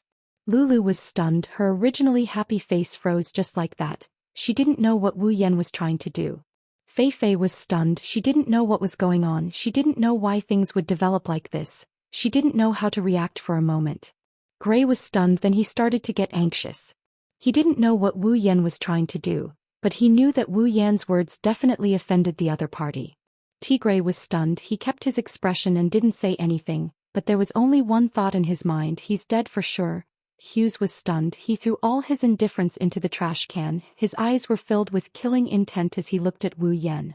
Chuju, Mikoto, Liren and even Ikaros were stunned. Even if they were with Wu Yen day and night, they didn't know what to do with Wu Yan's sudden outburst. Everyone present was stunned, even though they didn't know what was wrong with this person who defeated the Iron Dog's mercenary group leader a few days ago. But they knew that if he offended the Lori family, no matter how strong he is, he's dead for sure unless he's a tier 9. But is that possible? At least no one in the audience would believe it. So they can only think that Wu Yen is young and frivolous, thinking that he's invincible after defeating the Iron Dog's mercenary group leader. And now his Chunibu syndrome is acting up. Lulu, who didn't react for a long time, even though she didn't know why Wu Yen acted like this, but when she heard Wu Yen call her a witch she got angry. Lulu put her hands on her hips and puffed out her chest. Her pair of full breasts became even more prominent, blinding Chuju and Mikoto's eyes. But she didn't notice, she pointed at Wu Yen and loudly retorted. What witch? How do I look like a demon? Wu Yen sneered and waved his hand. He pointed at Lulu and said confidently, Then tell me which part of you doesn't look like a demon? I don't look like a demon in any way. I'm a real human. Lulu shouted angrily. Wu Yan suddenly felt a sense of powerlessness. Not only him but everyone present felt the same way. This is not the place to refute, is it? No one doubts that you are not human. Wu Yan smiled embarrassedly and shrugged. Alright, let's just say you're a human. What do you mean by, even if? I am a human, a real human. Lulu immediately retorted loudly as if the so-called, which was a great insult to her. Wu Yan coughed and continued with a straight face. Then, are you the human who wants to make a move on our Medobia family? Who wants to make a move? Lulu pouted and said unhappily, I don't like to bully people. It's all his fault, he forced me to come. After saying that, she pointed at the stunned Tigray and pushed all the responsibility away. She even said it in a righteous manner. She didn't have any self-awareness that she dragged Tigray down with her. Wu Yan's face fell. He rolled his eyes at Lulu and said unhappily, Aren't you the one with the most authority here? You're blaming others like that, aren't you a little too undisciplined? What, it's the truth. Lulu said angrily, I didn't want to bully people here at all. Then what are you doing here? Wu Yan looked at Lulu suspiciously. To be honest, this was the question in his heart. He really didn't know why Lulu would appear here. As for Lulu leading the way to Medobia family to pick a fight, it's not that Wu Yan looked down on her, but Wu Yan felt that if she was sold one day he wouldn't even be able to find her, let alone pick a fight. Lulu directly opened her mouth and said 5 words. Wu Yan's face turned awkward and the others were stunned. I'm just passing by. Wu Yan looked at Lulu speechlessly and sighed. Alright then, young lady passing by, what are you doing here? Hearing Wu Yan's question, Lulu started explaining to Wu Yan. She talked about how she's trying to please him, how she's trying to be a good host, how she's too embarrassed to refuse. She spilled everything out as if she's venting her dissatisfaction. While Wu Yan blushed with shame, it also confirmed another thought in his mind. Lulu was sold to help count the money, that's right. On the other hand, Tigray's face turned ugly. Let's not talk about the harmonious atmosphere between the young miss of the Lori family and that little bastard. Just the fact that Lulu told them about how he fawned over them was enough to embarrass him. In Bihurl he was considered a person of status. Even though it wasn't something to be despised for currying favor with the empire's #1 family, but in an instant, the fact that he tried to curry favor with them to get their hands on the Medobia family was completely exposed. At the same time, when he saw how Lulu and Wu Yan were conversing with each other, as if they knew each other, Tigray had a bad premonition. Hughes also had a bad premonition. When he saw how familiar Wu Yan and Lulu were, he frowned and didn't let go for a long time. When Wu Yan finished listening to Lulu's explanation, he finally understood. Lulu really was just passing by and wanted to rest here. In the end, she tried to curry favor with them and acted as a host. Therefore, when Tigray asked the Lori family for help, they naturally couldn't refuse and came here together. In other words, you were tricked here. Wu Yan rubbed his chin and said with sudden realization. Yes, yes. Lulu nodded repeatedly, then suddenly thought of something and shook her head furiously. No, it's not a trick, it's not. It's a trick, it's not. I'm so confused. Lulu's face was distressed. Her pondering look immediately made everyone laugh. Of course, it was a very kind laugh. Only now did they realize that the high and mighty young miss of the Lori family in their hearts was actually just a cute little girl. Of course, in Wu Yan's words, she was just a little naive and muddle-headed, but could also be said to be natural. I think you should stop thinking about it. Just take it that you were really tricked. Wu Yan looked at Lulu and smiled. How can I just let it go? Lulu wrinkled her little nose. I don't want to admit that I was tricked. It's like I'm stupid. When Wu Yan heard this, he couldn't help but laugh. It's not like you're stupid, you're really stupid. You're the stupid one. Lulu shouted in dissatisfaction. The two of them quarreled as if there was no one around, but no one jumped out to stop them. How should I put it? Although they were quarreling, no matter how one looked at it, the two of them were so familiar with each other that even if they quarreled, there wasn't the slightest bit of tension. So much so that even though Wu Yan is being so unreasonable in front of their family's Missy, none of the Lori family members reacted in time to deal with the guy who offended their Missy. Fei Fei is the only one who is bitterly smiling at the side. Back when they were still in the supply town, back when they were still working with Wu Yan, this kind of scene happened almost every day. Feifei didn't object because even though it seemed like Lulu was being bullied by Wu Yan every time, Feifei, who raised Lulu since she was a child, how could she not know that Lulu was actually very happy to be able to communicate with Wu Yan like this? Wu Yan and Lulu don't know what other people are thinking, but the two of them are having a good time bickering with each other because they can feel that the sense of unfamiliarity they felt after their separation is gradually disappearing. The sense of familiarity from before is returning to them. At this moment, Gray finally recovered from his stupor. He thought that Wu Yan's offensive words towards the young miss of the Lorry family would cause irreparable damage, but in the end, the situation developed in such a dramatic way. Just a moment ago he was seen as a formidable foe, but now he's happily chatting with Wu Yan. The bystanders can see that the two of them are very familiar with each other. Gray can also see that. Do they know each other? Gray looked at Wu Yan suspiciously and asked softly, do you know each other? That you're tuning in to the Zhou Xian's Legacy YouTube channel. Don't forget to subscribe and join us on this journey to catch the most captivating stories.